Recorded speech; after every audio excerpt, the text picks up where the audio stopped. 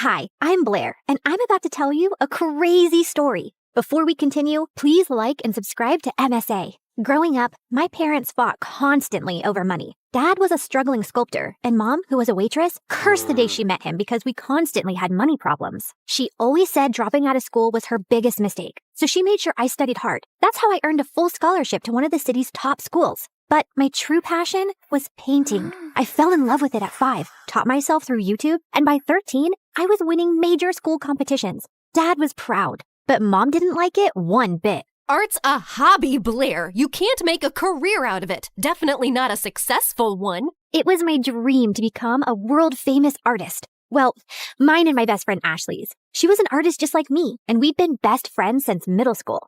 Ashley was rich, so she got to go to amazing art classes and shared everything she'd learned with me. And whenever my parents argued, I'd sneak over to her mansion. Life was just better with Ashley around, except for her annoying twin brother Dexter. He mocked our art, hid our supplies, and chased us with his paintball gun. Whenever we complained to Ashley's parents, Dexter would just put on his innocent face and get away with it. Even at school, everyone adored him for his sense of humor. Ashley absolutely hated him, and I could see why. Like on their 15th birthday, Ashley spent hours getting ready, and she looked beautiful. But the moment Dexter walked in, everyone gathered around him, completely ignoring Ashley. Look at him, smiling like he owns the world. I will never understand what people see in him. Probably his athletic body. I mean, if you look at it from an artistic point of view, Dexter's pretty much perfect for a portrait. What? I mean, so what if he's good looking? You've got a great personality. That's what you tell ugly people, Blair. You're also so much more creative and way smarter. People would notice that someday. Notice what someday? That you're a total jerk. Aw, are you jealous because no one's paying you attention? Go away, Dex. It's her birthday too. Don't make things worse. Fine, I'm sorry.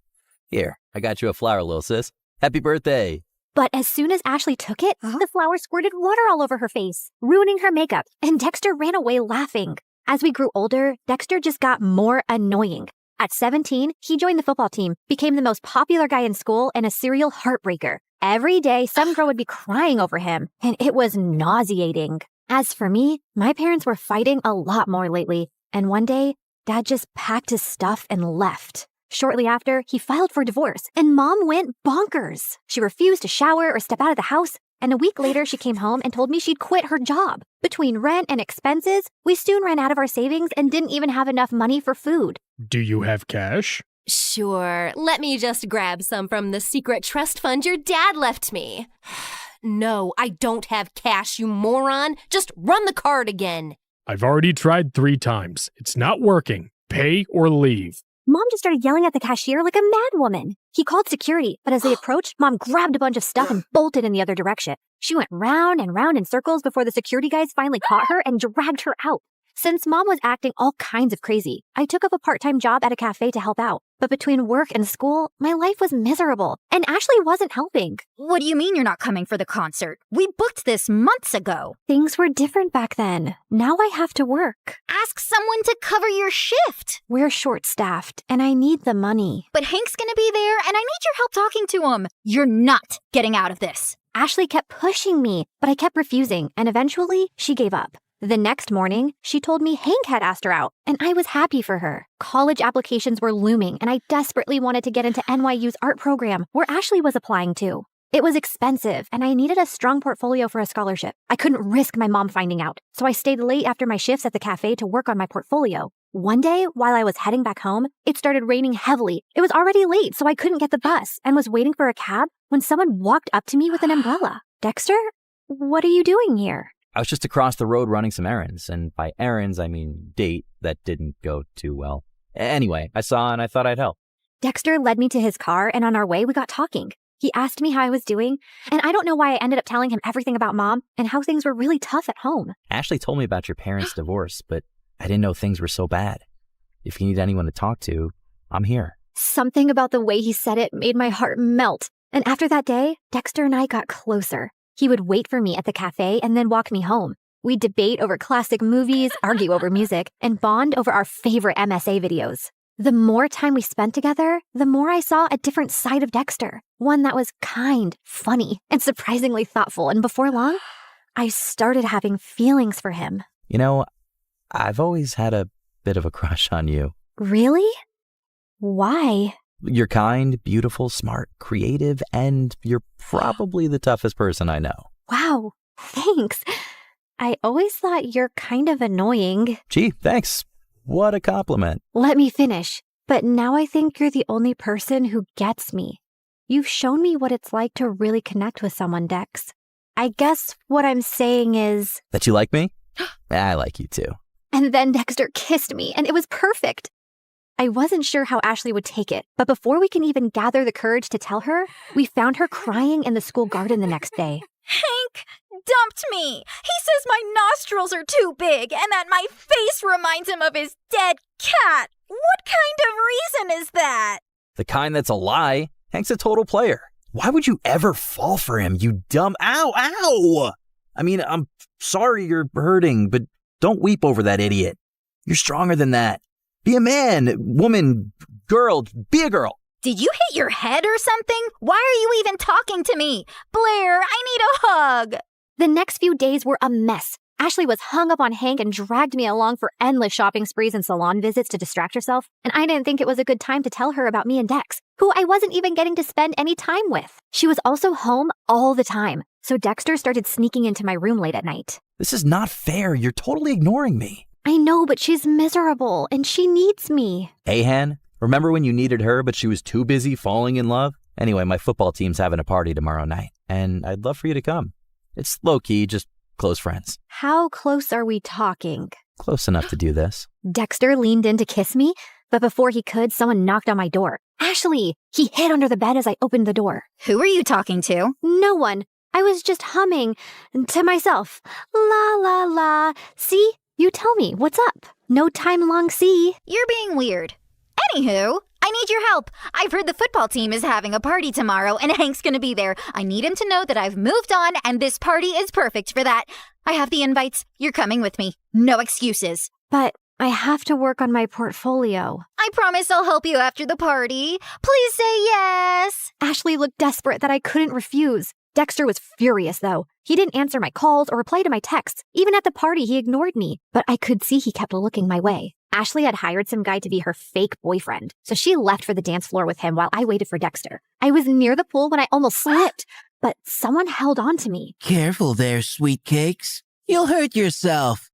Blair, right? I'm Hank. I know. Great. Then let's skip the introductions and dance. I don't want to. Come on. She said no. I turned around and saw Dexter looking furious. And who are you? Her boyfriend? Yes, now back off. Or what? You'll hit me, pretty boy? You bet I will. Dexter punched Hank right in his face and he stumbled backward. Hank charged at Dexter and the two got into a fight. Everyone gathered around and I caught sight of Ashley's face in the crowd. She looked furious. I ran over to her, but I slipped and fell in the pool. I don't remember much after that, but when I opened my eyes, I was in a room with Dexter and Ashley staring at me. What happened? You passed out. You don't know how to swim? I didn't exactly grow up with a pool in my backyard, so no, I don't. You're bleeding. That's no big deal. Yeah, no big deal. Just like it's not a big deal to hide from your best friend that you're dating her idiot brother. How could you not tell me? I don't know, okay? I freaked out. You've always hated Dexter, and then you'd just broken up with Hank, so I didn't want to rub my relationship in your face. You don't have to treat me like I'm a child who doesn't have a handle on her emotions. Anyway, you've chosen Dexter. Although I can't understand why him out of all the boys on the planet. But you did, and you're my best friend. So I'll accept it on one condition. Never, never make out in front of me, or I'll projectile vomit all over you. Deal? Deal.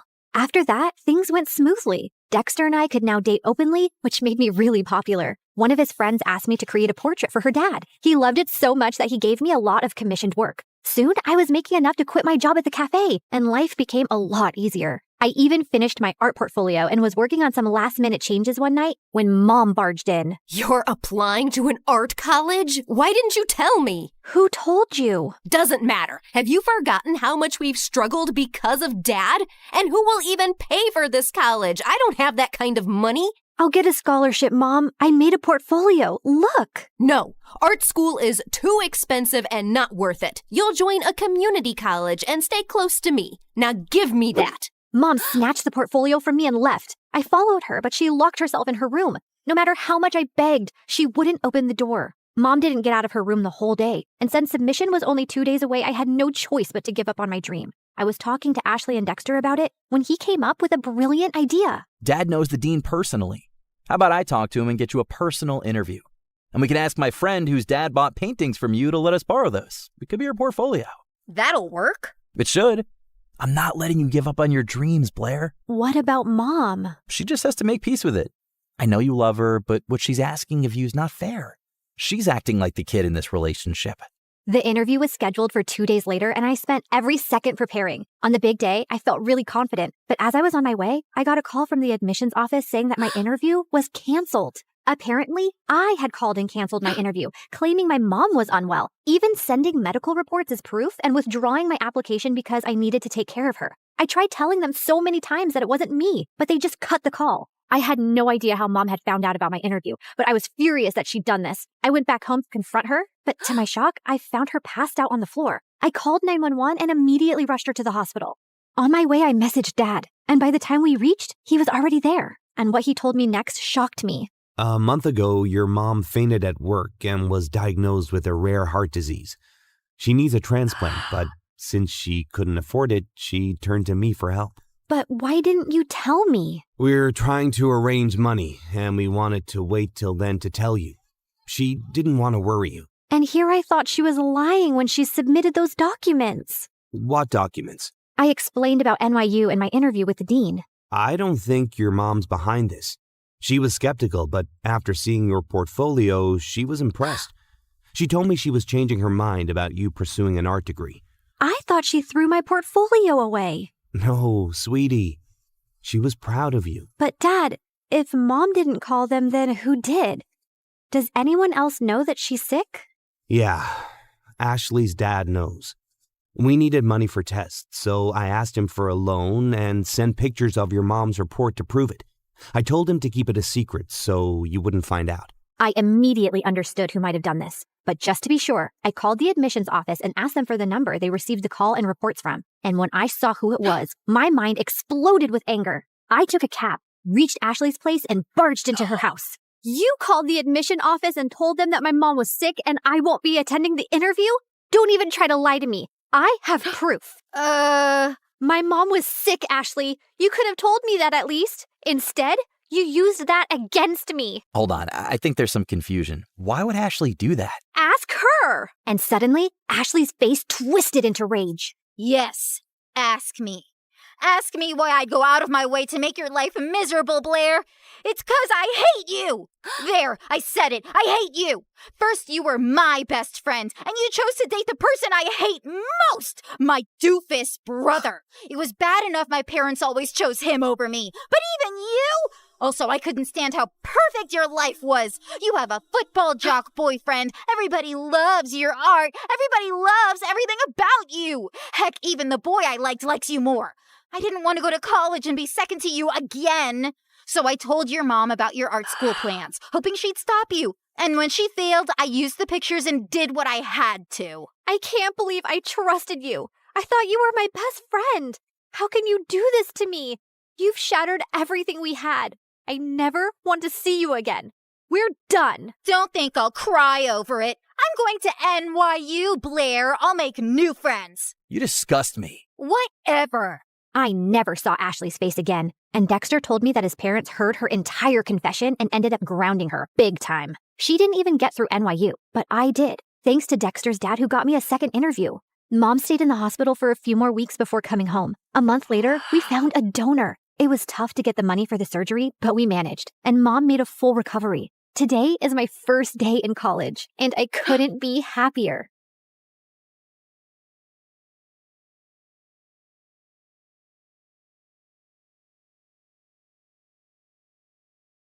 Hi, I'm Emma from Chile. Please like and subscribe to MSA. Show your love for MSA with their awesome bottles and notebooks. Peek at the collection in the description and pick your favorites. My childhood was tough. My parents were always fighting. But when I grew up, I met Clara, and my life started to become better. We met on the first day of high school, and I remember it like it was yesterday. Hi, is this seat taken? No? Great. I saw you sitting alone and thought you needed some company. Is that a choco chip muffin? I love them. You get the best muffins at this coffee house nearby, but if you eat too many, you might get gas or a sugar rush.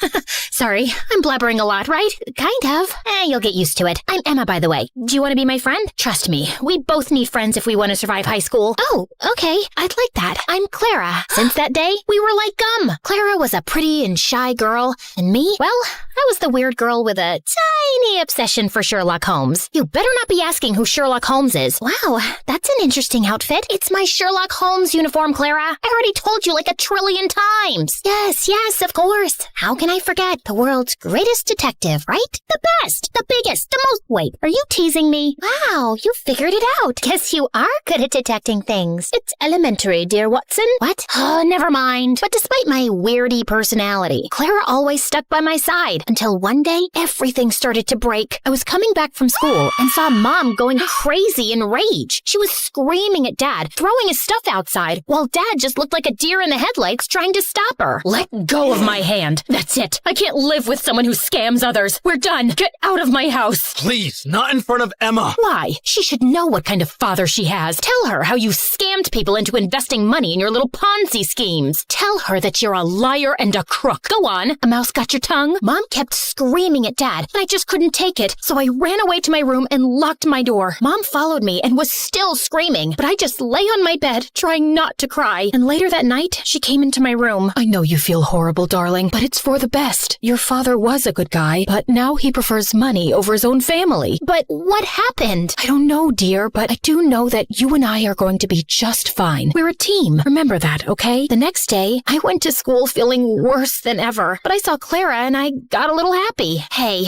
I had the most awful day yesterday. Can we skip classes and talk? I really need to vent. And why do you think I have the time to listen to you whine? Excuse me? Clara started to walk away from me, but I stopped her. No, wait, I don't understand. Did I do anything wrong? We can talk about it. Oh, God, if I have to listen to you talk one more time, I will kill myself. I don't even know how your parents tolerate you. You're so childish and annoying. I can't be around you anymore. But we're best friends. And now we're not. So please don't talk to me again. Clara left, and I felt completely broken. Did she always think of me like that? I tried to talk to Clara between breaks, but she ignored me, and she did so for the rest of the week. I had no other friends, so I just spent my time in the school library reading some Sherlock Holmes. At least the books were loyal. But one day, I was walking to my next class and saw a notebook by the lockers. I opened it out of curiosity, and what I saw blew my mind. The notebook was full of pictures of Clara. Clara going to class, Clara in the gym, Clara walking to her house. What kind of creep would do something like this? I was flipping through the pages when I noticed someone familiar in one of the photographs. It was this guy from our class, Gerardo, and he was holding a camera in a mirror reflection in the photograph. I'd seen Gerardo following Clara around in school, and I always felt that there was something off about him, but Clara would never let me chase him away. And now he was taking her pictures? This guy was a freak, and I had to do something before Clara was in some serious trouble. So I went to the principal and explained everything to her. I can't accuse any student without real proof, Emma. I mean, Gerardo is the official photographer for our yearbook. He could be taking pictures of anything else. But if you feel so strongly about this, I'll tell the teachers to be on the alert, okay? But nothing ever happened. Since telling the principal blew up in my face, I fell back on the one thing that I knew would work. My awesome detective skills. I spent the entire night stalking Gerardo on social media, but it was a dead end. The only possible solution was to confront him. But the next morning when I entered school, I saw Clara walk in with Gerardo looking completely different. Her face was painted with makeup, and her hair was all red. Oh my God, Clara, what happened? Did a radioactive spider bite you or something? What happened to your hair? And what's with the makeup? Can you stop touching her, you freak, and get out of the way? I wasn't talking to you, creepy stalker. Clara, what are you doing with him? Did he torture you? Do you need my help? She doesn't need anything from you, so get lost if you have nothing to say. Clara didn't look at me, so I walked closer to her, ignoring Gerardo's protests, and pulled out the notebook. Clara, this guy is a stalker. He's been taking your pictures since God knows when. Look, he's even in one of these pictures. Can you see that tiny little reflection in the background? Clara ripped the notebook out of my hands and finally looked at me. me, angry. What part of I don't want to be your friend didn't you understand? I don't care about your little detective games, okay?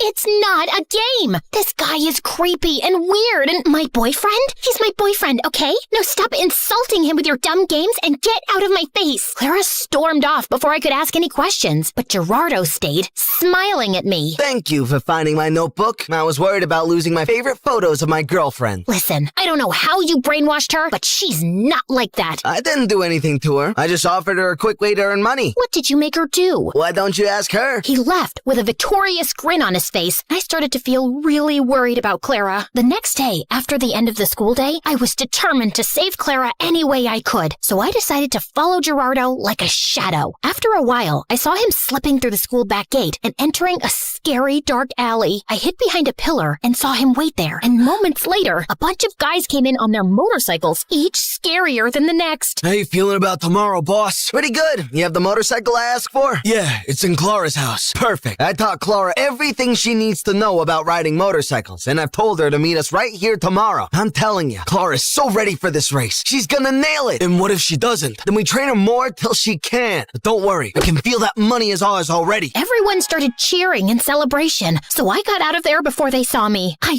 ran until I found a bench and sat down. Clara was participating in a motorcycle race? Why? I had so many questions, but right now, the only thing on my mind was to save Clara from this dumb race. The plan was simple. I was gonna go to the dark alley after school and wait for Clara to show up, and then I would just grab her arm and run till we were safe. So the next day, I went to the alley extra early and waited for everyone to show up. Everyone, including Gerardo, was around, but Clara was nowhere in sight. Half an hour went by, and when she didn't show up, I decided to leave. But my jacket got caught in one of the boxes, and I fell, and all eyes turned to me. Whoopsie! I was just making sure there was no rats here. I think it's safe to say that this place is officially rat-free. Okay, bye! I turned around to run for my life when suddenly Clara popped in front of me looking like a raging bull. I thought I asked you to stay away. I just want to help you, Clara. This is too much. I don't know what's happening with you, but I can help. How? You didn't even know your father's a scamster till your mom told you. I know you think you're some great detective and you can help everyone, but no, Emma, you can't. You have to stay away from this. Get that in your thick skull and leave me alone. I know you're saying this to hurt me, and I am hurt, I won't lie. But Clara, this is too dangerous and— Okay, enough. My head's hurting listening to your annoying voice. Lock her up. Wait! Clara tried to protest, but someone dragged me into a room nearby, took off my backpack, threw me in, and shut the door. I could hear Clara almost crying, so I pressed my ear to the door, trying to hear outside. I know she's in trouble, but you can't leave her here. You need to focus right now. We'll come back for her later, I promise. Now get on the motorcycle. You've got a race to win. I tried to scream for help, but I gave up after a while and just sat down on the floor. Ugh, how did I let this happen? I spent hours walking in circles and knocking on the door, but then I suddenly came up with an idea. I'd read in the Sherlock Holmes books how to pick locks with a hairpin, so I took the one I had in my hair and started to try it. Something clicked, and all of a sudden, the door opened. Bullseye! I knew I had it in me. Okay, now focus. I left the alley and started to run without direction, but then I heard sounds of motorcycles. I went down a stone stairway and found a giant tunnel full of motorcycles and people. And Clara! But before I get Clara out of there, I need to do something else. Hello? 911? Come to Keller Street, down the stone stairway, and hurry up. There's an illegal motorcycle street race happening. Can you provide me with your name? There's no time. Hurry up! I hung up and ran down the stairs. All the motorcycles were already lined up, and Clara was on one of them. I could see Gerardo talking to some guy, so I ran to Clara without him seeing me. Come with me. It's impossible to escape from you, right? You can roll your eyes later. Just get off this thing and come. Emma, you don't understand. I found out a week ago that my parents declared bankruptcy, and we might have to move to a homeless shelter. He's a liar. Look at that nose on his face. It's so plastic and fake. You can't trust him. His nose was really crooked. You should have seen— Wow, great story. Let's save it for another time. Now come. Just as Clara stepped down from the motorcycle, we heard police sirens outside. I pulled Clara away before Gerardo or anyone else could frame her. How? Shh, you're a suspect. If anyone asks why you're hiding behind this bush, pretend that you're from a really exotic island, you know? Maybe you're collecting a— Emma, I'm such an idiot. I've ruined everything. My grades, my life, my future, our relationship. Gerardo told me not to talk to you anymore because he wanted me all to himself. Emma, I am so sorry about everything. I just really need my friend right now. Hey, don't worry. I'm not going anywhere. You and your family can stay with us until you guys guys get back on your feet. Let's just go home and get you cleaned up. I missed you. I missed you too, Emma. Thank you.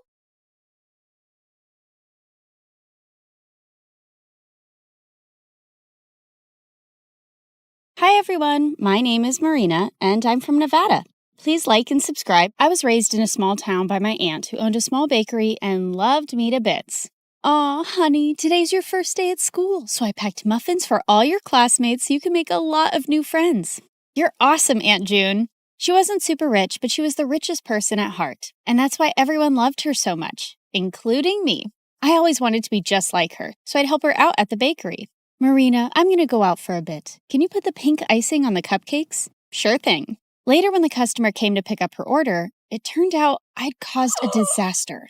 This was supposed to be for a gender reveal party, but you put yellow icing on the cake. Ugh! That wasn't the first time I mixed up colors. My aunt knew something was wrong with me. Turned out I had color blindness, and I couldn't differentiate between certain colors. Is it going to be like this forever, Aunt June? I'm afraid so, honey. But cheer up, because I've got a brilliant idea.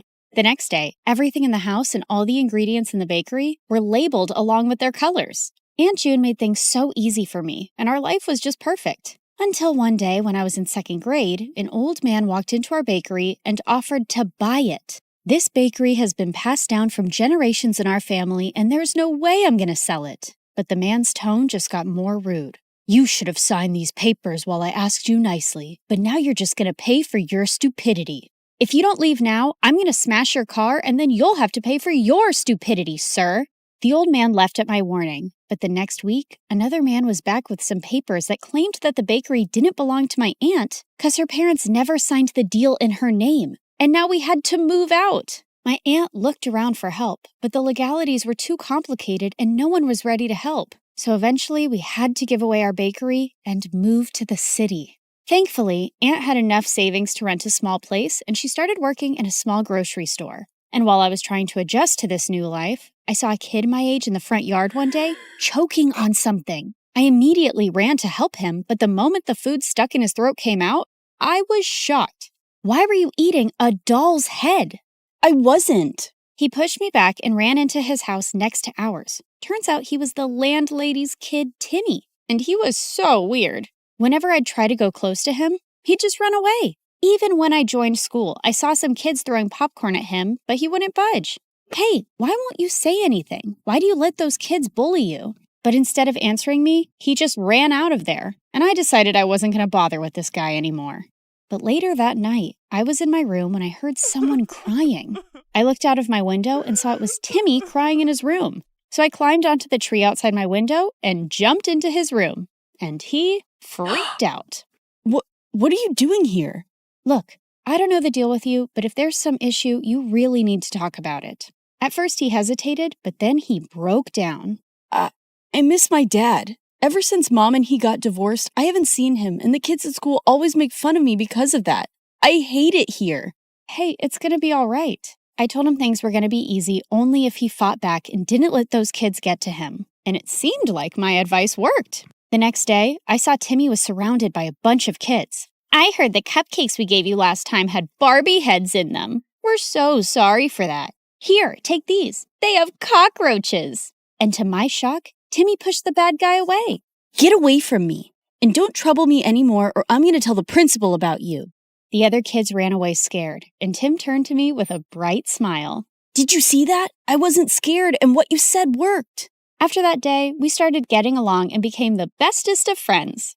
And Tim grew up to be really protective of me. He'd keep me away from all the bad guys and trouble in school. Then on my 16th birthday, I told him I was going to start working to support my aunt, but he had a weird reaction.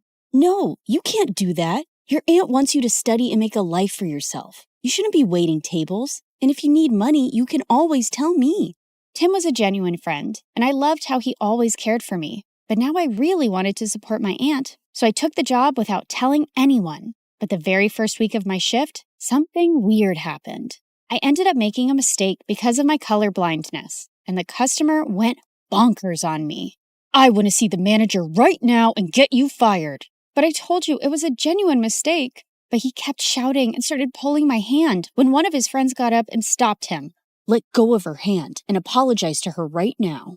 Dude, you want me to apologize to this low-life waitress? As soon as he said that, the guy landed a punch on the bad guy's face and my jaw dropped. Holy jeez! The manager immediately threw all of them out, but after my shift was over, I saw the guy who stood up for me was still sitting in the alleyway and his hands were bruised. I immediately got some ice for him. Excuse me, sir, you can use this. But for some reason, he looked really mad at me. Who do you think you are trying to act all nice, huh? Just leave me alone. I could see his eyes were red, like he'd been crying, and I thought it was best to leave him alone. But to my complete shock, I saw the same guy in my class the next day. The teacher introduced him as a new student, James. While the girls were drooling over his handsome looks, he kept staring at me the entire time, and the moment class was over, he came up to me. I don't want you spreading any rumors about me from last night. Do you get that? Before I could even reply, he just stormed away, and Timmy came running to me. What happened? Was that guy bothering you? I didn't want Timmy knowing about my job or anything about how I knew James, so I brushed it off and went ahead to prepare for my chemistry practicals. But turns out, James was already there. Minutes into the practical, I realized some of the labels on the chemicals were missing, so I asked James to help me differentiate, but he didn't even look at me. That jerk. I continued guessing and mixing the chemicals, but suddenly they caught fire, and I almost got hurt when James jumped in and pushed me out of the way. I quickly got up and put out the fire.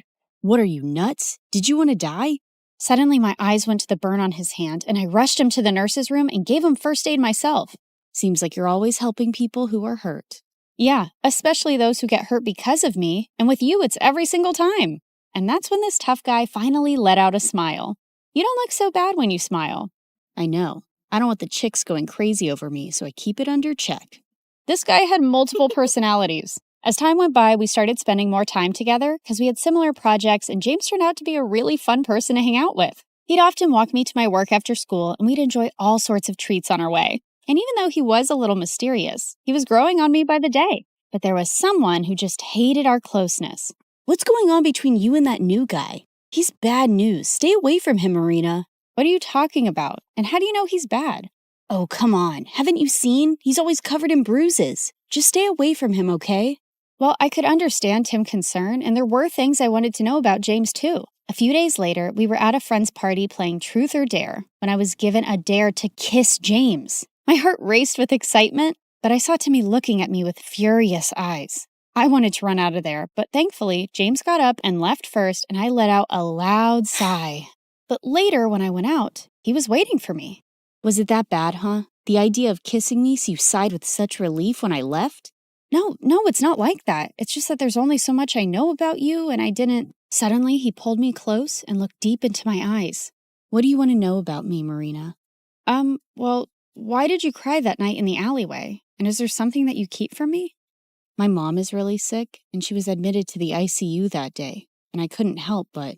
Shh, it's okay. You don't have to say anymore. With that, I pulled him in for a kiss, and he whispered into my ears, I love you, Marina. Gosh, I loved him too. But the very next day at school, my fairy tale came to an end when I received a message from James's phone. Here's my parting gift to you, Marina. There were several pictures of me kissing him and me working as a waitress with ugly captions, and he shared them with everyone in the school. What in the world? I tried to call James about what was going on, but he wouldn't answer it. And I felt so embarrassed and furious about everything, but then Timmy came to me. Hey, are you all right? I thought he'd question me about the pictures, but he just took me home and comforted me. I don't believe what's going on, and I can't even reach James. He left, Marina, and he's never coming back. He then showed me the newspaper articles of how James was the grandson of the same businessman who took away my aunt's bakery. I heard his grandfather sent him here as a punishment because he used to be a jerk at his old school, but looks like he's still going around messing with people's feelings. Gosh. There was no way I was going to forgive a jerk like him, but I wasn't going to cry over him either. I blocked him everywhere and decided to shift to another city for my college, along with my aunt. And after graduation, I joined a top law firm and helped my aunt open a nice bakery in the city itself. For the opening day, we sent out invites to everyone across the city, and it all went so well. After we were done with the day, we were about to close up when Timmy took me to the roof and proposed to me. I love you, Marina. I have always loved you and... Oh, Timmy, please stop. I liked him too, but he was my friend and I could never see him any other way. What is it now? Don't tell me you still love that moron. Timmy, what are you saying? You know I hate him. Then why won't you say yes to me? I tried to explain to him, but he wouldn't listen. And suddenly he pulled me in and tried to kiss me. God, Timmy, just stop. Just then, I saw a man pull him away and punch him hard. James, what in the world are you doing here? How dare you touch her, you filthy. I pulled him away before he could hurt Timmy anymore and slapped him hard in the face. Who do you think you are walking into my life again? Didn't you already mess around enough last time? Marina, what are you saying? I never messed around with you. Oh, really? Then why did you leave? And what about those texts and pictures? What? I have no idea what you're saying. I know it was my fault to leave you like that, but I told Timmy everything. What? What do you mean? That night after you left the party, I received a call that my mom had passed away. My grandfather wanted me to return home. Timmy was right there, and I asked him to inform you. What? I even tried to contact you, but you had me blocked everywhere. And when I called Timmy, he said you hated me and you were with him now. Timmy, what is he saying? Did you hide this from me and lie to him? Yeah, I hid the truth. I didn't want you to be with a jerk like him when I've loved you all my life. So I lied. For you. But those messages from your phone and those posts.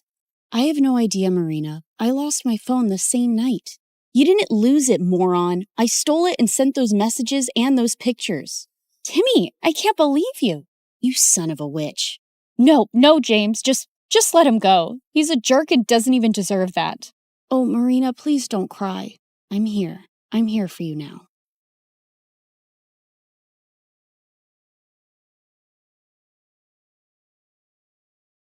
Bonjour, my name is Andrea from Paris. Please like and... Nah, I'm just kidding, guys. It's me again. Gotcha. You didn't know I spoke multiple languages, Verdado. So, where were we? Oh yeah, my band almost broke up. My manager tried to take control of my life. My father was in an accident. My boyfriend was keeping a huge secret from me. And my mom had come back into my life after almost 10 years. Am I forgetting some other misery? Yeah, I'm also really hungry. Oh, right. I hadn't eaten anything since before the concert. But at that time, we had more important things on our plate. Alice, I told you to get away from him. Who does she think she is to tell me what to do? No. First, you owe me an explanation. Why have you left? Where have you been all these 10 years? Why have you never called? Why are you coming back now? Why? Well, I guess she owed more than one explanation.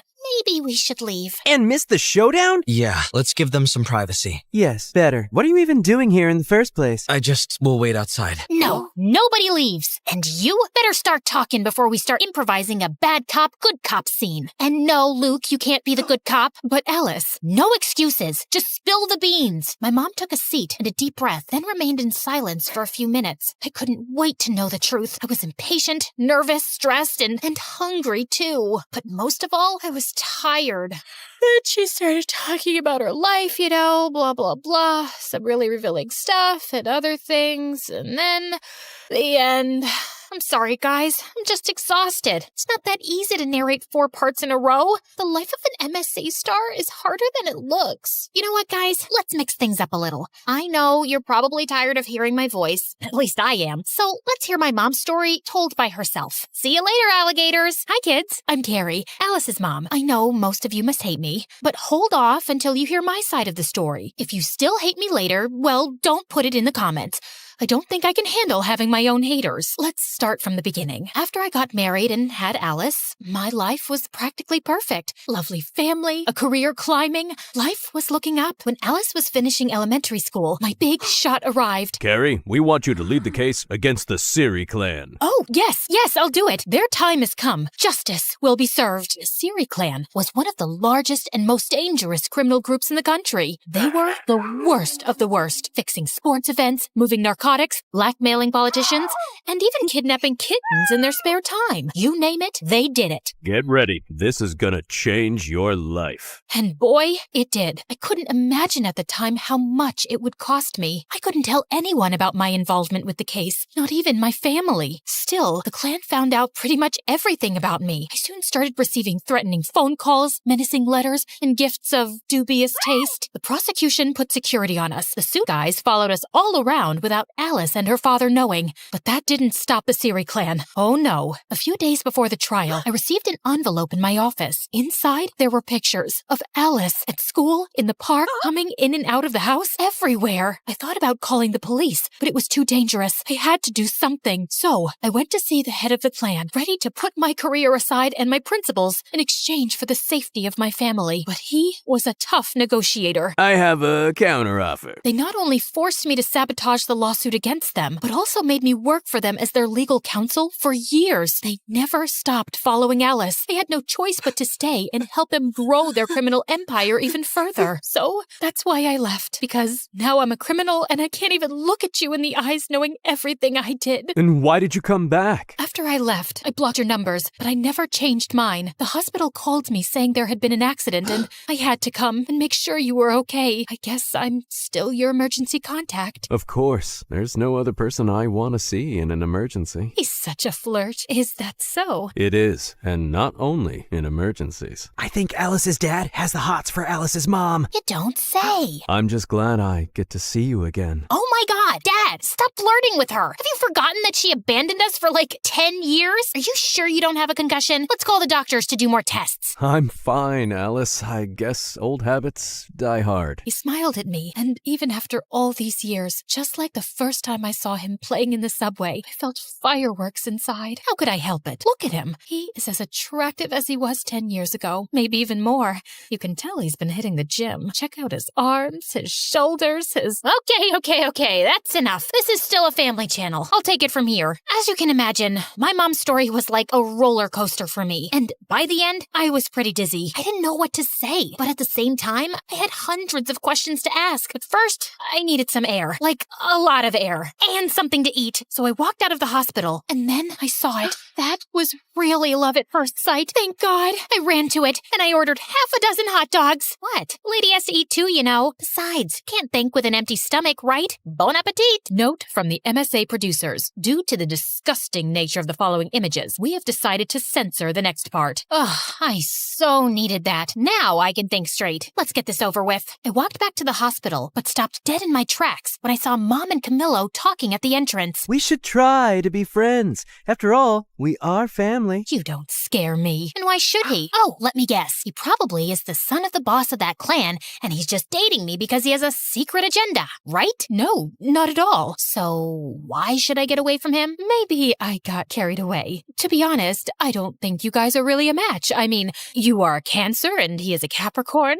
Those are the least compatible signs in the horoscope. I'm actually a Scorpio. Oh, then it's okay. You have my blessing. Great! Thanks, Mom. Camillo hugged my mom. Their performance was as believable as a bunch of elementary school kids acting out Shakespeare for the end of the year play. Of course I knew there was something wrong. I'm not an idiot, guys. I asked Camillo about it like 1,000 times. Why does my mother hate you so much? What did you do? But he always came up with different excuses. It's because I'm Italian. She hates poets. She doesn't like my cologne. I think she must be in love with me. Eventually, I stopped asking. I know it sounds crazy, but after so much time, things were somehow in order and part of me didn't want anything to change. Sure, I knew that things sooner or later were gonna bite me, and trust me, when they did, it hurt like a dog bite. The next few days were truly bizarre. My mom came back into our lives as suddenly as she had left. Every time I went to visit my dad, she was there, and the two of them together were absolutely unbearable. You guys know I'm a sucker for love, but they were too much even for me. Here comes the plane. Can I have a bite of the pilot too? Oh, don't start.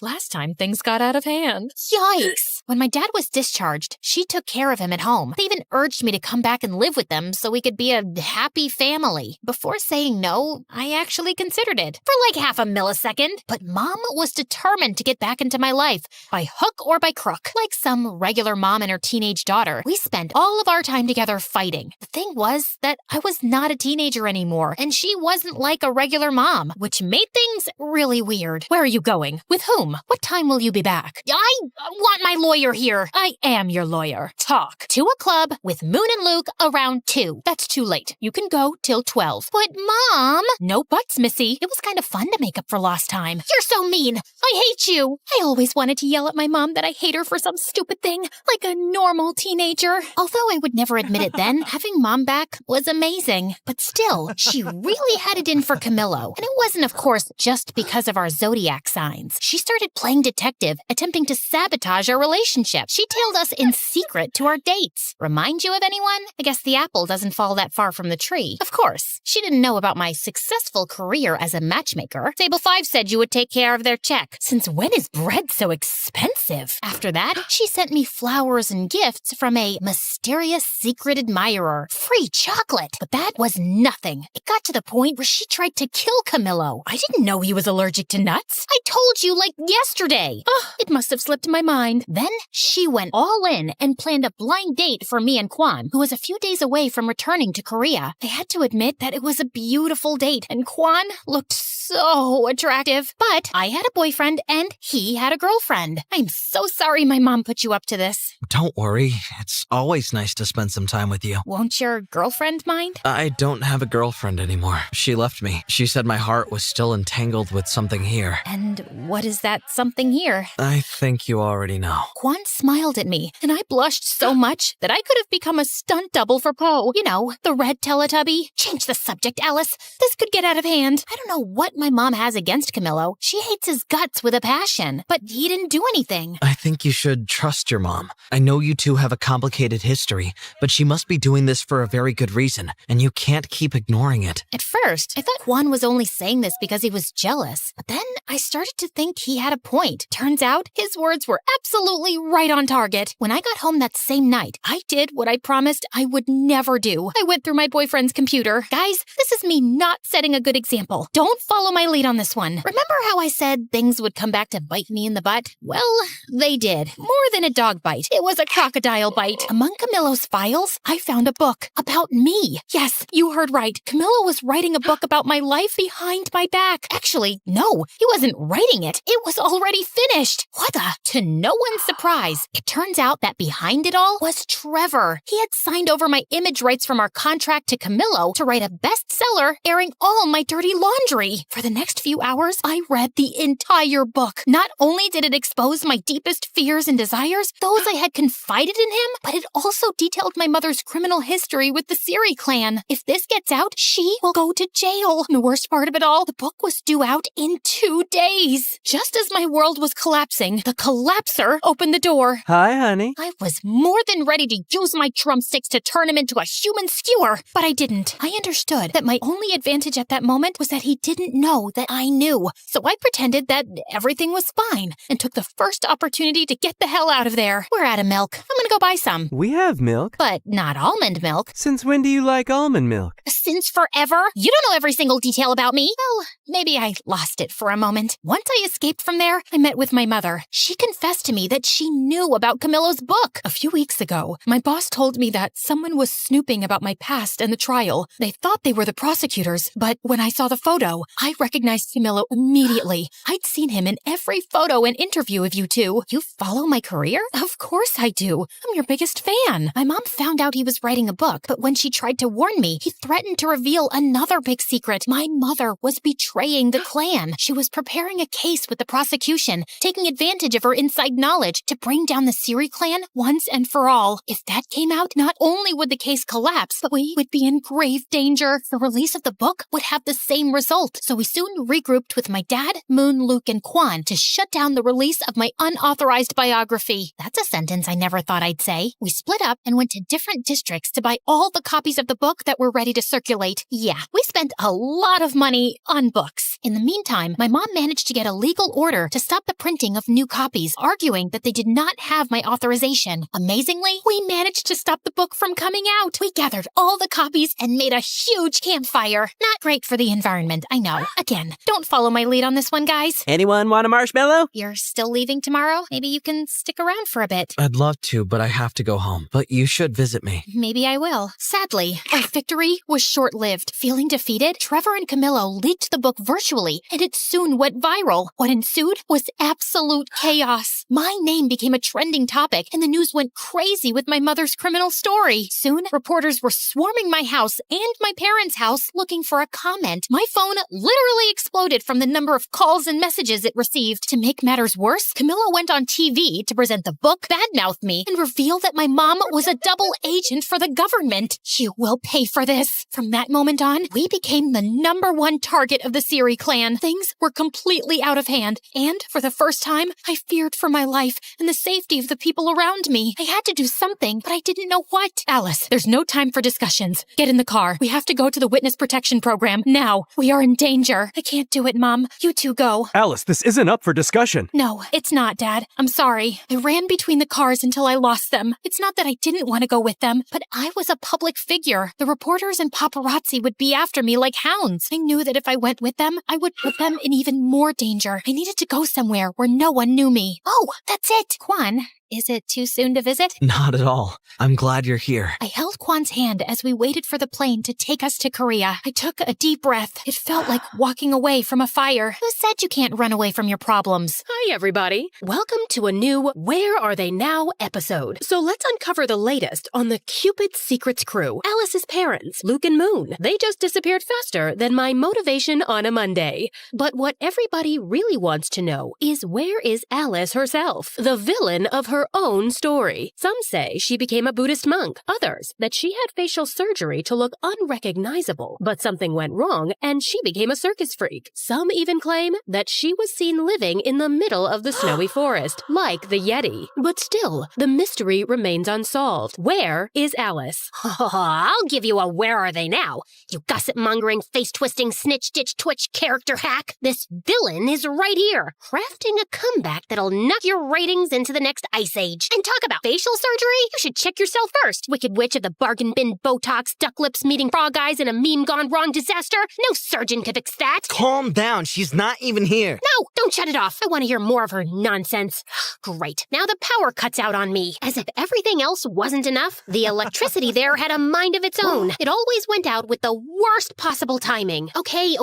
You know, I'm not usually the nagging type. More like a silent ninja. Until someone turns on that spotlight of lies, you might think we stepped out of a time machine into the past. Well, almost. So this is where Alice is, in the middle of nowhere, picking up cow dung. I know. Gross. I should give you a recap of the last year, but I don't really feel like it. Okay, don't leave. I will. But just because you've been putting up with me since episode 1. Before I start, like and subscribe, and don't forget to never watch MSA on TikTok. Real ones know that YouTube is way cooler. So, after Camilo's book, Quan and I escaped to a small rural town in South Korea where no one knew or cared who I was. This is nice. It was not. At least no one will find us here. Yeah, because no one knows this place exists. Seriously, I tried searching it on Google Maps and it just showed a shrugging emoji. Still, Quan absolutely fell in love with our new rural life. He put together his own farm, and it was like he had found his place on Earth. For me, it wasn't that easy. Alice, collect the cow dung so we could use this for fire. Not this again. That day, I shouldn't have worn red because it made the bull crazy mad, and he chased me all over the farm until I fell headfirst into the cow poop pile. Ugh, I hate this. Look on the bright side. It's good for your skin. Oh, really? Then come here. I'll make you a good hydrating mask. Stop running! Living with Quan was awesome, but it never felt like my real life. I just wasn't myself there. To make me feel better, Quan once took me to a nice restaurant in the city, but I felt so paranoid that I went with a full disguise. Maybe that wasn't the best option to keep the attention away from me. Everybody kept looking at me, especially one strange guy with a big ginger afro and sunglasses. That guy keeps staring at us. Can you blame him with those drumsticks in your hair? And this dress looks like you committed a fashion crime. Duh, I can't leave them out. And this outfit took hours of careful consideration and about 5 outfit changes. As Quan went to pay the bill, I turned to that creep, but he vanished into thin air. After that, I decided to stay in the village and never return to the city. Eventually, Eventually, I kind of got used to living there. But then, a letter arrived and changed everything. It was an invitation to Moon and Luke's wedding. I hadn't talked to anyone from home since I left. I thought they'd eventually forget about me. But turns out, Quan used to drive out of town to call Moon, and she wanted me to be her maid of honor. Still, I wasn't ready to come back yet. Sooner or later, you'll have to face your fears. I'll do it later then. I have to go. She's my baby sister. Of course. We said our goodbyes and Quan left. So I had some alone time. After a few days, I started to get really worried. Quan wasn't answering my calls or responding to any of my texts. I waited and waited, but no news. Finally, I called Moon, but she didn't know anything about him either. Nobody did. Before I could think about it, I was already on a plane crossing the world to save my boyfriend. As soon as I landed, I did a complete makeover to avoid being recognized. I had more important things to do than deal with the paparazzi. After that, I went straight to the police station. I knew who was behind it all. The Siri clan kidnapped my boyfriend. Do you have any proof? I have a strong feeling. Does that count as proof? Maybe he just ran away from you after reading the book. The whole police station laughed at me. I wanted to throw all their donuts into the garbage, but I didn't. I just stole a few for later. Besides, we already captured Siri Clan's leader. What? After I left the police station, I had so many questions in my head. Just then, I saw Trevor drive by in a cool Porsche and stop not too far away. My heart was beating super fast, and I decided to follow him. I hid in an alley where it was kind of dark. I couldn't see much, but then I heard him talking on the phone. Keep a low profile. We can't afford any slip-ups right now. I had planned this all along. I even made that foolish Camillo reveal the clan's secrets in his book to have the leader imprisoned so I could take over the empty throne of the Siri clan. I did a lot for him, and that thankless man never recognized me. Now, see who the boss is? Me. Trevor. Only Trevor. The terror. He went inside, and I crept closer to the building's window and peeked inside. There he was, stood before a group of exhausted kids. Kids, if you don't do it my way, you'll be swimming with the fish.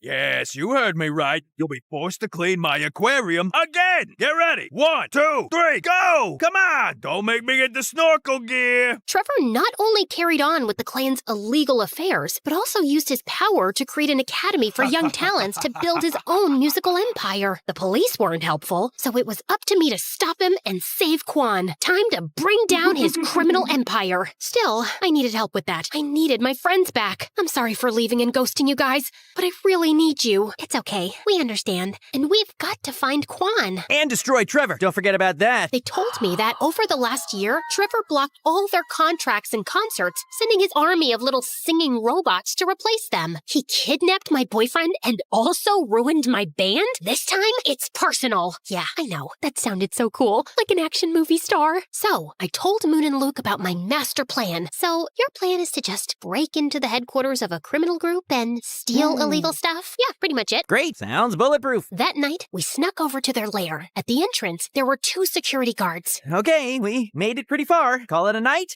No, we have to take them out. So, Alice, you do it. What? Why me? They won't recognize you with your new makeover. Distract them while we try to find another way in. Before I could protest, Luke and Moon threw me towards them. First, I thought I could use my Riz to win them over. Content warning, guys. This might turn into a cringe fest. I walked to them, flirtatious, but I looked like I was just learning to walk for the first time. Excuse me, guys. Do you have names, or can I call you mine? I'm Frederick. Mike. No, I meant I thought your names were Google because you two have everything I've been searching for. Well, that one bombed even harder than my first pickup line. I need to work on my flirting game. In a desperate distraction attempt, I twisted swiftly, aiming for a masterstroke. Fate intervened. My wig slipped off. Uh-oh. You! So, time for plan B. What was plan B again? Stop her! They jumped on me, but at that exact moment, their radio started playing my favorite song. I went full John Wick mode for real. I grabbed the 2 drumsticks that I always carry around and turned them into lethal weapons. Oh, I forgot to mention that during my time in Korea, I became a black belt in Taekwondo. Silly me. After beating up those 2, I tried to find Moon and Luke, but I got to Trevor's office. I turned it inside out, but found nothing about Quan. I was about to give up when I came across something mind-blowing. A manuscript from Camillo, Cupid's Secrets Part 2. A sequel to my story. Yeah, my head exploded. Quite literally. It detailed with amazing precision my life in that little town in Korea. Every little part of it. How the heck did he know all this? Then, as James Bond's villains. They appeared. Oh, look who's here. So good to see you, babe. I love your new style, but ew, you smell like cow poop. Trevor and Camillo were at the door of the studio. I lunged at them. You fuck! But an army of guards appeared out of nowhere and held me. No, dear. This is not a kung fu movie. Guards, just take this little rat away. Trevor, wait. Don't be so hard. She is my ex, after all. Alice, I know what you must be thinking. How did I know all that? Just take a look at the notes. I looked at the notes. It was some kind of daily report, a really complete one. Then my heart stopped. The name that signed all the notes was Quan. It isn't true. Quan would never betray me like that. You're lying. Tell me where he is. Well, you thought the same about Camillo, and look where that got you. You see, Alice, everyone's playing their own game. Quan, in this case, is playing hide and seek. Hide until the book is out and seeking a fortune. He's gonna be rich. And he just had to sell us his relationship with you. A bargain, if you ask me. Tears began to roll down my cheeks. Once again, my boyfriend stabbed me in the back. I told you it was a mistake to fire me, kid. Now leave with your dumb friends. And Luke, just a piece of advice. Next time, don't yell when trying to sneak in somewhere. Oh yeah? I was caught in a half-open window. What should I have done? Probably not screaming like a maniac. Push my butt up! Push my butt up! I was completely defeated. I didn't even fight back when his goons kicked us out. Don't go too far this time. I need good material for our next book. Remember, all good things come in threes. Luke and Moon kept asking me what happened inside, but I didn't say a word. I just said goodbye and went straight to the airport to disappear once again, and this time for good. Just as I was about to board the plane, I got an audio message from Moon. So, remember that our wedding was supposed to take place today, but got canceled after Quan disappeared? Well, surprise, it's happening, because Quan is back. What? We couldn't find another date available for over a month, so we're gonna get married now. We're just waiting for you. Hurry! Furiously, I rushed out of the airport to confront him. Still, I did a quick pit stop at the hairdresser. Then I did my makeup and put on my dress. What? I was still furious, but it was a wedding. I had to look great, and I did. I burst into the ceremony, and I saw him, next to Luke, who was waiting for Moon at the altar. I dashed toward him like lightning. Alice, you look... Wonderful? Beautiful? Yeah, I know. What's wrong? What's wrong? Are you for real? Let's see. Where should I begin? Maybe by the fact that you disappeared from the face of the planet for days? You told me to do that! I did what? Yeah, we were being really loud in a church, and everybody was staring at us. Guys, maybe we can discuss this later? When did I tell you to disappear? You sent me a message saying that I should hide and get rid of my phone because the Siri clan was after me. So, stayed locked in a hotel all this time. It was quite boring, by the way. I even learned how to walk on walls. I'll show you later. But I couldn't miss Moon's wedding, so I'm here. I'm so glad you're here today too, by the way. That didn't make any sense. I hadn't sent any message. He was lying again. What about the book? Yeah, I found your little report notes. But how? You wrote everything. All our private moments and secrets just to sell them to Trevor and Camillo? Wait, what? I did write all of that, but I didn't sell anything. I lost them at the airport. Like I'm gonna believe that. I would never sell that. I just took notes of everything because, well, it's quite embarrassing. More embarrassing than getting your butt kicked in a church by the bridesmaid? Okay. The truth is I wanted to write my own book about you. To show the world how nice and cute and wonderful you truly are. Yeah, this is the part where you go, aww. Still, at that moment, I was confused and shocked. I didn't want to believe him, but when I looked into his eyes, I saw that he was telling the truth. I felt so embarrassed. But then I saw him hiding among the rest of the guests. That weird-looking ginger afro guy that used to spy on us in Korea. Stop that guy! He ran, and I chased after him. Just when he was about to escape, Moon appeared, rocking her wedding dress and blocking his way. He turned around, and I hit him with a crazy taekwondo kick that sent his afro and glasses flying. He was Camillo. He had followed us to Korea to spy on us, and when he found out about Quan's notes, he stole them from him at the airport. As if that wasn't enough, he and Trevor sent the message pretending to be me and telling Quan to hide. Why the heck are you here? I needed to see the showdown.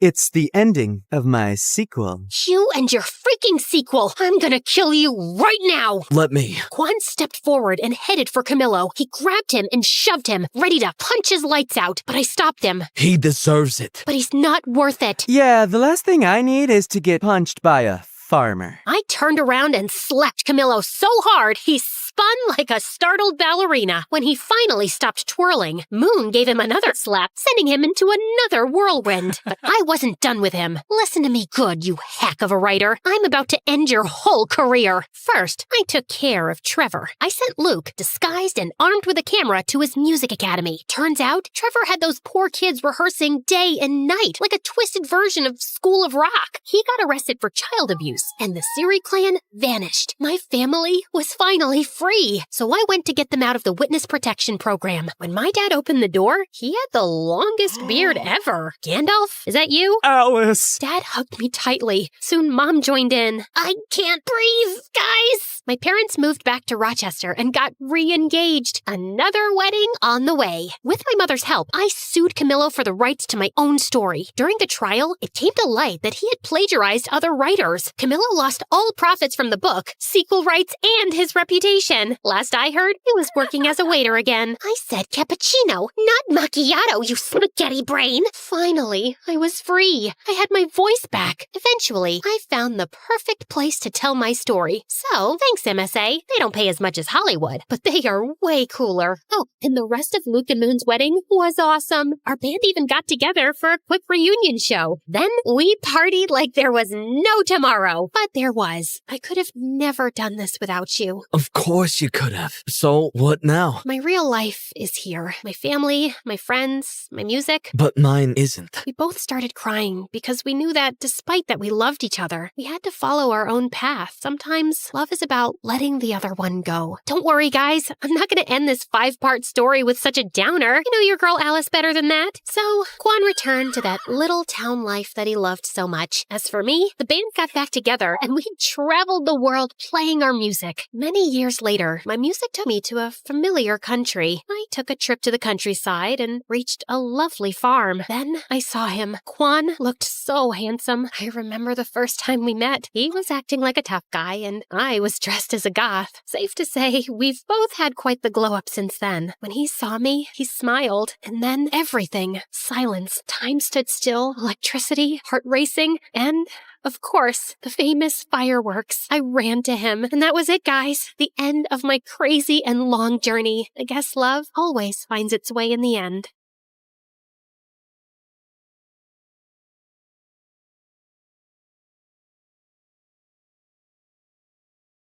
Hi, I'm Carly. This is my crazy story. Before I continue, please like and subscribe. I was born to a single mom who worked very hard to raise me and my twin sister Blake. Blake was born with a rare condition that impacted her kidneys, and she was always sick. Since Mom was busy juggling things at home and work, it was my duty to look after Blake. You can't eat milk with your hands. Drink it. Blake, don't chew on your gross shoes. Even Mom was extra paranoid about Blake, and she hardly paid attention to me. Like this one time when I was 6, Mom had to leave for some urgent overnight office trip, and she dropped us off at the neighbor's place. These are Blake's medicines. You know she drinks chocolate milk before sleeping, and I've also packed her favorite pink night clothes. Wait, where's my stuff? The bag's too small to carry both your things, but hey, I packed your toothbrush. You'll be okay, right? I wanted to say no, but Mom already looked tense, so I nodded and she left. Everything was going great, but right before bedtime, I went to get milk for Blake, and I heard a huge thud. I rushed to see Blake crying on the floor with a bleeding nose. Apparently, Blake was jumping on the bed with the neighbor's son, and he thought it would be fun to push her off of it. Thankfully, the injury wasn't big, but when Mom found out, she went ballistic on me. Carly, I trusted you to look after her. And I did. I was just getting her milk, like you asked me to. And she's okay, Mom. Everyone falls sometimes. Your sister isn't like everyone else. After that day, Mom banned both me and Blake from participating in any extracurriculars at school or playing in the park afterwards like other kids. I was always stuck at home with Blake, so I never really got a chance to make new friends. And those at school joined clubs and got busier. I missed having a normal life, but Blake needed me more. Mom got more paranoid with time and took special care preparing food for Blake. I knew how tired she was, so I'd get by with frozen meals. And over time, I started taking comfort in junk food, eating candy bars from the hospital vending machines while I sat in waiting rooms for hours. By 13, I was much bigger than most girls my age. One time, our aunt was visiting us, and she hadn't seen me and Blake in a while. Look, I bought you girls matching outfits. Go on, try it. I'll just wear it later. What are you saying? Come here. Aunt pulled me to her and tried her best to fit me into the dress, but it barely got past my neck. I was so embarrassed. I went to my room and didn't come out till Aunt left. Don't be so sad now. So what if you're a little bigger? Easy for you to say. You don't have to wear clothes 3 times your age. You're thinking too much. Here, I got you these. Blake's health improved as we got older, and by 16, she was much better and put on medication to manage her condition. Soon after, Mom got married, and a year later, she delivered my twin brothers, Jake and Jonah. I was happy for Mom, but I could tell Blake wasn't adjusting so well. Oh, I want to pluck out my ears. They cry so much. I know for a fact Jonah hates me. He farted and gave me the stink eye. That one's a devil. I knew Blake didn't mean that. She just missed Mom since she was busier than ever. And I tried my best to make Blake comfortable, but she was constantly throwing tantrums and hardly ever helped me take care of the boys. Oh, Jonah pooped his pants again. Quick, hand me a nappy. Right. What's that? Forget it. Can you just warm up the milk? Actually, I don't feel so well. I'm getting a headache in my stomach. A stomach in my headache. You get the point, right?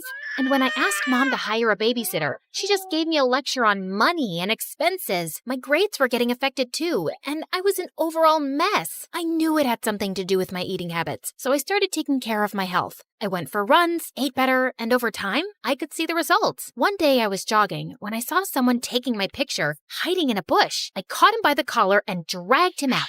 What do you think you're doing? I just thought you were pretty. I'm good at taking pictures. Here, have a look. Wow, that's me? Yeah, whatever. But you should be asking me first rather than acting like a creep. I get it. I'm sorry. Can I make it up to you with some coffee? Fine, but I want a copy. Deal. Eli and I went to a coffee place close by and hit it off instantly, and soon we became good friends. He was into filmmaking and would always have his camera around his neck. Watching him, I got interested and tried my hand at handling a camera too, and it was love at first sight. Okay, so that's how you focus. Now look at that sunset. Beautiful, isn't it? Yeah, you know so much about the camera. It's really fascinating. I've always wanted to make movies, you know? And I love the ocean too. I'll tell you a secret. I'm part mermaid. Oh yeah? Prove it. Eli got up from the rock he was sitting on and started doing an awkward dance, flapping his arms like fins. Okay, I believe you. Well, good, because I was afraid I'd have to splash you with my tail. Really? That was on your mind? Well, that and something else. With that, Eli jumped down and pulled me in for the most magical kiss. Eli and I started dating soon after, and I decided to make him finally meet Blake. So the next time he invited me out, Blake tagged along, but the moment she saw him, she burst out laughing. Oh my God! Where did you get that shirt from? Your grandpa's closet? Actually, yeah, he has a really good shirt collection. Do you like it? I can get you one. Ew, no thank you. I'd rather wear a tent than slip into something so cringe. Come on, Blake, that's not very nice. What? I'm kidding. I'm sure Ebola can handle a few harmless jokes. Eli. Blake made it painfully obvious that she didn't want Eli around, and even though Eli kept his cool, I knew she made him uncomfortable. Then one time, Eli invited me and Blake to the launch of his dad's new restaurant. I appreciated the effort he was making with her, and I hoped she would too. But I was so wrong, because minutes into the event, Blake threw a massive tantrum over pickles. What do you mean you're out of pickles? Pluck them from a tree or something. Could you please keep it down, Blake? Everyone is staring. So, you care about all these fancy people, but not your sister? No one understands me. I just had a very big lobster, and I feel like throwing up. You know pickles calm me down.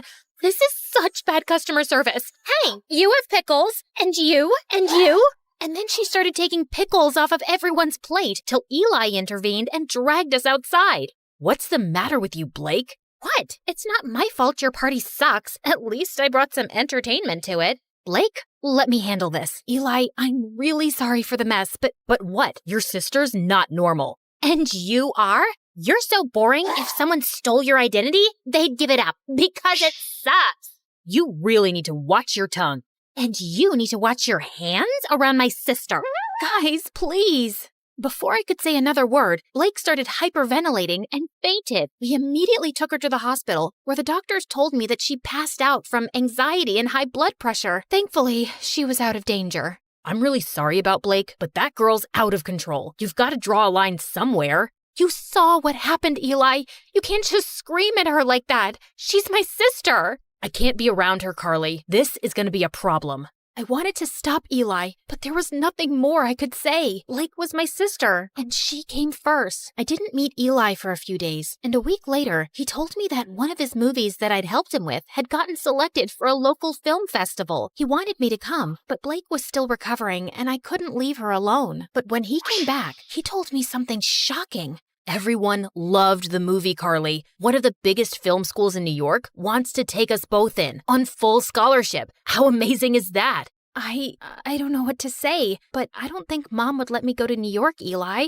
You're a great filmmaker, Carly, and you should give it a fair shot. And think about it. You could finally live your life on your terms. God knows you need it. I was numb for a second, and then I felt like someone gave me new wings. It did sound like an amazing opportunity. All I had to do was convince Mom, but when I told her, she looked at me like I'd asked her for her kidneys. Have you gone crazy? You can't move to New York. Your life is here with me and Blake. I applied to this marine biology course on behalf of both of you, and you guys got in on scholarship. This was always the plan, and it's the right one. But that's not what I want to do.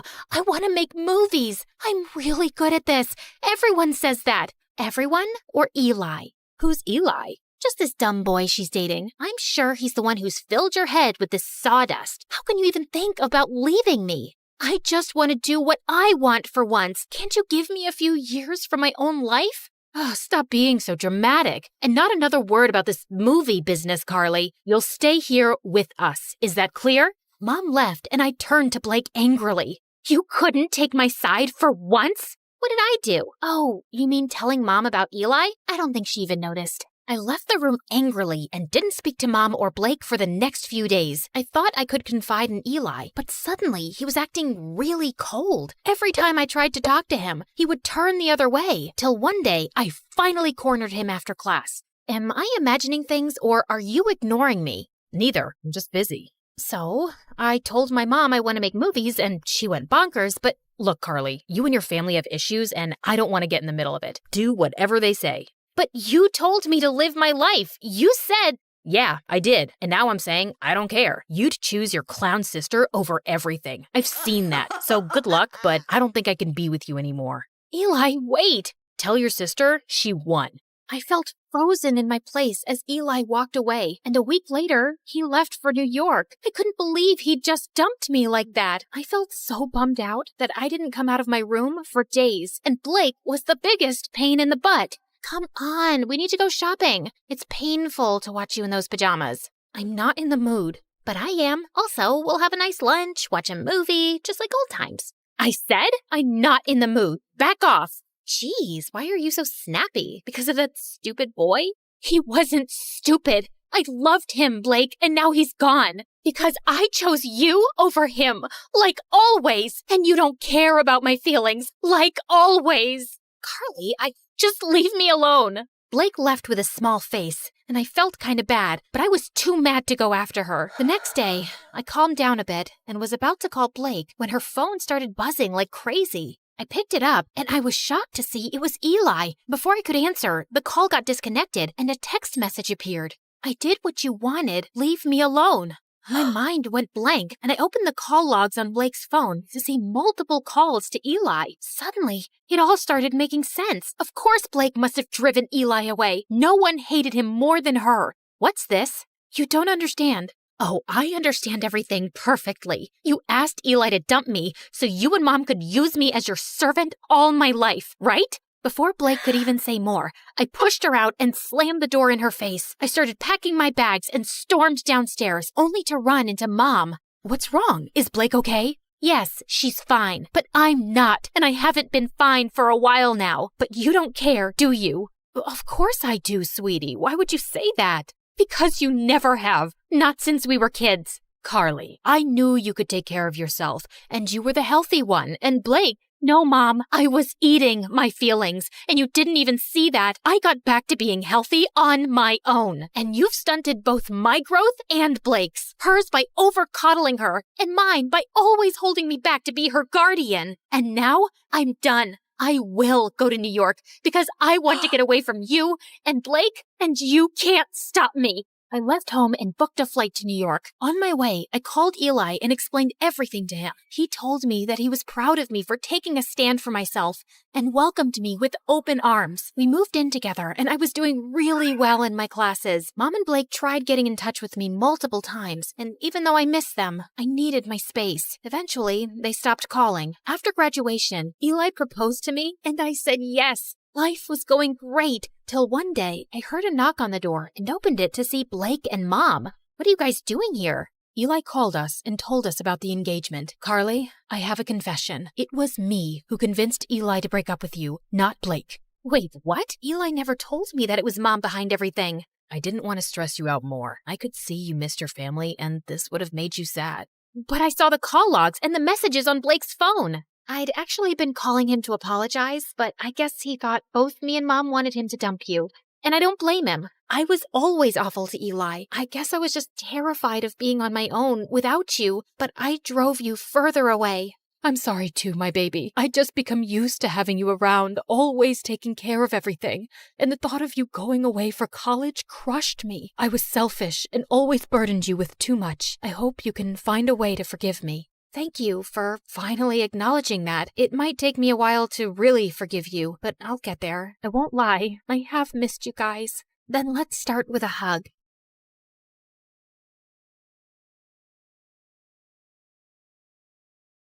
I woke up in the middle of the night feeling extra thirsty and almost passed out when I saw the time. It was 3 a.m., the devil's hour. I tried to go back to sleep, but I just couldn't. Come on, girl. Ghosts aren't real. But dehydration is, so hold yourself together and get your ice-cold water. I silently prayed as I went down to the kitchen. Suddenly, I caught someone moving in the shadows. Holy Mother of God, was it the devil? I was about to scream when I realized that it was just my older brother, Kevin, who looked suspicious. I silently followed him as he went down the basement and was surprised when he opened a mysterious door that I had never seen before. But before he could enter, he looked back and saw me. Don't you ever tell anyone about this, especially Dad, no matter what happens. Why? What's inside that room? He just patted my head and smirked. The devil himself. He then disappeared into the room and locked it, leaving me shaking in fear and confusion. Hi, my name is Kendra, and this is my story of how my mysterious brother changed my life forever. Before I continue, please like and subscribe. After what happened last night, the first thing that I did in the morning was to check that door in the basement. But unfortunately, it was padlocked to death. Kevin was definitely hiding something in there, and it was killing my curiosity. I was finally able to corner him during dinner. Are you sure that you weren't dreaming? Because that totally didn't happen. That night was really weird, so he could be right. Our conversation was cut off when Dad joined us. Son, it's time for you to take over the company. We will be holding a gala next weekend to introduce you to everyone. They're all so excited to meet you. But Dad, no buts. You're graduating in a few months, so prepare yourself. I don't want any problems. Understood? Of course my brother couldn't say no to him. He was always Dad's favorite, his golden boy, the perfect son. While me, I was just a stranger to him. If Mom was still alive, things would probably be different. Later that night, when I was about to sleep, I almost screamed when I saw Kevin leaning against my door. Can I help you? What makes you feel alive, Kendra? Huh? What's with you? Why are you being so weird? The less you know, the better. Good night, Peanut. Peanut? Where did that come from? That was the weirdest and longest interaction we've ever had. He was a year older than me, and we had never been close growing up. His time was spent in his room reading, in the piano corner perfecting his sonatas, or with Dad talking about business while playing chess.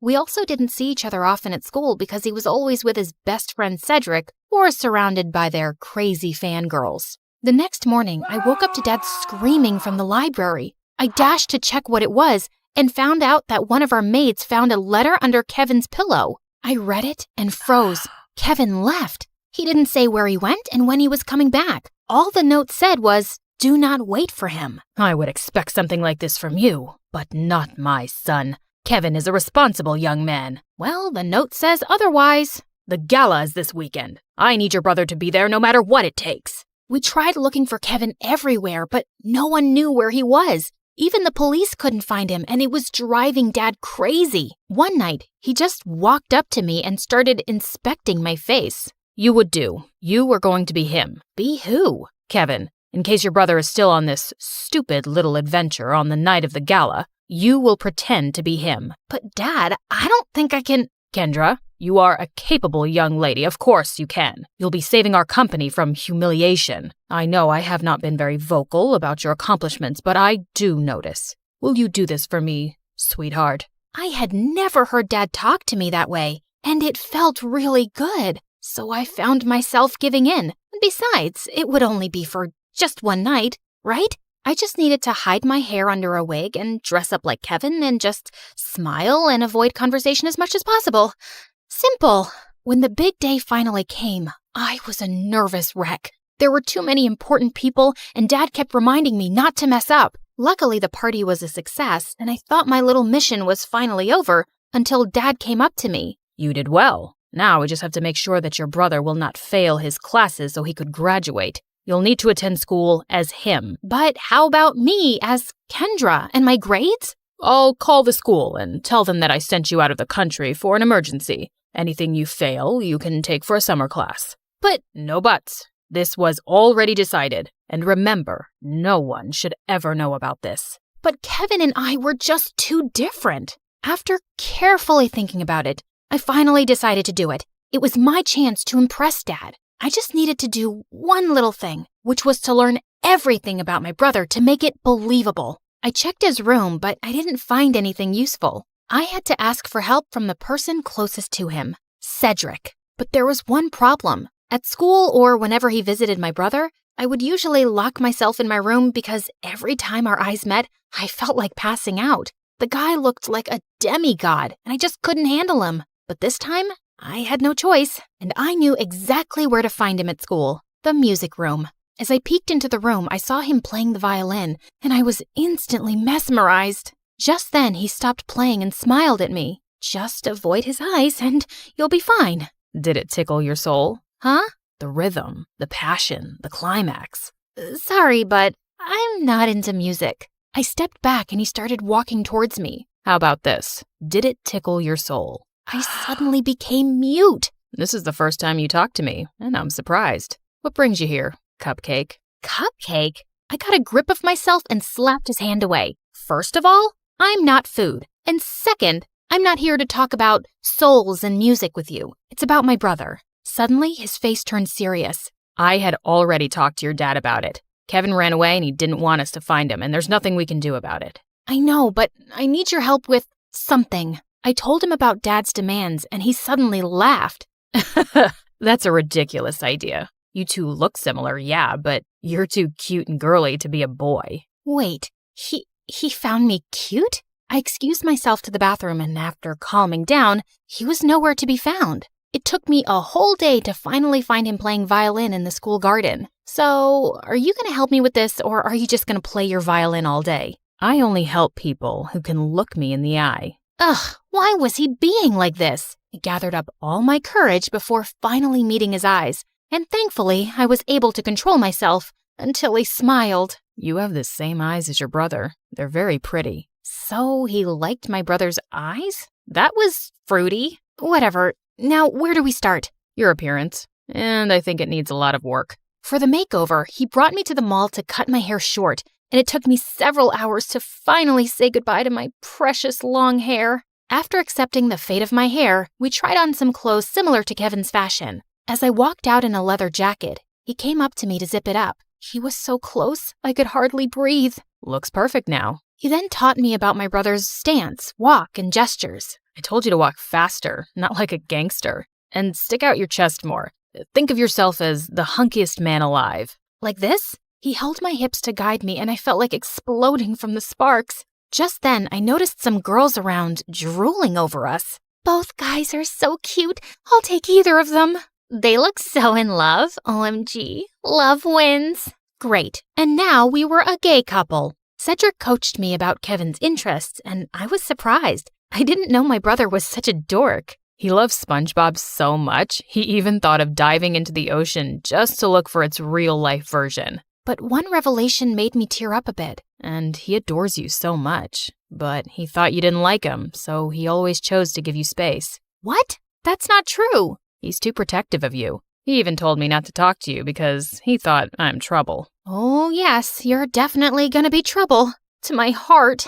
That weekend, we continued practicing until I looked convincing enough, and when we finally got to school, I just stayed close to him and smiled at people from time to time. I was doing an excellent job at being my brother until it was lunchtime. We sat at their usual table for lunch when suddenly someone sat on my lap and kissed my cheek. It was Lauren, the prettiest and coolest chick at school. What in the frickin' pregnant duck is happening? What? You hate my kisses now?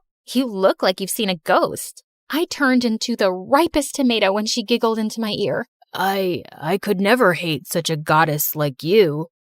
Wow. Since when did you become this cheesy? I gave Cedric a panicked look, but the jerk was trying his best not to burst out laughing. I kicked his leg under the table and his wince was satisfying. I then excused myself in the bathroom and dragged him with me. There, he revealed that Kevin had been dating Lauren for a while now, and I had no idea about it. Lauren had been all over me for the next several days. This was totally normal, of course, except for the little detail that I was not her actual boyfriend. And through all of this, Cedric remained an unhelpful idiot who was clearly enjoying my discomfort. We were walking to our last class when someone suddenly grabbed and pushed me against the wall. You're acting weird lately, and I like it. Before she could kiss me, I acted like there was a bug inside my shirt and ran away. I needed to talk to Cedric. As usual, I found him in the music room. We need to tell Lauren. Suddenly, Lauren appeared from behind me. Tell me what? Wait a minute. Don't tell me that you guys are dating?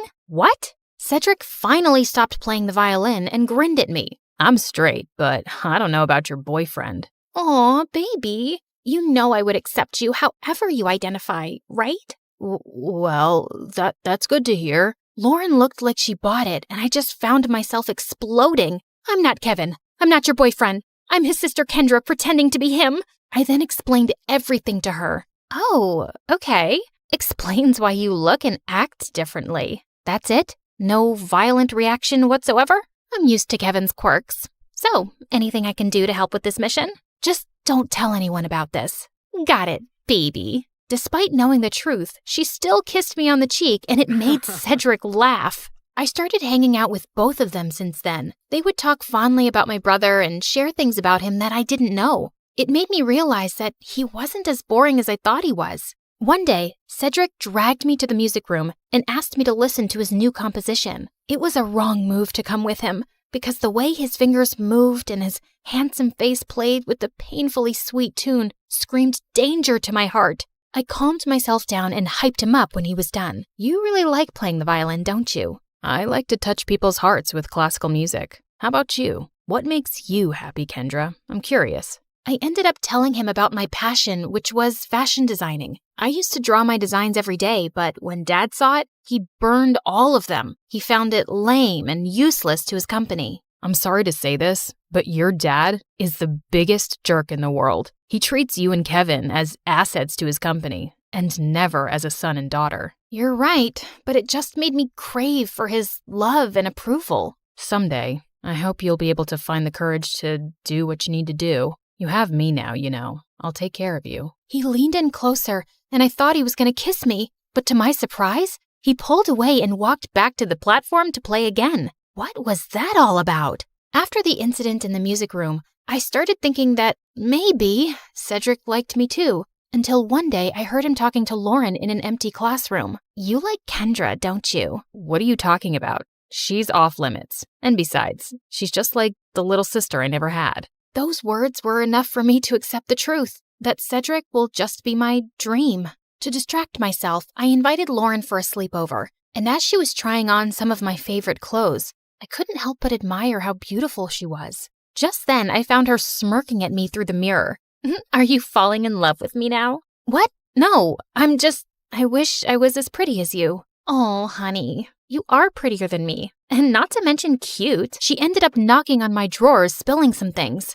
There was one thing that suddenly caught my attention. A peanut. What was it doing there? Suddenly, I remembered Kevin calling me a peanut before he ran away. Why don't we crack it open? Maybe he left a secret message or something. And he actually did. I'm finally alive. Wait a minute. That night before he left, he asked me what makes me feel alive. Lauren and I then came up with a mission to find the answer to that question. Your brother is too mysterious sometimes. Maybe Cedric knows something. But unfortunately, he was useless. One day, Dad suddenly called me and started asking about Lauren. I learned that she's dating your brother. Her parents and I are talking about a very important business deal. We will have dinner with them tomorrow night. Make sure to be extra attentive to her. I thought it wouldn't be much of a problem until they suddenly decided to marry us off with Dad knowing that I was Kendra. He was crazier than I thought. Do you think Kevin will be home by then? I don't know if he's ever coming back. I can't believe you dated an idiot. Watch your words, honey. That's my idiot. Well, we need to find your idiot ASAP. The next day, we met up with Cedric in a cafe to talk about finding my brother. We don't even know what makes him feel alive. Shouldn't we just wait for him to come back? Our parents are talking about marriage, for Pete's sake. We're running out of time. Do you know what my parents would do if they found out they were being played? Out of panic, I remembered something again. The mysterious door in the basement. I told them about it, and we waited for Dad to be out before destroying the padlocked door, only to find out that it was actually a dark room where Kevin developed all his photographs, and it was connected to his room. And all those pictures were related to an island that only meant one thing. Kevin was staying on one of them. It makes sense now that he always disappears on weekends. I also found a camera in his bag one time, but I never saw it again. And why didn't you both tell me about this earlier? You're both idiots. And with that, the three of us were off to an adventure to get my brother back. As we traveled, I kept on flirting with Lauren to avoid Cedric. And for a moment, I thought I saw his deadly glare through the rearview mirror. Was he jealous? I wished. In a span of 2 days, we had already visited 7 islands, but there was no luck. Just when we were about to give up, we suddenly spotted someone resting on a hammock. It was Kevin. He looked shocked to see us. Suddenly, he glared at Cedric. Dude, you told them? Wait, you knew? Let me explain. No, you knew. And you kept silent while I was going crazy trying to find a way to bring back my brother so I could get me back. Kendra was equally furious. Babe, I can explain. Shut it, Kevin. You're not my favorite person right now. Kendra. Later. I need to speak to my brother. I walked away and Kevin followed me. Now start explaining the reason I'm sacrificing my identity. I'm sorry, Peanut. I didn't mean for you to be tangled up in my mess. I felt stuck and suffocated because of Dad's expectations. I always knew I would have to take over the company someday, but I didn't know it would be this soon. I thought I would have enough time to still do what I love, to enjoy every island and see its beauty through my lens. But suddenly, I didn't even have a year, so I panicked and I ran away. I'm such a coward. It didn't take a second for me to melt. No, that's the bravest thing I've seen you do. All our lives, I've only ever seen you nod to Dad's every demand. I'm proud of this version of you. I convinced him to come back, but he ended up convincing me to ditch Dad and come with him. After everything that happened, I just realized one thing. Dad wasn't worth it. So I agreed. Lauren is amazing, you know. She didn't deserve to be left without a word. I know, Peanut. I guess I have a lot of making up to do. Good luck, Walnut. Later that day, he spent his time making it up to Lauren and talking to Cedric, while I was left alone doodling some cute dresses on the sand. My brother then came up to me and asked me something. Are you mad at Cedric? I asked him not to tell anyone. Keeping this from you must have been very hard for him. I understand, but... You like him, don't you? What? No, I mean... Don't worry. I finally gave him the go signal. You two can kiss or whatever. As soon as he left, Cedric walked up to me with an earth-shattering smile. Can we talk? I couldn't look at him in the eye again. About us. I've always fancied you, you know. More than violins. I felt like melting at his confession. I told him about the reason why I'd been avoiding him all these years, and he responded to it by finally kissing me on the lips. Thank God I didn't pass out. So, did it tickle your soul this time? Yes. Finally.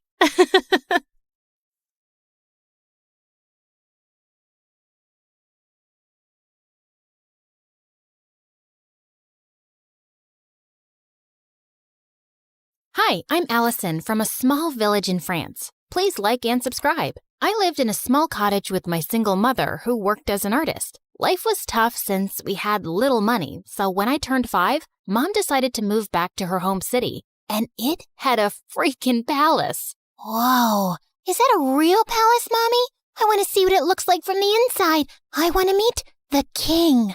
The king doesn't live there, Allie. Only his sister, the Duchess, does. And only those who work in the palace can go there. Soon after, Mom got a job as a royal portrait artist, and I would beg her to take me along someday. But she always said I was too clumsy and the palace was full of delicate things. I'll be careful, I promise. Oh, I forgot to tell you. There's also a ghost who has lived in this palace for decades. Was the ghost there when you were a kid? Yep. Then it must be old by now. I can easily outrun it. Of course, I didn't believe her. If anything, it made me more curious about the palace. When I was 9, Mom was called by the Duchess to make her portrait, and this time, I followed her. Somehow, I managed to sneak inside without getting noticed.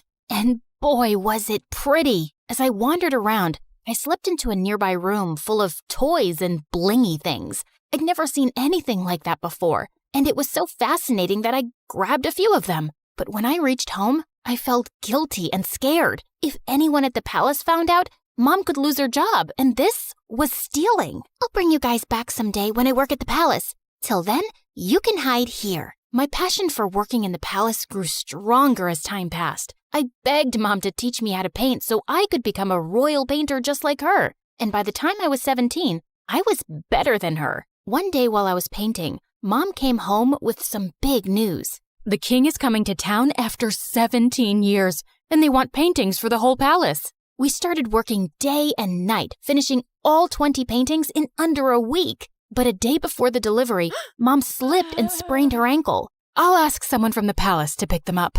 No, I can take them. I promise. I won't break a thing. Whoa! Are you sure? We can't lose the job. Yes, Mom. You can count on me. I managed to convince Mom and then left for the palace. I also took the stuff I'd taken all those years back. I could finally put that back. When I entered the palace, it was exactly as I'd remembered. Wow, how dull. This place could really use some color. I was so lost looking around that I tripped over a giant statue's foot, and the paintings flew in the air. Just then, I heard someone scream, and when I looked back and saw a girl, I almost passed out. It was like I was looking in a mirror. I touched her to make sure she was real, and she slapped my hand away. Don't you touch me, you peasant! Don't you know who I am? My doppelganger? We look exactly the same.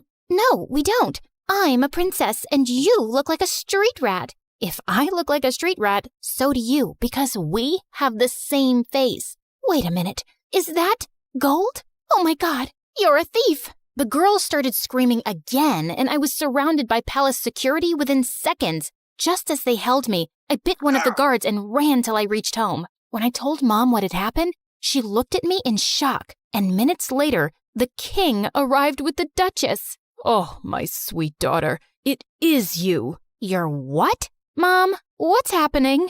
My mind went blank when the king told me how years ago the nanny had taken me out for a walk, but we both never returned. Your mother and I searched everywhere for you, but we failed. She was heartbroken and no longer wanted to be here, so we left the palace. But today, when the security guards told me of an intruder who looks just like the princess, I just had to come and see for myself. Mom, is that true? I'm not your daughter?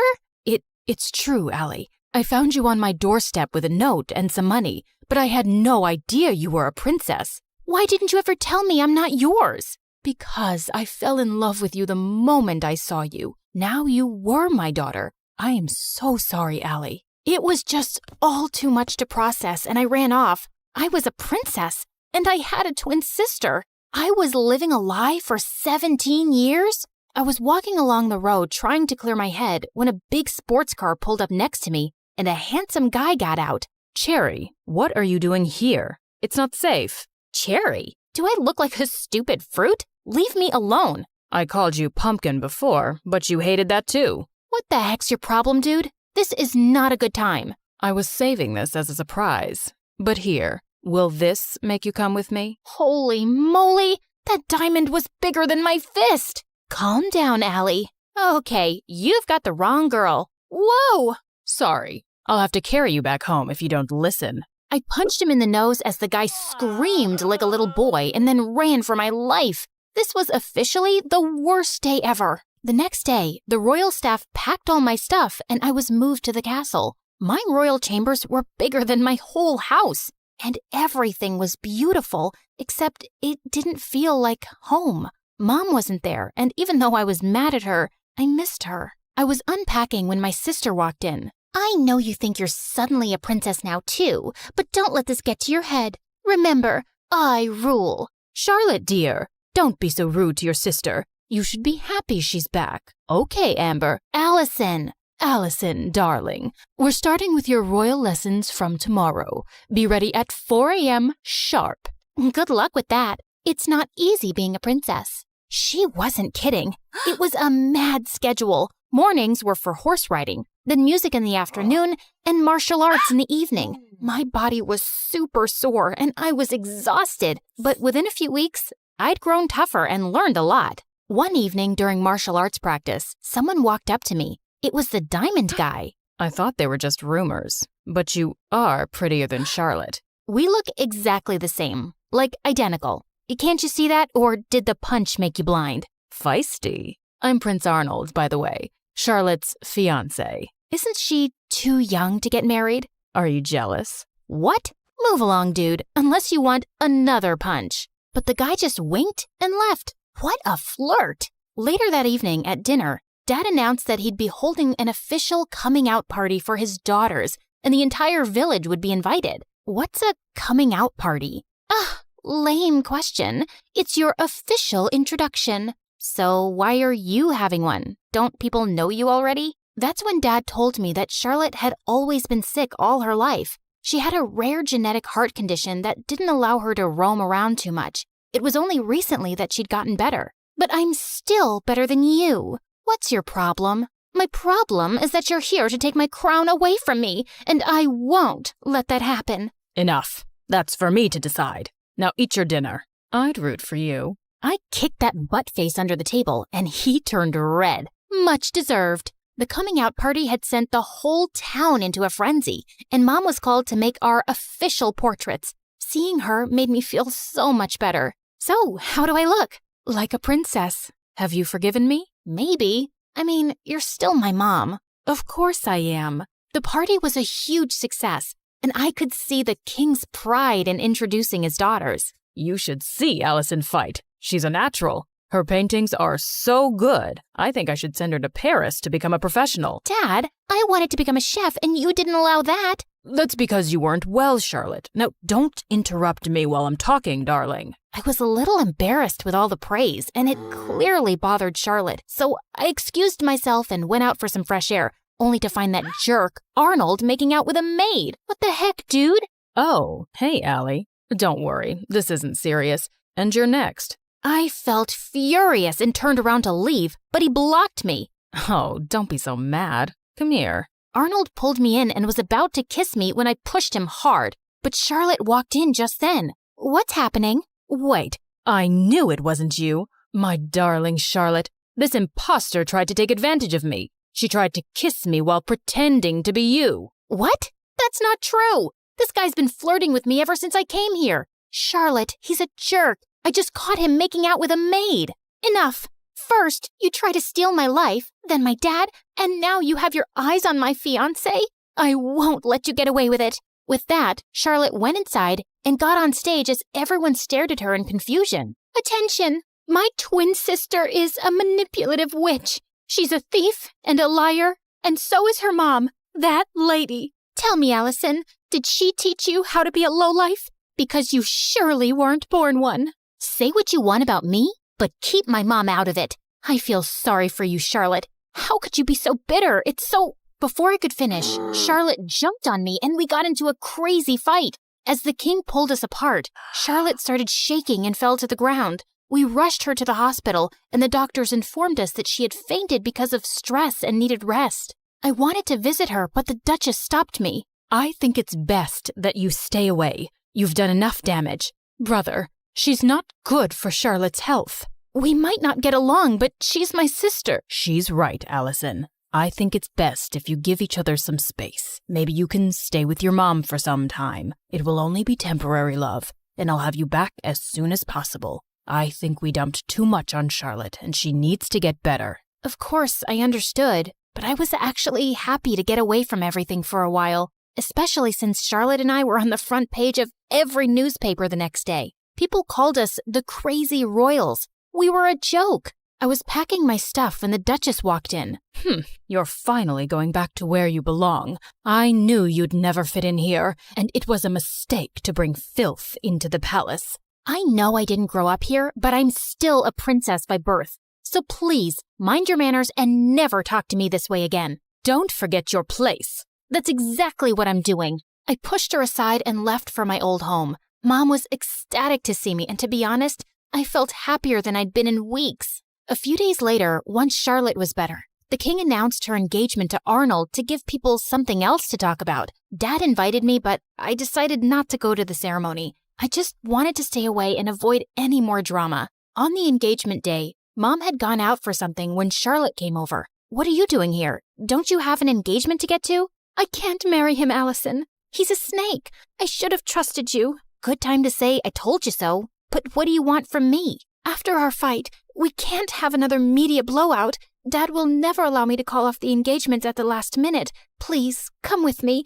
Maybe we could convince him together. Please help me. Charlotte was crying like a baby now, and I didn't want her to have another fainting episode, so I agreed. But just as we entered the palace, Charlotte stopped. I need to fix my makeup. The entire town is in there. Wow, priorities. Thanks for doing this.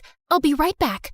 I started to walk around when I spotted Charlotte. She's here. I've done everything you asked me to do, including the fake fainting. Now do your part and make her leave forever before Dad decides to bring her back here again. Leave it to me now, princess. I have the perfect plan to make sure you get the crown. Oh my God, these people were crazy. I had no idea what her plan was, but it sounded dangerous. So I ran straight to Dad, and seconds later Charlotte followed. Allison, I thought you weren't coming, but I'm so glad you did. Of course she had to come. She had to ruin my engagement. She just can't see me happy. Oh my God, Arnold, hold me, please. Oh, shut up already. Don't you guys get tired of manipulating? King, Dad, whatever, you should see this. I played the video for the entire hall to see, and Charlotte turned pale. Charlotte? Dad, I'm sorry, but you seem to like her more because she's tougher than me. And when Auntie told me that she was after Arnold and my crown, I couldn't take it anymore. But this was all Aunt's idea. Sister, what were you planning to do and why? Suddenly, the Duchess turned into a mad person and started screaming. I'm tired of being your servant. I'm the older sister and the crown was mine, but these girls took that away from me, and I would have gotten away with everything if this one hadn't shown up. What do you mean? You knew she was alive? Whoopsie, you did a boo-boo. The Duchess confessed how she'd paid the nanny to take me away and drop me in the jungle, but the nanny had dropped me at Mom's doorstep instead. Charlotte was so sick as a kid, I didn't think she'd survive for so long. With both of you gone, I'd be a queen, but Karma's a witch. The king gave orders to take the Duchess away to the dungeons for treason, and Charlotte turned to me. I was horrible to you, and I probably don't deserve your forgiveness. But could you try? It might take some time, but I'll get there. What about me? You can chew your shoes and get lost. Yeah, I always knew you were a jerk. I was called back to the palace, and I took Mom along this time. Charlotte and I changed history by taking over the crown together. We were both queens in our own way, and I learned that those who love you will always stick by your side.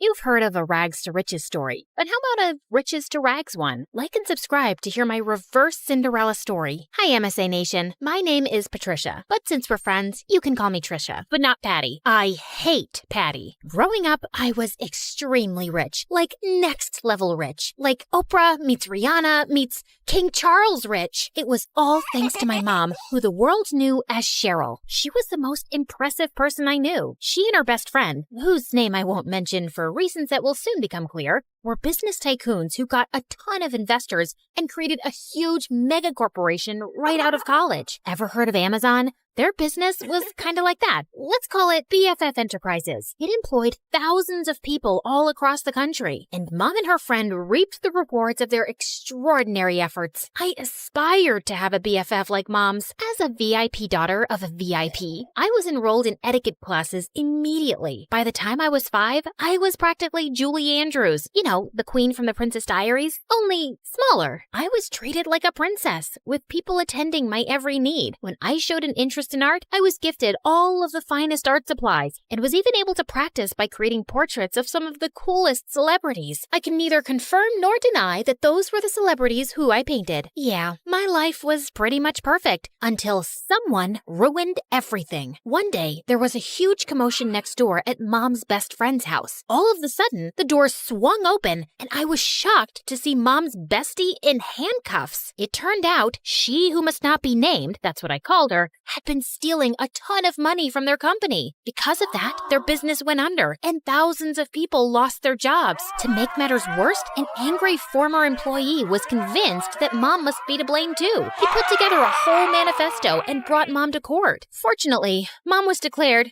innocent. I knew she always would be, of course. She who must not be named was proven guilty and sent to jail. The employee who had lodged a case against Mom ended up behind bars for defamation too. Mom's name was cleared and she and I lived happily ever after. That's the end of my story. Thanks for tuning in. Just kidding. It got a whole lot worse from there. Even though she was innocent, the public knew Mom as the face of the company, and they were mad. Mom and I weren't exactly well-equipped to fight off an angry mob, so the government intervened for our safety, and we were forced to join the Witness Protection Program and completely change our identities. We were given cover stories and everything. So, remember before when I said my name was Patricia? Well, that was sort of the half-truth. I had a different name before all of this mess. A gorgeous name. But that and everything else were taken from me when she who must not be named ruined my life. I was pulled from my life of glamour and ease and relocated to here. Yeah, the house was a serious downgrade from what I was used to. See what I mean about an opposite Cinderella story? I know this is different from what we're used to. At least we still have each other. One day, we'll live in a big mansion again. I hoped she was right. In the meantime, Mom set up security cameras everywhere. She was afraid someone would somehow find out who we were and try to break in and steal whatever valuables we had left. That fall, I started up at my new school. I thought it would be a breeze. I'd never had any problems making friends before in my fancy school back when I had money, but here, everyone was staring at me as I walked in. I felt like a total fish out of water. What, are you like from Gossip Girl or something? It got worse in the classroom. May I use the washroom? Mayhaps the princess would like a peasant to escort her. And even worse than that in the cafeteria. Look, Gossip Girl thinks she's at a royal banquet. Here, have some slop like the rest of us, princess. I was about ready to blow my cover and demand Mom let us move back to our old life when...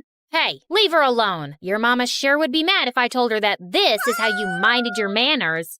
Wow, thank you for that. Don't mention it. Someone has to show you some proper small-town hospitality. I'm Sally. Patricia. Where are you from, Patricia? I grew up in the big city with a ton of money.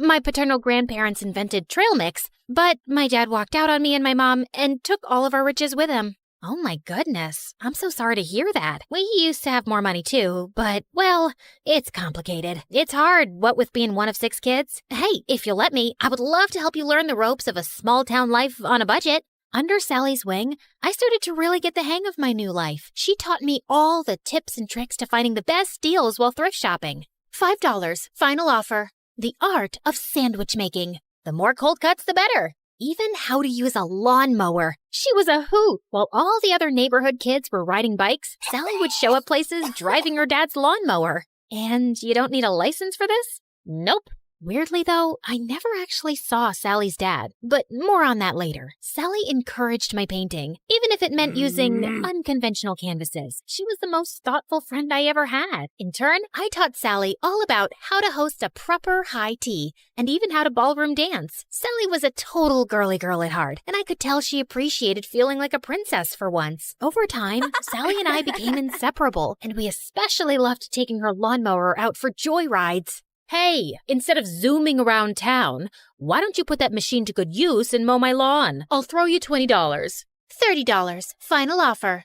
The haggling skills Sally taught me were really coming in handy, and that's how Sally and I started earning some extra cash. In the beginning, we had a handful of customers, mostly our friends' parents, who paid us to mow their lawns and rake their leaves. But then, Sally had a fabulous idea. Trisha, you're such an excellent artist. We should offer painting services too. You can even do customized designs. Oh my gosh, Sally, you're a genius! We showed up to the hardware store, excited to get all the materials we'd need to expand our business, but were shocked when we saw the prices. We were in over our heads. I went home, defeated, but then I thought of someone who just might have some good advice. Janessa, the apple certainly doesn't fall far from the tree. I'd be happy to jumpstart this business for you two. We'll finally have a new way to make money. But first, I want to see your business plan. With Mom's guidance and funding, S&T's Landscaping was born, and with her savvy advertising, our client base expanded quickly. Plus, I was having a blast customizing people's houses with my art. With Sally by my side, I was starting to finally feel at home in this small town. There was just one weird thing. Sally never invited me to her house. She always made excuses why we should meet at my place instead.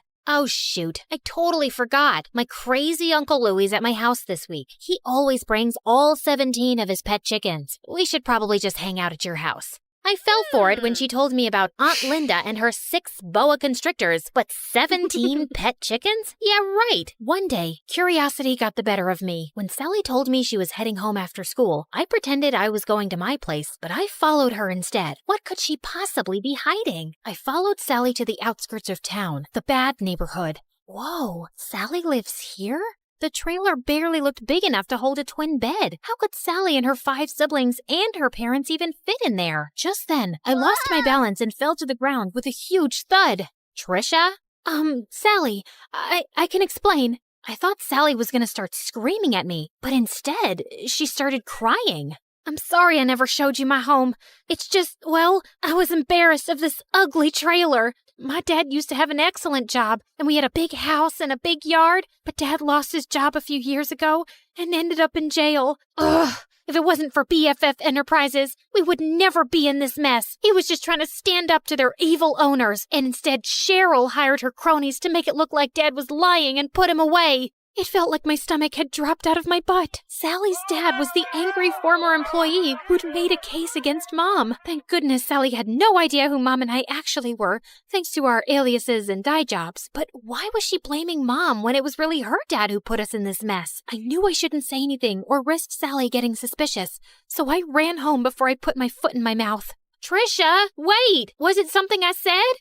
I avoided Sally the rest of the week, which wasn't easy. I felt so conflicted. Sally was my best friend, but she hated my mom and blamed her for her dad being in jail. So, I decided to get Mom's advice. I need to talk to you. Sally's dad is your angry former employee who ended up in jail. Oh, come on now, Trisha. What a strange joke. Why was Mom calling me Trisha? At home, she always called me by my real name. Mom, this is serious. Sally has no idea who I really am, or that you're actually the co-founder of BFF Enterprises. Just then, Sally popped up from behind the couch, and suddenly, Mom's behavior made sense. Sally, it's not... I can't believe this. I thought we were best friends, and all along, your family is why my family is suffering? Sally, please, leave me alone. I don't want to talk to you ever again.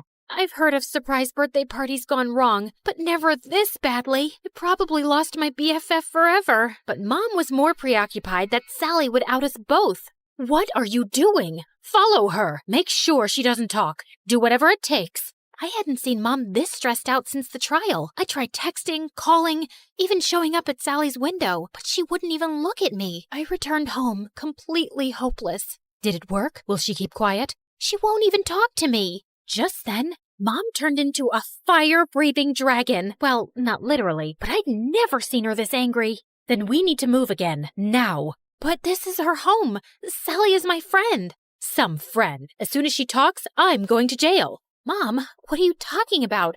Why would you go to jail? The judge said you were innocent. Of course he did. I bribed him. My business partner and I were both stealing funds from the investors because we deserved more. But unlike me, she was dumb enough to get caught and unwilling to do whatever it took to stay out of jail. And Sally's dad figured it all out and tried to get me behind bars too. But I showed him I am not to be messed with. I couldn't believe it. I was so blinded by all of her generosity over the years. I'd never even once suspected that she could have done anything criminal. And I felt so awful for Sally and her family. They didn't deserve this. But then again, how could I choose between my mom and my best friend? What Mom said next, though, made everything totally clear. You got us into this mess. Now you have to get us out. Me? I'm just a kid. You're the one who was so greedy that you stole money and ruined your company and all of your employees' lives. You even let your own best friend take the fall. You cared so much about money, you forgot about what really matters, friendship. Trisha, come back here. My name isn't Trisha, Mom. It's Janissa. So, let me reintroduce myself. Hi, MSA Nation. My name is actually Janissa. Pretty, right? Okay, back to the action. I grabbed the security cameras on my way out and headed straight to the police station. It had our conversation and Mom's confession recorded. The police took my mom away, and because I had just turned 18 recently, they let me take care of myself. And that night, the story was all over the news. I knew I'd done the right thing, but I'd never felt lonelier. The next morning, I woke up to a knock at the door. Sally, you have to believe me. I didn't know about my mom. She told me everything for the first time yesterday. I can't believe you did that for me, Patricia. Well, I had to. It was the right thing. I mean, sure, I probably could have bounced from town to town with Mom for years, pretending to be someone I'm not, but I don't want to be like Mom, throwing my friends under the bus and not caring about hurting other people. I would choose friendship over luxury 1,000,000 times. And, by the way, my real name is Janissa. It took months, but after campaigning tirelessly, we finally got Sally's dad out of jail and back home where he belonged. With Mom behind bars, I was finally free to come out of hiding. Even though I was totally free to move back to the city, I decided to stay put in this small town. After all, this had become my home. I even asked Sally's family to move in with me. Plus, Sally's dad was able to take over the landscaping business. With him in charge, business is booming. Everyone is just so thrilled that he's back home where he belongs. We did have a company name change, though. I'm just so happy to have my best friend by my side.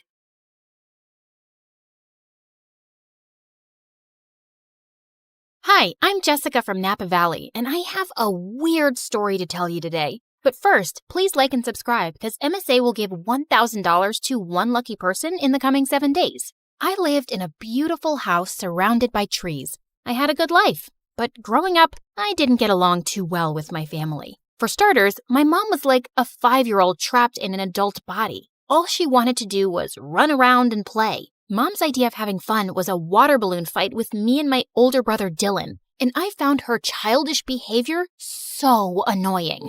I could never study in peace without hearing Mom sing show tunes around the house. Come on, you little bookworm. Let's bake some cupcakes. Don't you know how to have any fun, you nerd? Ugh, see what I mean? But the only person worse than Mom was Dad. He was barely home since he was a fancy businessman who traveled a lot. And when he was home, he treated us like servants. Bring Daddy some juice, will ya? My toes hurt and I can't move. There's not a lot left and we're saving it for tomorrow morning. Oh, so maybe you should be the one who goes on 5-hour flights to earn money for us. I kinda hated being around all of them, so I spent most of my time alone reading and practicing my violin. But when I got to 11th grade, things took a crazy turn. Mom told me one morning that we were taking in an exchange student. She's from Tokyo. She'll go to your school and live with us for 4 months. Isn't that exciting? Sure, but we'll have to clean the kitchen first so she doesn't run crying. Be happy, Jessica. Now you'll have a live-in friend to bore to sleep while you play your violin. I sure hoped she wouldn't be a live-in headache like Dylan. That weekend, we all drove to the airport to pick up our Japanese guest. Her name was Queenie, and she looked like a goddess out of a wonderland. Even her fingers were beautiful. Thank you for having me. Truly, it means so much. It's our pleasure, sweetie. Look, I got you a stuffed welcome panda. Mom? Hi, I'm Jessica, and I'm the normal one in the family. Please, don't judge me based on them. Oh my goodness, this is so sweet. Can one of you help me with my bags? They're heavy because of all the books I brought. Wait, Queenie was into books? I loved this girl already. She and I were talking about our favorite authors on the way home, and after that, we really started to bond. It was nice finally having someone I had stuff in common with. Queenie was also super helpful around the house, so both of my parents adored her, especially Dad. Aren't you amazing? How about I buy a present to thank you for all your hard work? Maybe new shoes or gold earrings? I would have bought some for Jessica, but all she cares about is school and homework. That's very kind, but you guys have already done enough, really. Then one night, Queenie and I decided to go on a walk, and she grabbed a jacket from the coat closet. Oh, that's actually Dylan's. But it's so comfortable, and I don't have any warm jackets. Can't Dylan lend clothes to his guests? You can't just take someone's jacket without permission. Give it back. I don't want you wearing it. Fine, here you go. I'll just freeze to death then. Come on, Jessica. Dylan looked really mad, and suddenly he pulled me aside. What's her deal? After all we're doing for her, she gets this worked up over a jacket? I don't get why you can't just lend it to her for 10 minutes. Because there's something about that girl I just don't like. You mean 'cause she's actually sophisticated and has manners? Makes sense why you wouldn't like her. Dylan just looked angry and stormed off. Jeez, what a drama king. He probably was just jealous that Mom loved Queenie so much. He'd always been Mom's favorite. The next day at school, I was studying for exams in the library when Queenie came in and sat next to me. Hey, girl, listen, I just want to apologize about Dylan being so mean to you. He must have forgotten to take his meds. Don't worry about it. Actually, I was wondering if you could help me with my English assignment later. I'm still not fully comfortable with the language. Yeah, of course. Thank you so much, Jessica. I'm really grateful for you. Queenie hugged me super tight, and I realized I was her only real friend here. I could just feel how sad and lonely she was. I waited for Queenie at her house for several hours, but she didn't show up, even though I called and texted her 100 times. Then finally, Queenie arrived carrying a small box. Sorry I'm late. I was buying you a present. Here, open it. Aw, Queenie, you didn't have to get me. At that second, I saw a hissing rat and I started to scream. Jessica, calm down. This is a pet rat. I have one just like him at home. He's so sweet. Just hold him. Queenie let the rat crawl on my arm, but he bit me. Minutes later, I had to go to the emergency room, and Queenie burst into tears. I swear, I had no idea that rat bites were poisonous.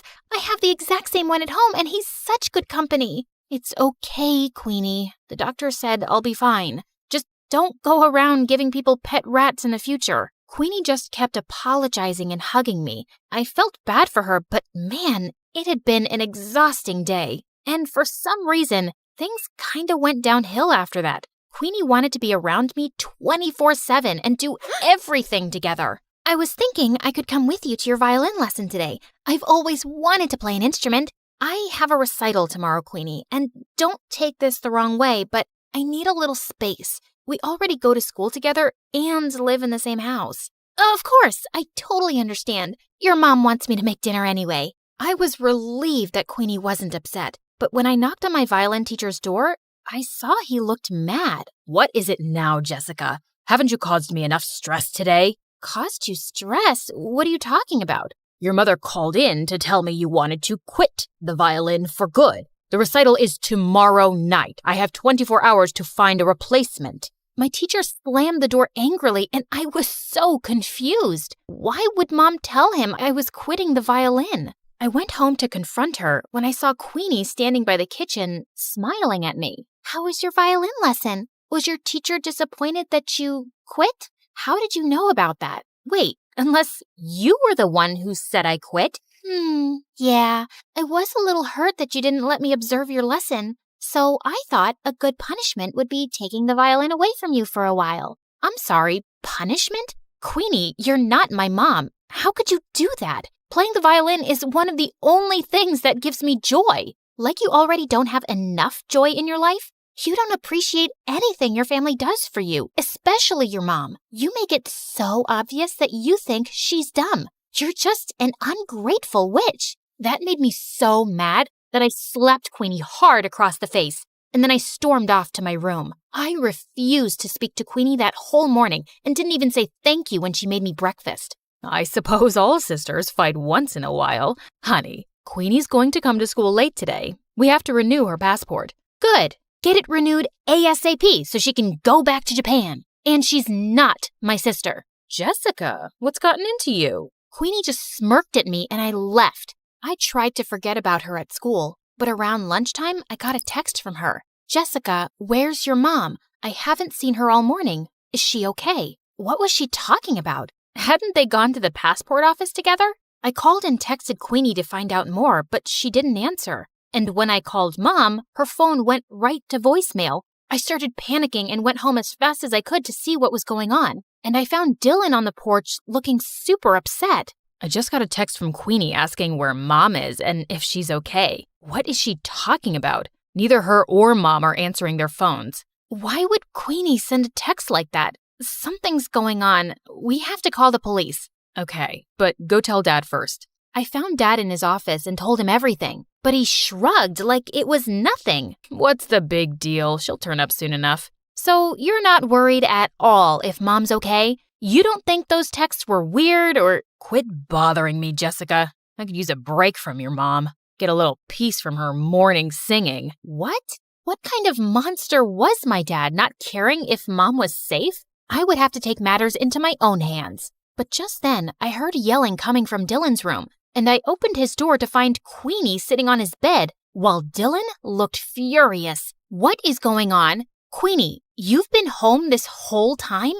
Do you know how many times we tried calling you? What is going on with our mom? Sorry, that's not a question I can answer. Jessica, this girl's a creep, and I know she had something to do with Mom being missing. Look, Queenie, I know we had a fight yesterday, but we really need your help. Queenie didn't answer me. She just walked towards the door with her arms crossed. You two won't find your mom anytime soon. I'm making sure of it. You're making sure? Queenie, tell me right now where Mom is, or what? You'll go to the police? You'll accuse a poor, helpless exchange student of making your mom go missing with no proof? I don't see that working out, and I'm not done with you guys yet. In fact, I've just started. With that, Queenie pushed me off of her and walked out of the room. Dylan and I immediately went to the police station and reported everything. They sent out a search team to look for Mom and then did an investigation on Queenie. And to our shock, they discovered Queenie wasn't an exchange student at all. She'd faked her application. She wasn't even from Japan. She lived in LA.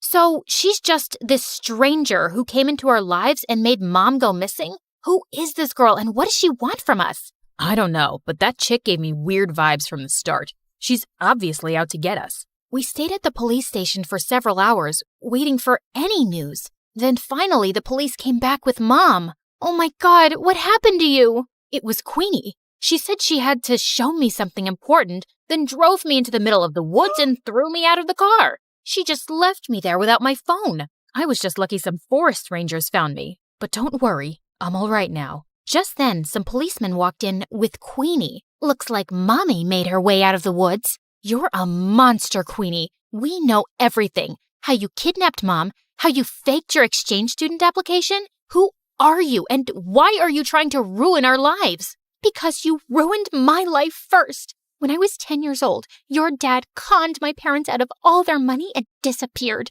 and we ended up having to live on the streets. My mom had a mental breakdown. Your dad is a criminal, and I finally tracked him down because I wanted him and his perfect family to suffer the way I did. I was speechless. I knew Dad had been a jerk, but he was a crook too?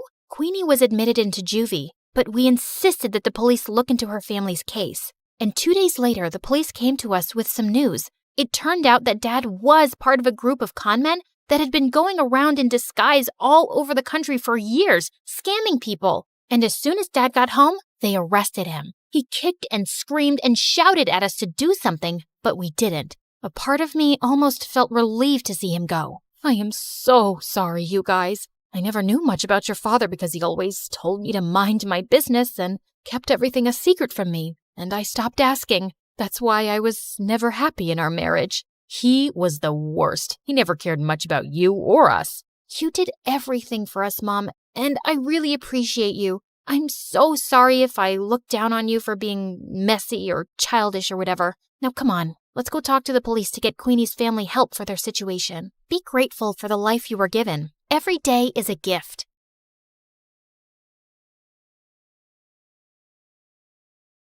Contestant 9, please state your name. Sierra?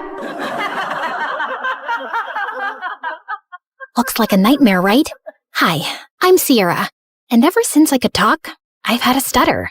I didn't think much of it until I moved to a new town when I was 6. Welcome to the neighborhood. I'm Dean. This is my daughter, Kelsey. What's your name, sweetheart?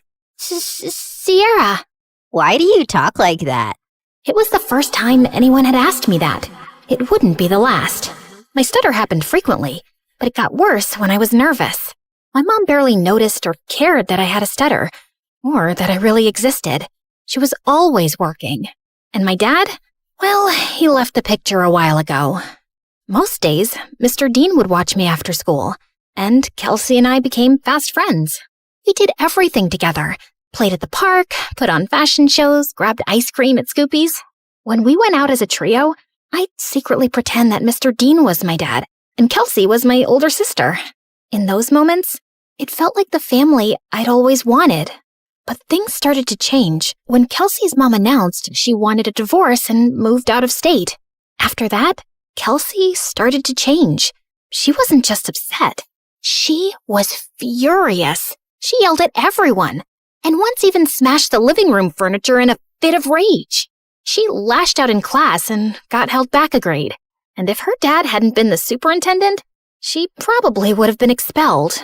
By middle school, we ended up in the same class, and Mr. Dean dropped us off on the first day. Wow, your daughters are so beautiful.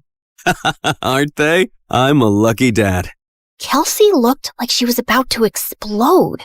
I'm Kelsey. I'm his only daughter. My mistake. And what's your name? Sierra. Sierra? Why do you talk like that? Yeah, can you not speak properly? Or are you stupid? The class erupted into laughter, and I could feel my face burn. Since then, Kelsey wasn't my friend anymore. A real friend wouldn't do that.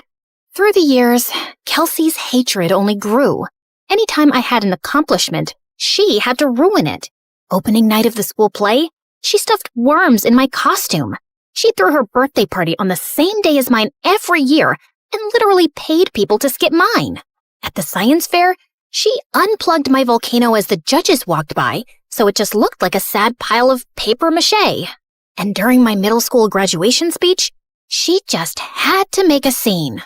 And so, I want to say how proud I am of our class. We did... What the glitch here is trying to say is we did it. Congratulations, grads. Party at my house tonight. Everyone's technically invited, but only cool people should show up. If it weren't for being her neighbor and still being close with Mr. Dean, I would have liked to never see Kelsey again. I'm sorry about my daughter. Ever since her mom left, she's been a different person. I just wish she wasn't so mean. You shouldn't be ashamed of something you can't control. At the end of the day, your stutter is something that makes you unique. I held on to that going into high school. My stutter didn't bother me much anymore. In fact, it was getting better with age. He was right. It did make me different. And I liked that. One Friday in English, we were doing a vocabulary spelling exercise, and I was totally killing it. ESOTERIC. Esoteric. QUERULOUS. Querulous. VACILLATE. Vacillate. Everyone was surprised at how well I was doing. And honestly, so was I. Who knew I was that good at spelling? Sierra, there's a regional spelling bee in a few weeks. You should join. Who knows, you may make it all the way to nationals.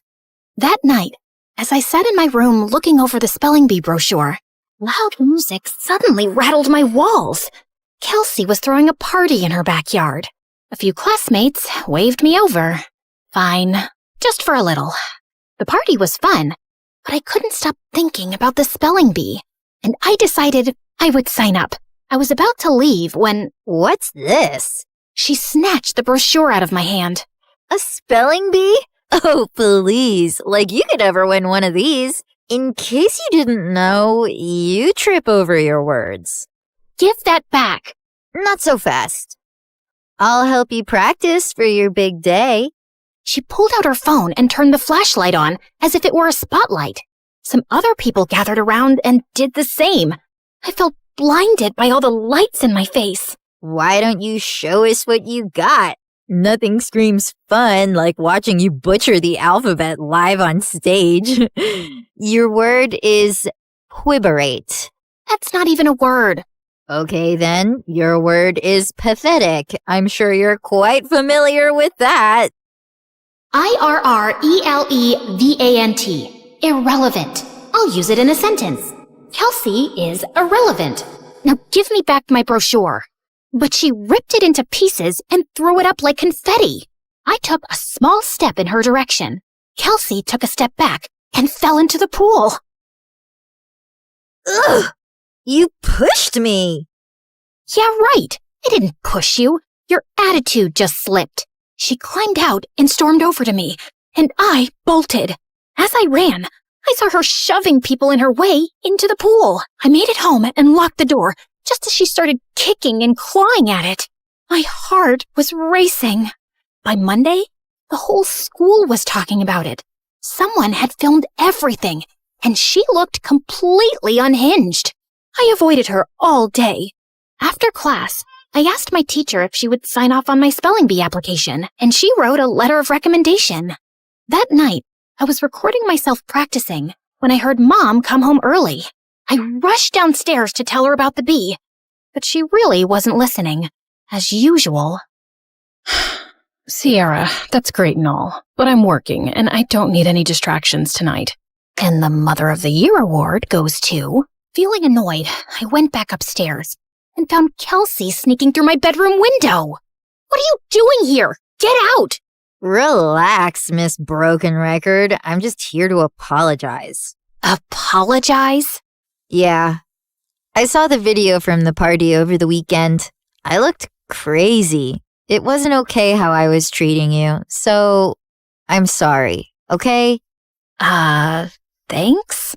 I'm not really sure what to make of this. Yeah, well, we used to be friends or whatever. I think it's time to put the bad blood between us to bed, right? Trust doesn't just snap back into place, not after everything that's happened between us. I understand. I intend to prove it to you. Do you mind getting me some water? Climbing up the vines was harder than I thought. Uh-huh. Sure. This certainly wasn't on my bingo card for how the night would go. I brought her water, which she downed in one gulp. Thanks. I'll see you tomorrow. Maybe we can sit together at lunch? Maybe. Also, never sneak into my room again. Then she climbed out the window. What a strange interaction. But maybe we really were turning over a new leaf.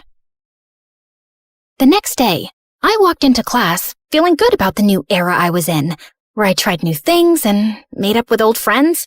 But that confidence vanished when I found my teacher waiting for me, looking pissed. Sierra, you will not be attending class today.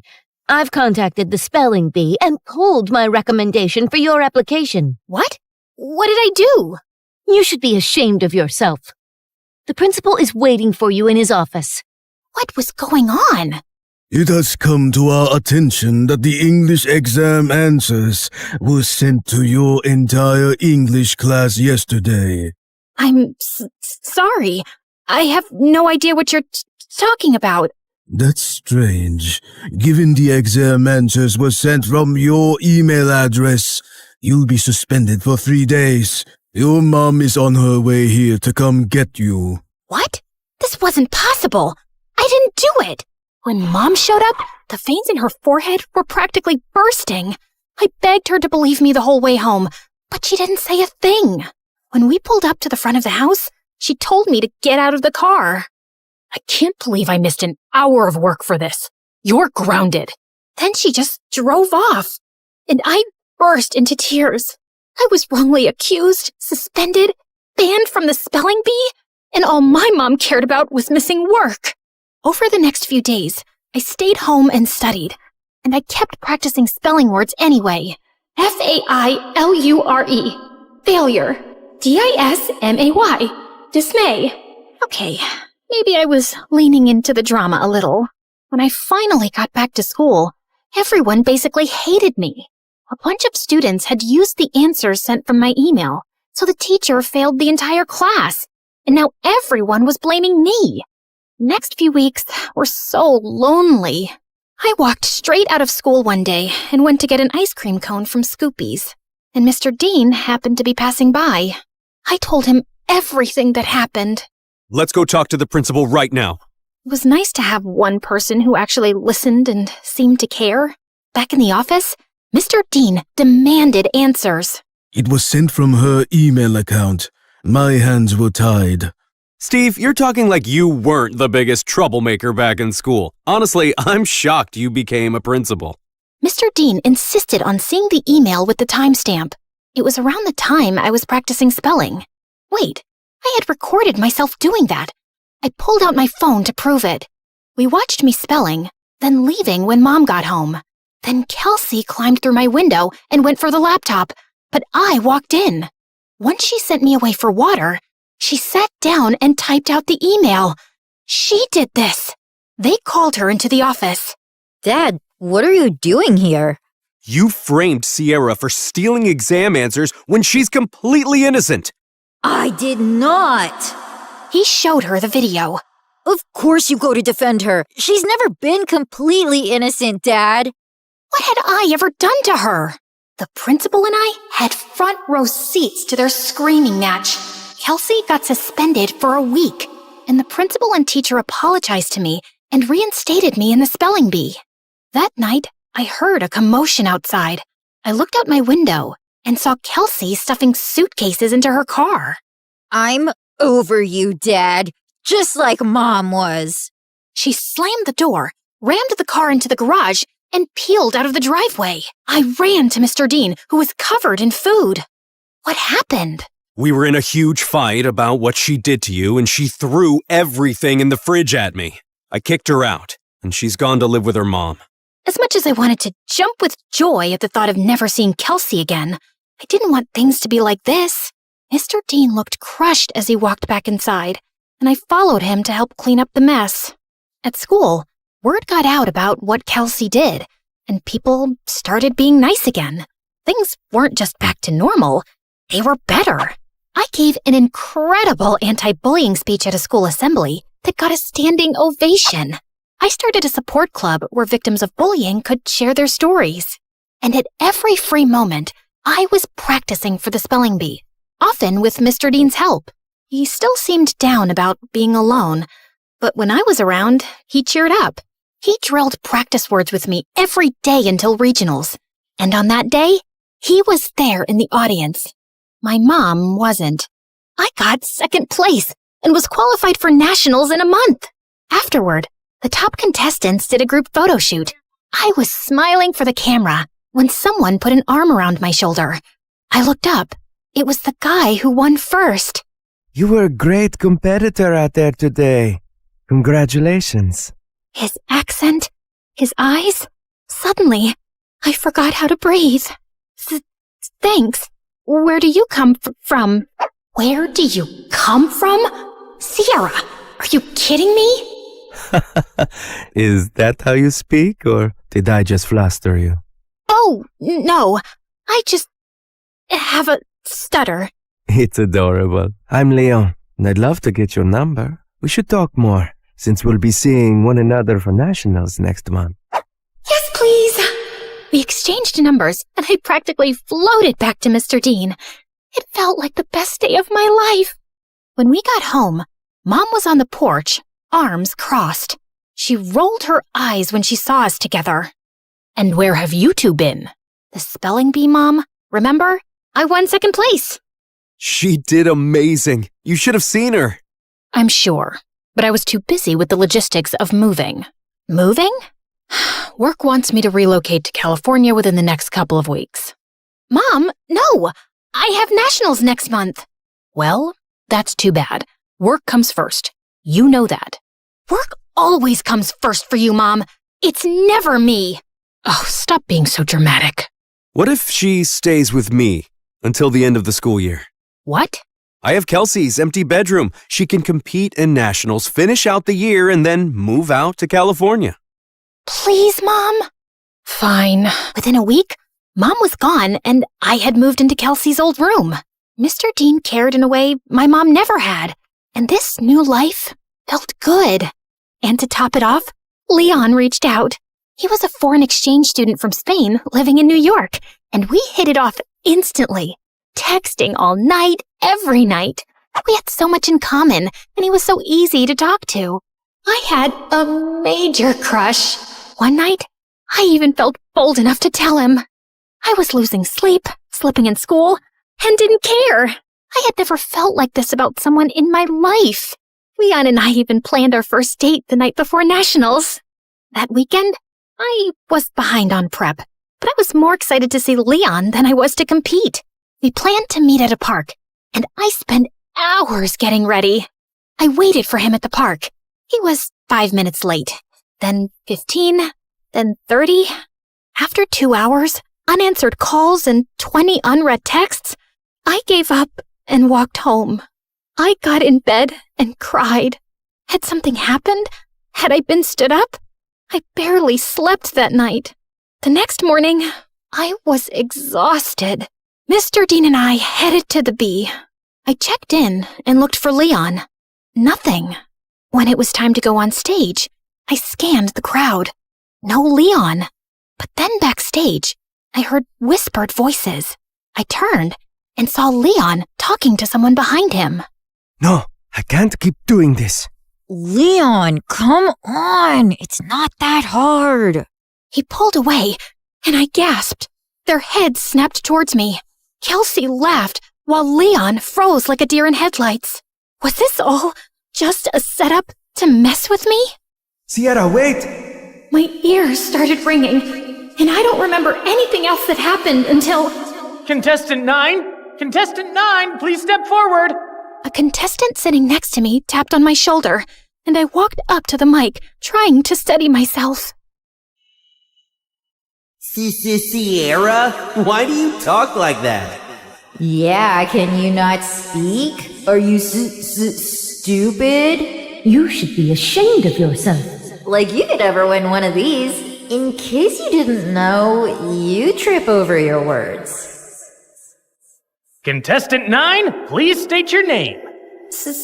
Sierra? Your word is vicissitude. Vicissitude. VICISSITUDE.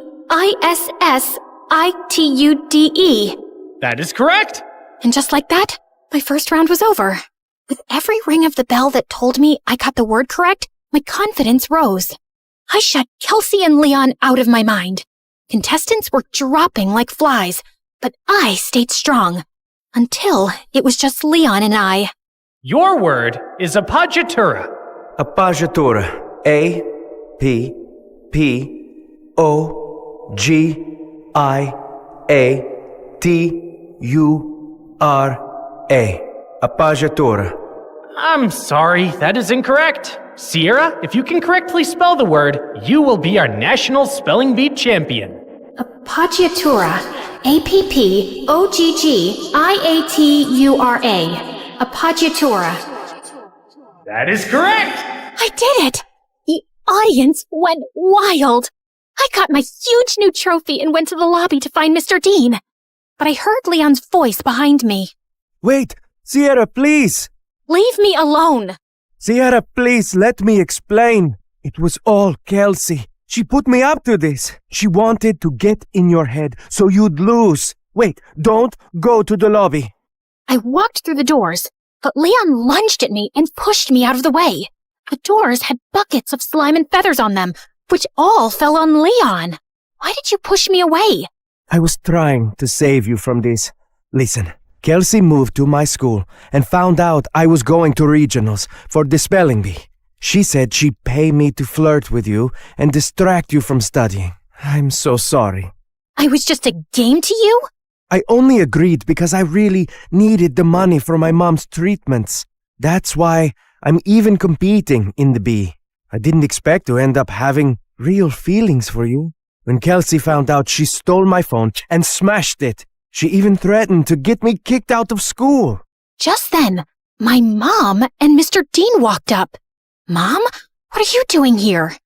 Mr. Dean convinced me to attend, and I had no idea you were so talented at this.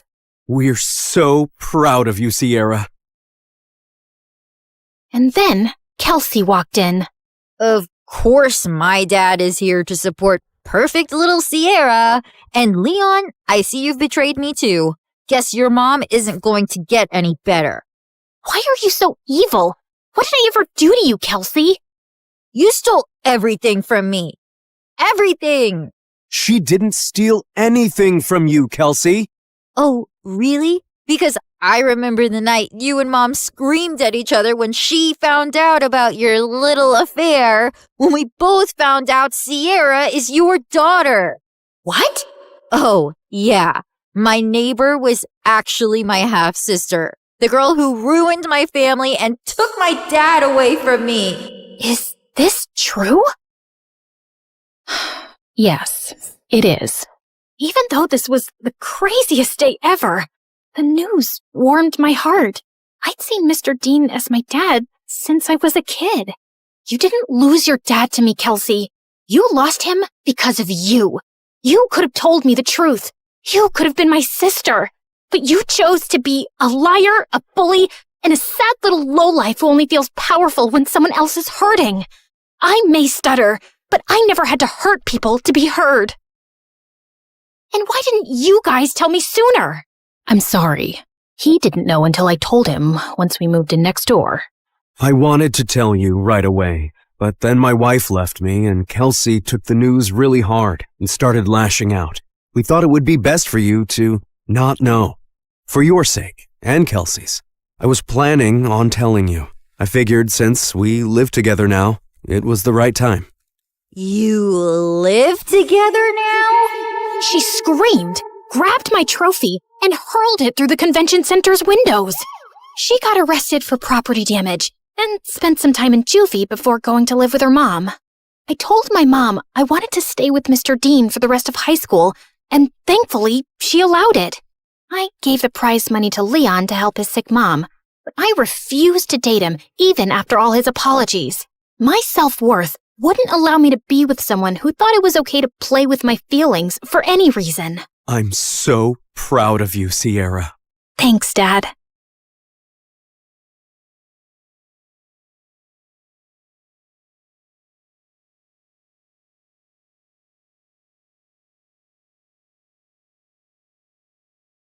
I used to think silence was peaceful. Then my mom fell into a coma, and silence became the loudest sound in the world.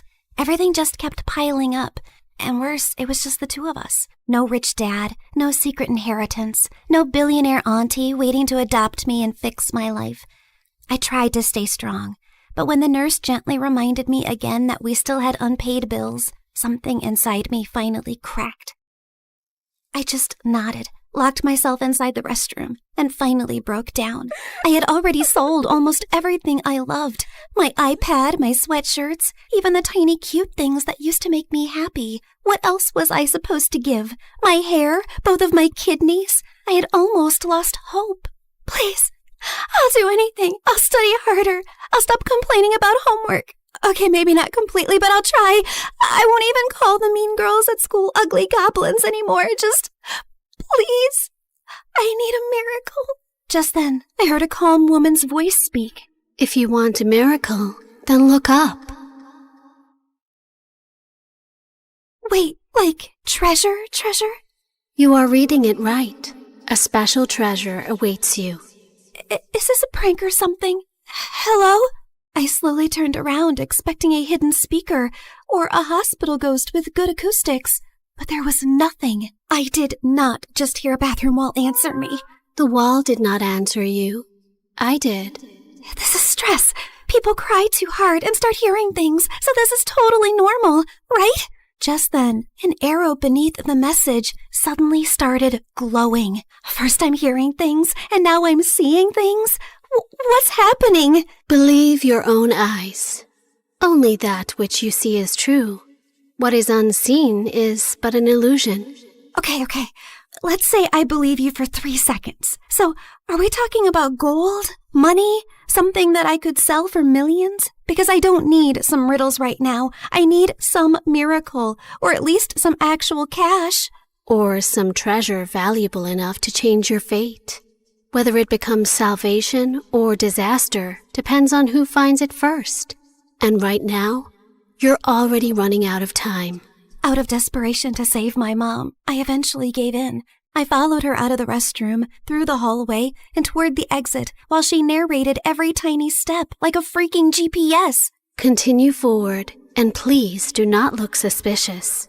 Proceed to the exit. Step over the small crack. Avoid the wet spot.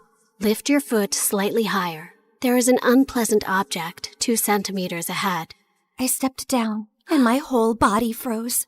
Oh, my apologies. I meant there was an unpleasant object 2 centimeters ahead. Too late. Soon, we reached a narrow alley between 2 old buildings. Miss, are you sure this is the right way? The path continues forward. Though I understand your hesitation, narrow passages often awaken the mind's instinct for danger. However, if treasure were always placed in bright, comfortable places, far few people would learn anything from searching for it. So, that's a yes? Oh, that pretty summarizes what I've said. So, yes. I finally stepped into the alley, and thankfully it was only normal scary and not dangerous and life-threatening scary. Just then, everything went silent all at once. Even the dramatic pigeon on the street shut up. Miss Lady Voice? Hello? Are you still here with me? Don't worry. I'm here. Just keep walking. Do not turn back yet. Step back and just breathe slowly. I only asked if you were there. And I answered with additional guidance. The alley stretched longer than it should have. Soon warm wind rushed past me, and when I looked back, the alley was gone, and I was now standing in an open field under a bright blue sky. Holy yummy cheese balls! Did I just teleport to another place? I also noticed a small glowing orb floating in front of me, shining softly like a tiny star. Yes, you have arrived in Mondstadt, the city of freedom, a land of wind, songs, nights, and many stories carried through time. I realized that the glowing orb pulsed when the voice lady continued yapping. So that meant her voice now had some sort of a body? So you mean I'm not somewhere in Europe and not dreaming? Yes. This is not Europe, nor is it a dream. A world with its own laws, gods, stories, wounds, and miracles. Why am I exactly in this unfamiliar land? I just want my mom to wake up. Then keep walking, Sabrina. The treasure hunt begins here. Fine. If this treasure can really give me a miracle, then lead the way. Watch out! Explosive encounter highly likely nearby. Explosive what? Just then, a loud boom suddenly echoed from somewhere near the trees, and a tiny red figure then burst out from behind a bush. Ta-da! Klee is here! Spark Knight of the Knights of Favonius. She is known throughout for her enthusiasm, remarkable explosive talent, and a long history of incidents that are best described as energetic. Sorry about that. Klee was only doing a little fish blasting. Well, maybe not a little, but the fish tastes so good, so Klee thinks being grounded for a day is worth it. Anyway, are you here for the treasure hunt? You know about that? Uh-huh. Miss Nicole told Klee. She said a dear traveler named Sabrina would arrive. Wait, you can hear her too? And she actually has a name? Of course. Miss Nicole is the best. And she talks inside heads because she can't talk with her mouth. Mom says she's very smart and very nice, but also talks a lot. Alice said that? Yep. I see. Klee skipped closer and grabbed my hand like we'd been friends for 10 years. Can Klee come play with her today, Miss Nicole? Please? Yes, you are allowed. As far as Alice is concerned, nothing is more important than a request from her beloved daughter. Yay! But why does Sabrina look so sad? Did someone make you cry? Was it a bad guy? Klee can blow them up! Only a little. Well, maybe not a little, but Klee will try. I'm not sad. You are. I know crying faces. Jean makes that face when Klee accidentally causes big disasters. My mom is really sick. She's in a coma right now. That's why I need to find the treasure so I can buy her medicines and pay the bills. Klee gave me a soft smile and squeezed my hand. Mom always says love can travel very far, even farther than my best bombs. So your mom's love must still be with you too, even if she's sleeping Thanks, Klee. You're welcome. And don't worry, we're going to find that treasure, help your mom, and only blow up the bad guys. Maybe we can do the first two without the third one? Klee will try very hard. Just then, Nicole's panicked voice suddenly filled my head. Watch out! Hilly Charles incoming! Hilly what? Literally 6 seconds later, masked monsters burst out of the bushes, and Klee pulled out her bombs like this was a normal Tuesday. Jumpy, jumpy, go! Boing, boing, boom! Yeah! Oh my god, am I gonna die? Stay calm. Step back. Duck! Now! Before I could fully lose it, golden light bloomed beneath us. Moment of birth. A glowing flower platform rose from the ground, blocking the monsters just in time. Then a calm boy appeared above us and landed lightly. Mr. Albedo, you came! Klee knew you would. I heard explosions nearby and thought it would be wise to investigate. Finding Klee here confirms my hypothesis. Sabrina, this is Mr. Albedo. He's like my big brother, and he's super smart. Nicole quickly explained that Albedo was the chief alchemist of the Knights of Favonius, and that his knowledge of ancient mechanisms would be very useful for our treasure hunt. Klee is my little spark knight. I need to keep her safe and sound. Besides, investigating the unknown is certainly my thing, so count me in. Well, I guess the more the merrier. After that, Nicole led us to Thousand Winds Temple, an ancient ruin full of broken pillars, weird symbols, traps, slimes, and things that clearly wanted me flattened. But somehow, because of Nicole's directions, Albedo's magic, and Klee's little bombs, we made it through. I thought you were just going to lead me to the treasure. You did not warn me about all this. Seriously, did I get transported into a video game world or what? A world is only called a game by those watching safely from the outside. To those inside it, every path, every danger, every choice is real. Wow, that was beautiful, but also very unhelpful. Then allow me to be more direct. Keep moving. Something larger is approaching. Larger? Just then the ground shook. From the dark corners of the ruin, 2 giant metal monsters slowly woke up.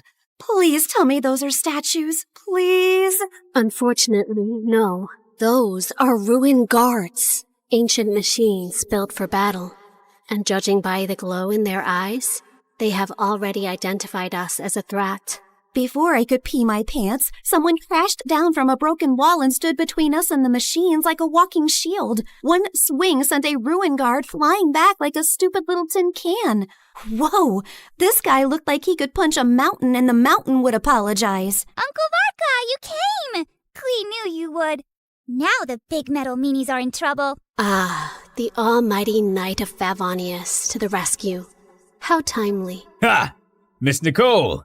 Didn't expect to find you leading children into ancient ruins. And I didn't expect you to enter by jumping from a wall.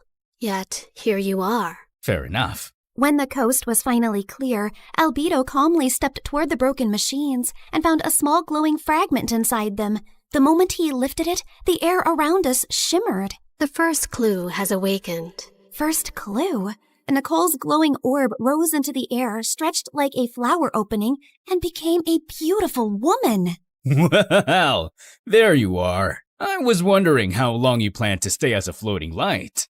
Wait, you're Miss Voice Lady? You actually had a physical form this whole time? Nicole looked at me, and even though her lips did not move, her voice gently entered my head again. My apologies. Until the first clue awakened, I could only guide you through a small projection of my presence. Now that the path has opened, I can take this form before you. However, for certain reasons, I am unable to speak. This is the only way I can communicate with you. Now then. She continued yapping for 8 more minutes straight. And from what I understood, she was an angel called N from the Hexen Circle, a circle of powerful witches. She then explained that the glowing fragment was a piece of the treasure's scattered light and could lead us to the traces left across Tevat. The treasure you seek was broken long ago. Its light scattered across Tevat, leaving traces behind. This fragment will reach those traces. The brighter it shines, the closer we are to the treasure. Across Tevat? As in, this whole world of yours? Several regions, yes. That means a long trip, but don't worry. With Miss Nicole's incredible sense of direction, we'd never have to worry about getting lost. Yay! More big adventures! Wait, no, not yay. I need to go back. I have classes tomorrow and a sick mom in the hospital. Nobody told me this treasure hunt came with a lot of obstacles and a whole world tour. I understand. Your fear is not unreasonable, but the treasure you seek cannot be reached by standing still. Each clue will bring us closer, and each step will return you to the wish that brought you here. Fine. For Mom, I would continue this crazy mission. After that, everything turned into the fastest, weirdest world tour of my life. The mute angel continued her directions like an unmutable treasure hunt navigation guide, dragging us across a giant magical map, jumping from one region to another, while I tried my best to stay alive and understand what was actually happening. In Inazuma, the sea was angry, the sky was angrier, and my stomach was fighting for its life. Storms often remind mortals that control is an illusion, and yet... Miss Nicole, respectfully, I'm about to throw up into the ocean. I suggest you give the kid the short version, Miss Nicole. Very well. Storms pass. Thank you. That one helped. In Sumeru, we finally got one peaceful break near a waterfall. Albedo sketched the view. Klee showed me Dodoko, and when she said her mom gave it to her so she would never feel lonely, my chest hurt in the softest way. After our little break, Nicole led us to Natlan, where we were nearly roasted alive. Fiery creatures chased us through rocky paths while she calmly yelled directions. And at one point, Varka carried Klee and me like luggage. This is fun! Uncle Varka is the best! Hold on tighter! Every trace we followed made the fragment shine brighter. And by the time we reached Fontaine, it was full-on glowing, like it had finally remembered where the real treasure was hidden. Nicole led us beneath the water to hidden ruins, where the fragment pointed us toward the final trace, the one hiding the real treasure. Freaking finally! Soon, we found a mysterious sealed door, and Albedo figured it out like a puzzle in minutes, using one of Fontaine's underwater mechanisms like it was nothing. The sealed door opened, and I thought we had finally reached the treasure. Behind it were more passages, hidden compartments, and even more puzzles. I swear to God, is the treasure shy or what? Ancient civilizations valued protection. Finally, we reached a chamber where a small chest waited on a pedestal. I opened it with shaking hands, but there was no gold, no money, no jewels, nothing I could sell. Inside was just a small, broken, flower-shaped relic. No, we traveled across Tivat for this? For a broken thing? It is indeed damaged. We can fix this, right? Yes, but not with gold, not with force, not even with knowledge alone. Then how? This relic is a vessel of hope. It reflects the heart's deepest wish. It was never meant to make someone rich. It was meant to answer the part of a person who refuses to give up. I stared at the tiny broken flower and slowly understood. The treasure was never something I could sell to fix my life overnight. It was hope. The one thing I had almost lost in that hospital restroom. Nicole said every region had left something inside me. Courage, endurance, wisdom, strength, and truth. I held the broken relic and thought of Mom's smile, her warm hugs, and the little things she did whenever I was sad. I wish for my mom to wake up. I don't need gold or anything. I just want more time with her. Please. Just then, the relic started glowing. Golden light filled the cracks, and the broken petals slowly repaired themselves until the flower became whole again. You fixed it! The restoration is complete. The way home can now be opened. A portal appeared behind us, and my chest hurt when I realized I was really leaving them. They were supposed to be just my treasure hunting team, but somehow they had become my friends. Klee hugged me first and gave me a tiny Dodoko charm. So you won't forget Klee. Fear doesn't mean you're weak. It means what you're fighting for matters. Always remember that, kid. If fate allows us to meet again, perhaps we could continue this conversation over dessert. You asked for a miracle, but you were the one who kept walking toward it. Remember that, too. After a tearful goodbye with them, I finally stepped into the light. When I opened my eyes again, I was back in the hospital restroom. I thought it had all been a dream until I felt Clee's Dodoku charm in my pocket. So it was real. Everything was real. I ran back to Mom's room. The bills were still there. Mom was still sleeping. But I felt different. Scared, yes, but not empty and hopeless anymore. One day, my seatmate was secretly playing some online game called Genshin Impact, and the second I saw her screen, my soul almost left my body. The characters looked way too familiar. And then it hit me. So I was in a game? That night, I downloaded the game beside Mom's hospital bed. And when Nicole's banner finally appeared, I pulled for her. Not gonna lie, I really miss her voice and her endless yapping about lore and random facts.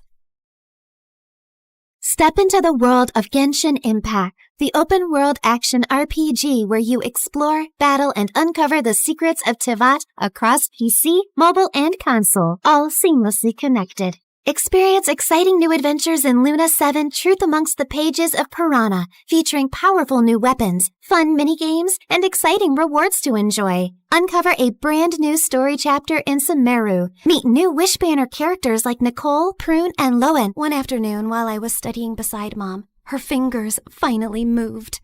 Mom? Hey, sweetie. Mommy, you're awake. You're really awake. I missed you so much.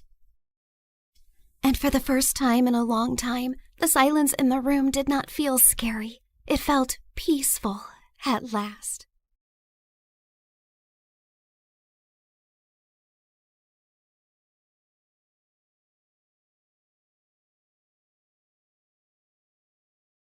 I was peacefully dozing off on a plane to China when suddenly someone yanked my hair and chomped on my ear like it was a snack. I whipped around to find a naughty-looking boy.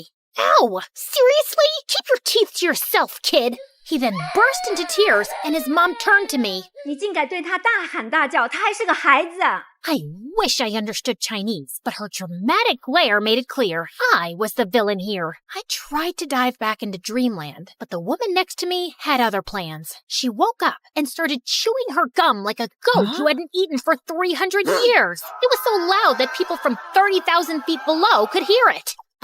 Excuse me, could you tone that down, please? Tone down the what? Oh, great. Her voice was even more annoying. I shrugged it off and reached for my trusty earphones instead. But before I could enjoy some music, the guy on my right suddenly smacked my shoulder. What is wrong with this flight? Everyone was driving me nuts. Left, right, front, and back. The culprit was so engrossed in some stupid adventure game on his phone. Hey, quick question. Do I look like a punching bag to you?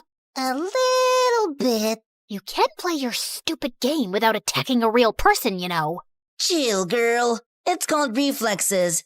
Maybe if you had better ones, you wouldn't get hit. The audacity of this guy! I couldn't help but think, why do these online gamers waste their time in a virtual world when there's a beautiful one right outside the window? Real life is 1,000 times better. Or so I thought. Hi, my name is Alira, and I'm an aspiring photographer who loves traveling around the globe and capturing the most beautiful scenes and moments. I had always enjoyed doing it alone, but things took a wild turn when a weird and mysterious guy started tagging along and changed my life forever. Before I continue, please like and subscribe. After dealing with all those annoying passengers, I eventually fell asleep after listening to music while letting my imagination run wild. Soon enough, the plane finally landed, and I headed straight to my beautiful hotel. I took a short beauty sleep while waiting for nighttime to roll around, and when it finally came, I excitedly jumped out of my bed, took my camera, and immediately rushed outside. Stunning views, beautiful people, inviting lights, glowing lanterns, and the sweet traditional vibes of China.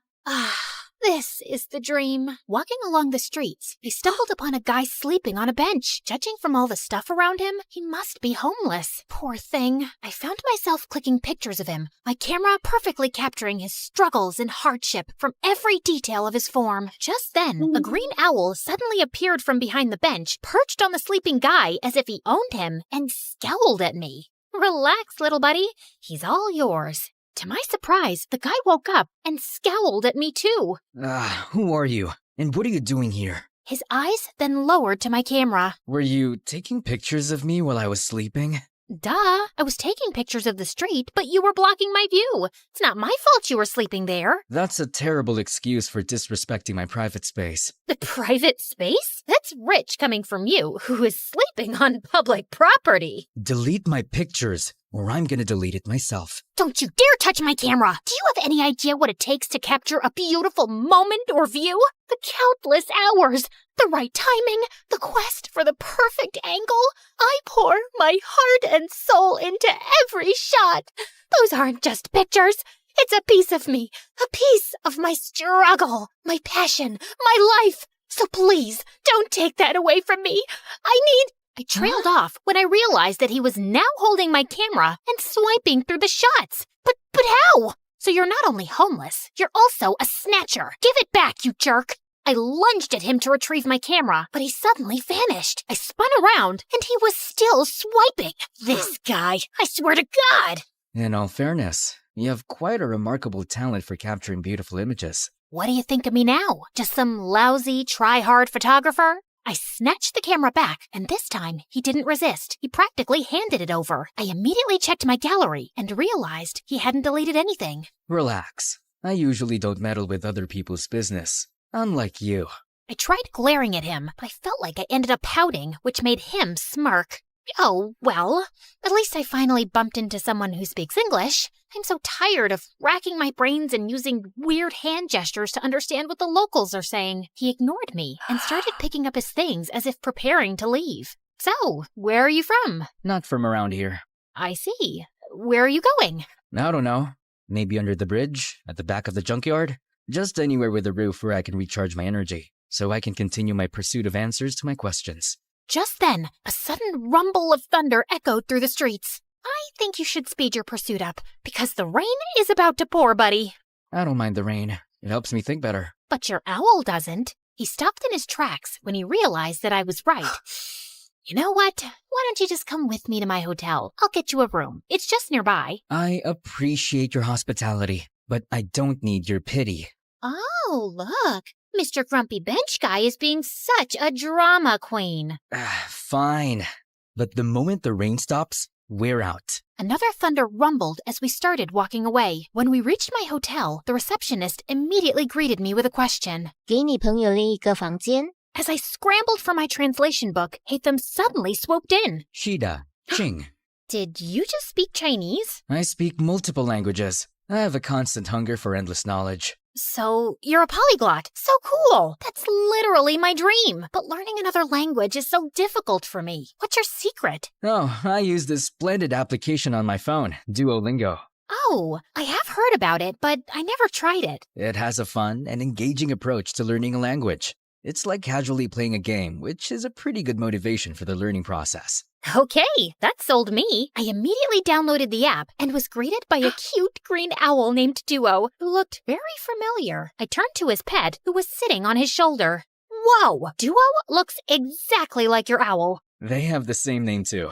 Just a little warning. Duo's nice and helpful, but he can be a little persistent sometimes. But it's also for your own good. Well, he seems to be a cute little guide. I went straight to my first lesson, and I was already liking it. Shui means water. Shui? Gosh, I am so thirsty. I need some shui. Okay, got it. Okay, so this is my room, and yours will be that one. I was talking to him, but he seemed preoccupied with something over my shoulder. I turned around and realized that he was looking at my collection of postcards on the wall. To my surprise, he suddenly barged inside. Where did you get these photographs? Those are the places that I captured with my precious camera. And these right here are my goal destinations. They're beautiful, aren't they? He looked so ecstatic as he gawked at one of the pictures like it was the most delicious meal he had ever seen. Where is this place? That's my next destination, the Tianzi Mountain. It's one of the reasons why I visited this country. Take me with you. Consider yourself lucky, my friend, because I'm going there tomorrow. I always preferred traveling alone, but maybe it was time for me to try it with a travel buddy this time, at least for a day, and just for fun. The next day, we traveled to the mountains, and when we got there, Hatham's calm demeanor instantly changed to ecstatic. The stone forest. An image of a familiar place seemed to have flashed right before his eyes. The stone, what now? He ignored me and started navigating the place, running around like he owned it. Dude, wait up! We rode a cable car, crossed a river, and jumped from one stone to another, and after an hour, I felt like collapsing. Slow down, Spider-Man. I'm not a marathon runner with endless stamina, you know. Jeez. When I finally caught up, I found him standing in front of a mysterious and ancient-looking monument. He fiddled with a rock against it, but nothing happened, and he looked super frustrated. Hello? I would really appreciate it if you would tell me what's going on. What is that thing? And what are you trying to do with it? This is a totem, and I need an electro-element to activate it. What do you mean, electro-element? Electro-element. Something, anything that produces lightning. Oh, you mean electricity? Huh? Lucky for you, I've got something here. What is that? You don't know what a taser is? It's my go-to for self-defense. Zaps people with electricity or whatever you call it. Interesting. He immediately took it from me and tried it on the totem. After a few sparks, it suddenly got triggered and a glowing symbol appeared on top of it. Holy cheeky bananas! Is that a hologram or something? He found 2 more totems, and after doing the same thing to each of them, a strong streak of light came from above, forming a pillar. What in the world is happening? Is this some kind of secret experiment from the government? And what's your deal with all of this? I've been traveling from place to place looking for these runes. Since I'm not from around here, I don't know where to go. I need to activate these beacons in 6 places scattered around the world. With your knowledge and resources, things are going to get easier for me now. But for what? Why are you doing all of this out-of-this-world stuff? We need to go.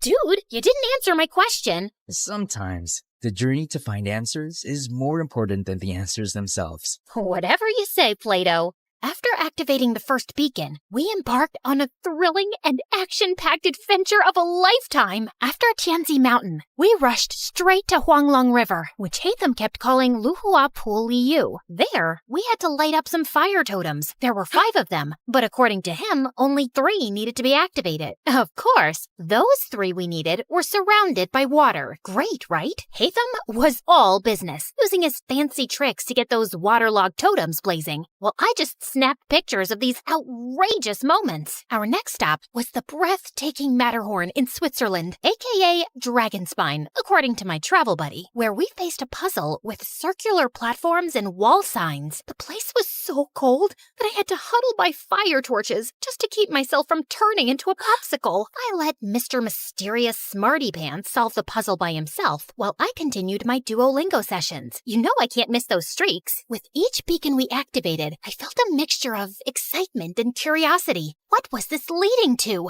And why did it feel like the world had turned into one big adventurous playground? During our flight to our next destination, I found myself fully immersed in my new favorite app, Xin Chao Ten Toila Elira.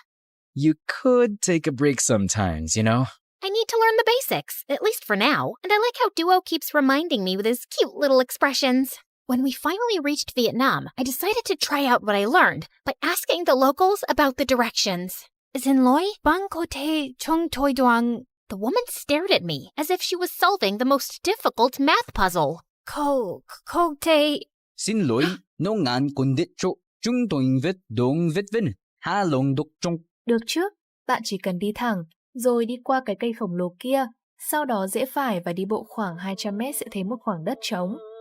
Okay, I guess it was too early for me to attempt a conversation. After learning the direction, Hatham continued walking towards the bay. Ugh, why is this guy so good at everything? You still have a long way to go, Elira. I literally just started. Just wait and see. I'll be leading the leaderboard with an unbeatable streak in no time. I commend your determination. Keep it up. Soon enough, we were greeted by the beautiful emerald waters and towering limestone islands of Halong Bay, or as Hatham called it, the Golden Apple Archipelago. While I was snapping pictures left and right, Hatham got to work immediately. He solved a music rock puzzle thing, and after activating the place, we toured around the city and enjoyed their local food. I even tried conversing with the locals with the help of my brilliant travel buddy. It got me even more determined to learn more. So during our flight to Scotland, I got really busy with leveling up and earning rewards. I never knew that learning could be this fun. Learning could also be done in silence. Sorry. And soon, we finally reached our next destination, the Isle of Skye in Scotland, or as Haytham called it, the Star Snatch Cliff, Mondstadt. After walking around, we came across a green fan-like object. I watched in amazement as he applied some wind pressure to activate it, unleashing a powerful upward current. Whoa, that's so dope! So, what's next? Time to fly. After taking a large cloth from his bag and holding onto it, he wrapped his arm around me, and we gracefully floated in the magical breeze. I never thought I would experience flying like this, not even in my wildest dreams. If this is a dream, I hope I can keep enjoying it and not wake up too soon.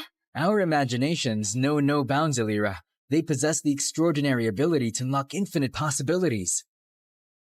We then found 2 more fans along the way before we finally activated the totem at the top of the cliff and summoned the pillar. I stood there for a while and looked ahead at the seemingly endless horizon, thinking about how Haytham sees this beautiful world in his own vision. Finally, we were down to the last one, Deshra Desert Sumeru, or as we call it, the Great Pyramids of Egypt, my favorite. Haytham looked so nervous and excited while I was taking some pictures of the legendary structures. After hours of touring around, I followed him as we headed to the group of old, weathered columns. So, how do we solve this one? We need to hit the larger columns until you match them with the corresponding symbol on the smaller columns beside them. Match all 3 big ones to the smaller ones to summon the last pillar. Aye, aye, Captain. I grabbed a tree branch lying nearby and used it to help him hit the columns until we finally summoned the last pillar. All the pillars scattered across the world that we activated should be glowing now too. I dropped my jaw in amazement when their fusion created a swirling, glowing vortex or something. Is that a freaking portal? Yes, it's a portal back to my world, Elira.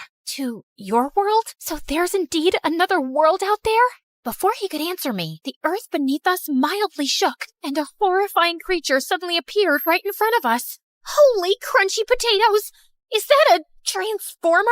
Did Haytham summon that machine from their world? What if he was actually a bad guy who was set to ruin our world? Oh my gosh, what have I done? I wasn't ready to say goodbye to our beautiful earth just yet. I have yet to discover the other wonders of... My paranoid voice trailed off when I realized that Haytham was gone. Just then, I felt a strong, glowing presence behind me. I slowly turned around and saw him and Duo transforming into something with dust particles and glowing green projections dancing around them. Everything then cleared away, revealing a strikingly handsome video game character and his adorable sidekick. Haytham, is that you? This is my true form, Elira. And my real name is Zal Haytham, a scholar from Sumeru, and our academia scribe. That machine in front of you is a primal construct, only found around the desert area of Sumeru. This machine enemy is often found guarding the temples and ruins, and I need to defeat it. So it's like the final boss in the game, and you're the brave hero. I suddenly felt bad for suspecting him as a bad guy. As the primal construct started charging toward them, 3 ethereal green mirrors popped in and hovered around Haytham, radiating a brilliant emerald light that almost blinded me. He then started fighting the monster, moving with grace and precision, consistently blending freestyle moves and rotational attacks with his sword and abilities. Watching them fight was mesmerizing, as if I had been transported into an epic video game. He unleashed a barrage of reflective attacks, boomerangs slicing through the air, slashes carving through steel. Each hit dealt a lot of serious physical damage. Soon enough, the terrifying machine was finally defeated. Dude, you were so cool! How did you do that? I don't need to fight. I only need to think. Everything else is connected. All I have to do is find the weakest link, deal with the causal factors, and everything else tends to resolve itself. Okay. Enough with your deep philosophical words, dude, and maybe start explaining everything to me properly. You know, I've been following you around like a dumb little kitten and catching up with your stamina. As a gratitude for helping me, you deserve to know the truth. My friend Kavi and I were trying to open a domain, but something went wrong. It started malfunctioning. The rule is to hit these columns using a physical attack and never use any elemental attack. Kaveh didn't know this, so he used his elemental skill because he thought it was more efficient. It made a different reaction to the process, and instead of opening a domain, it opened a portal that connected to the human world. And before I knew it, it started sucking my friend. I tried to save him, but I was the one who got pulled inside instead. I got teleported here, which was a very different place, and I have been finding my way back for quite a long time. Thanks to my friend Duo here, who also got accidentally teleported for some reason. He's been my companion since the day I got here, and he's the one who has been helping me learn the different languages of humans. Now that makes sense. And no sense at the same time. I swear, I'm stuck in a fantasy adventure novel. Anyway, I'm glad that you finally made it. I appreciate all your help in this journey of mine, Alira. As much as I wanted to discover more about your interesting world, I need to return. Tevat needs me. Oh, well, traveling won't be the same anymore without you. I'm gonna miss you a little bit, I guess. Just play Genshin Impact, and I'm sure you will enjoy the magical beauty of our world, Tevat. We have 7 nations brimming with natural wonders that you would love to capture. You'll meet a diverse set of people with unique personalities and abilities like me. And together, we will fight exciting enemies. We'll share every adventure in this enchanting realm. I felt a lump in my throat as he extended his hand, but knowing that I would be seeing him again, I shook it with a smile. See you around, Alira. I watched them as they entered the portal, returning to their world. Come here, boy. Bam, bam, eat that monkey butt. All right, hate them?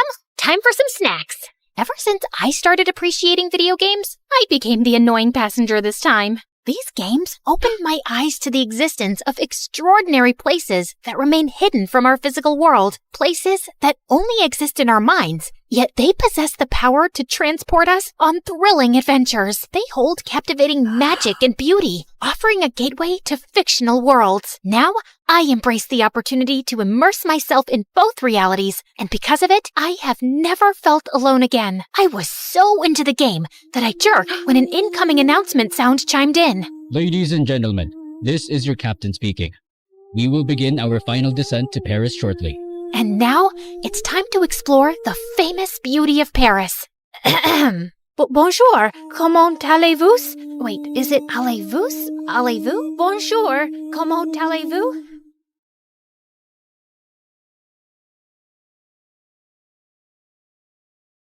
You're never here when my tears dry. You're never around to see me thrive. When it's my birthday or my day off, you got other plans and can't show up.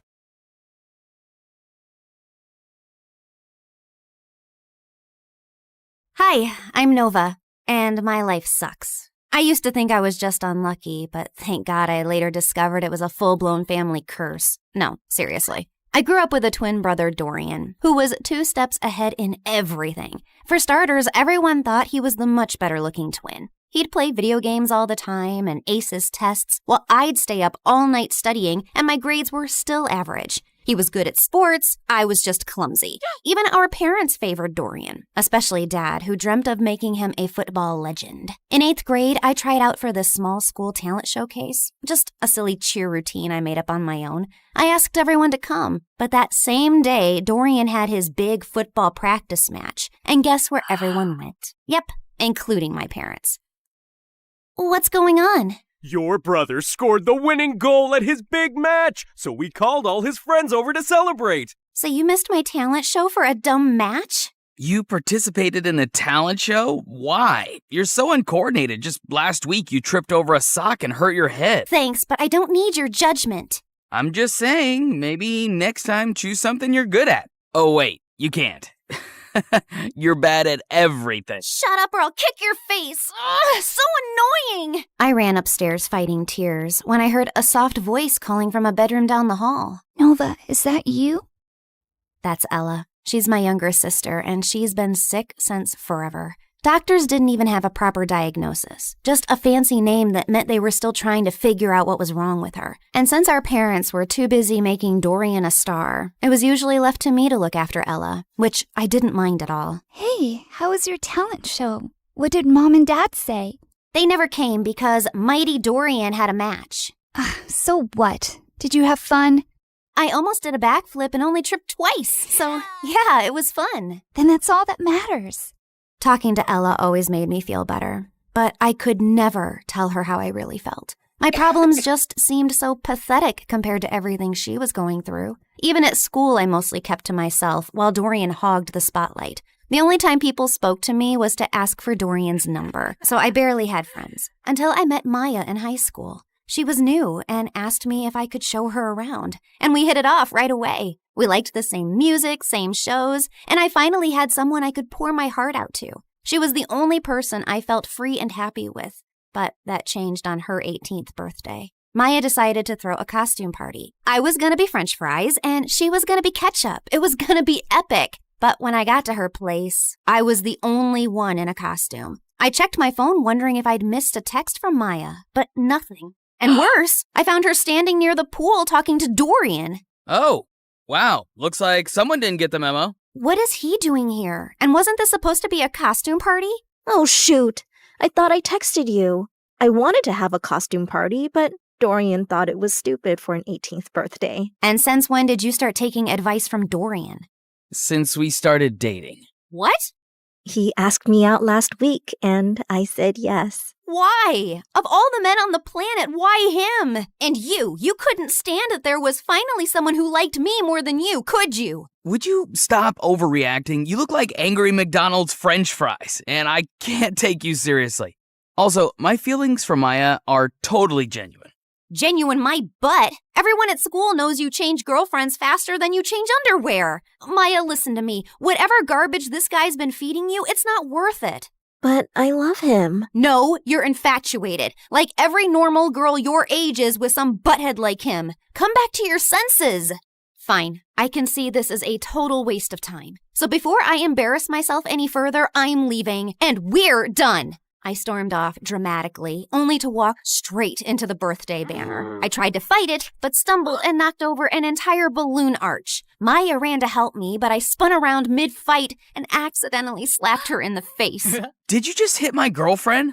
I grabbed a paper cup and hurled it at Dorian's head. Ow. Wow, that really hurt me, Nova. How will I ever recover from this concussion? Everyone laughed as I ripped the last streamer off my leg and stormed out, and went straight to Ella. She was the only person who'd understand me. Oh, wow.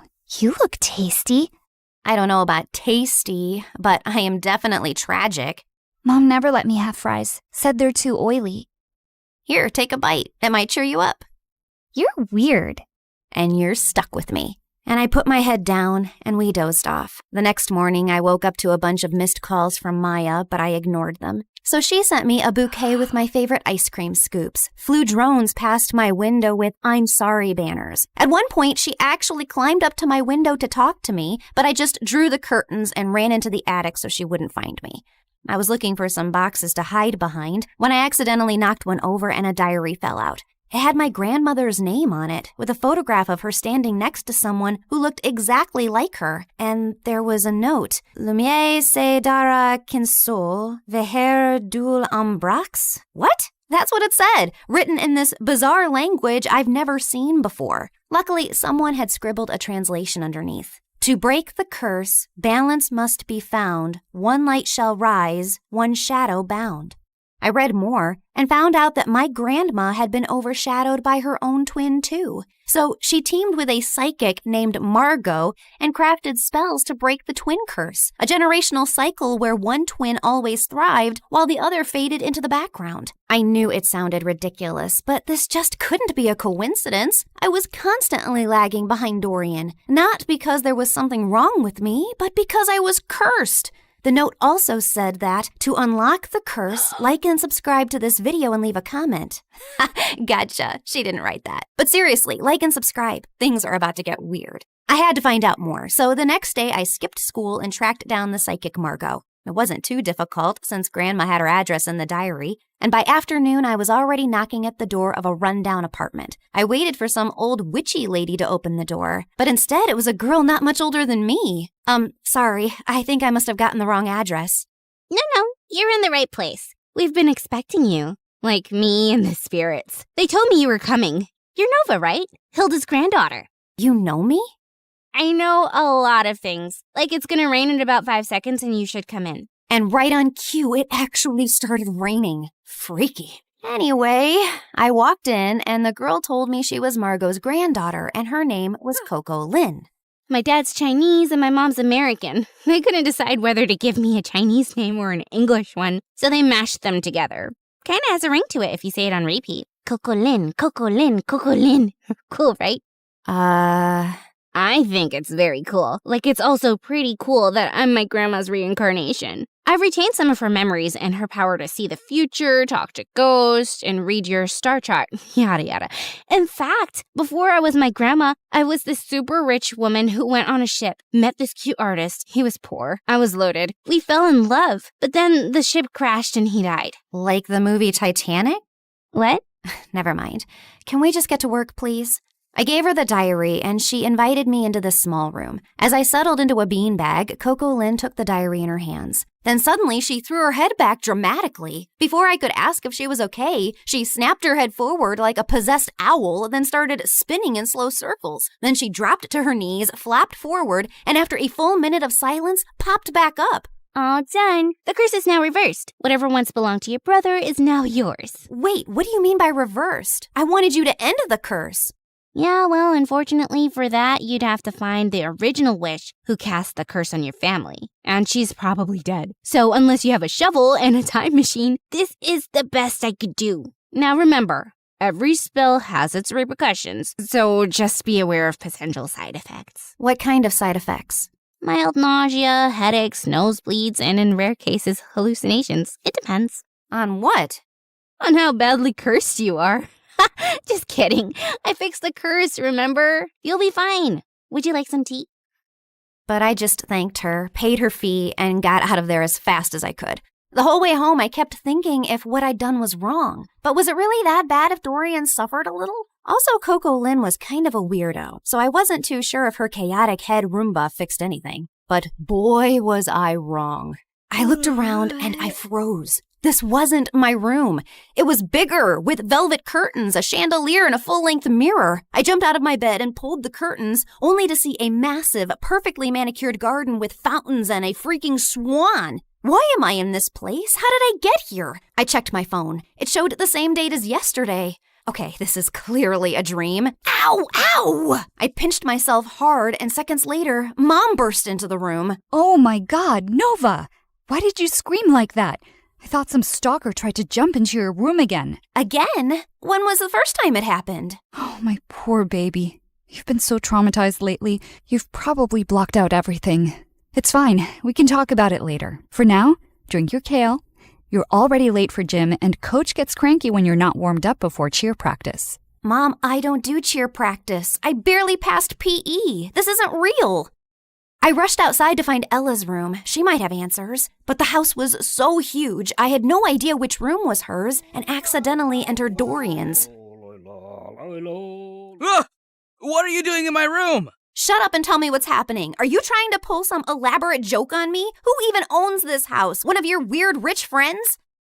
What are you rambling on about? I'm just living my perfectly miserable life in silence, and you won't let me have that? If your life is miserable, I might as well be an earthworm. You know, I saw this documentary about teen celebrities and how they all went bonkers at age 18. You should watch it. I think you'll fit right in. You think this is funny? God, just tell me where Ella is and I'll leave. Same place she's always been. Why? Suddenly remembered you have a sick sister who needs your attention? I've always cared about Ella. You don't care about anyone else but yourself, Nova. Now get out and go sign some stupid autographs. I was shocked. The way Dorian was talking and everything Mom said could only mean one of two things. Either everyone in my family had lost their minds, or the spell actually worked and transported me to my new reality where I was the golden child. I ran back to my room and opened my closet to find shoes and clothes that I could never afford. Downstairs, Mom was smiling like I was the best thing that ever happened to her, while Dorian sat quietly on the side scowling. Then I went to school, and the moment I got out of the car, people flocked around me. Hi, Nova. Love your outfit. Can we get a selfie? Are you coming to my birthday next week? You can cut the cake if you want to. It was like stepping into a dream where I finally mattered and wasn't invisible next to Dorian. I was still processing everything when Stacy walked over and linked her arm through mine. There you are, bestie. I've been trying to call you. Really? I didn't get any calls. I said I was trying, but then I got busy with these new cheer uniforms. Everyone's obsessed with pink, but what do you think? I actually kind of like blue. But clearly everyone else wants pink, so let's go with pink. Oh, I knew you'd say that. We're so in sync. If you were a boy, I'd totally date you. I mean, you'd have competition, obviously, but I'd cheat on my boyfriend with you. Okay, wow. I was best friends with Stacy? This girl who once insulted me in front of the whole school was now asking for my opinions? And over the next few days, it only got better. I had a personal stylist, a manager, and spa appointments booked every other morning. My closet had its own air conditioning, and Dorian had to ask my permission to even borrow a charger. My parents transformed into my biggest fans overnight, hovering at every photo shoot, attending even the smallest events, and proudly displaying an entire wall of my trophies and awards. At school, I never stood in line. I had my own table in the cafeteria stocked with fresh smoothies and sushi rolls. Teachers gave me extra credit just for showing up. And one afternoon, I got a letter from a college I hadn't even applied to offering me a full scholarship because they liked my vibe. My life was perfect, and it was everything I ever wanted. Until it wasn't. Because Stacy was as obnoxious as ever and was getting on my nerves. Oh my God. Who died and left you that hideous skirt? And why are you carrying a Prada purse when I don't have one? You need to pay fashion tax. What? You know, do my homework, pack my lunch, clean my sneakers, that kind of thing. Now hurry up, I'm hungry.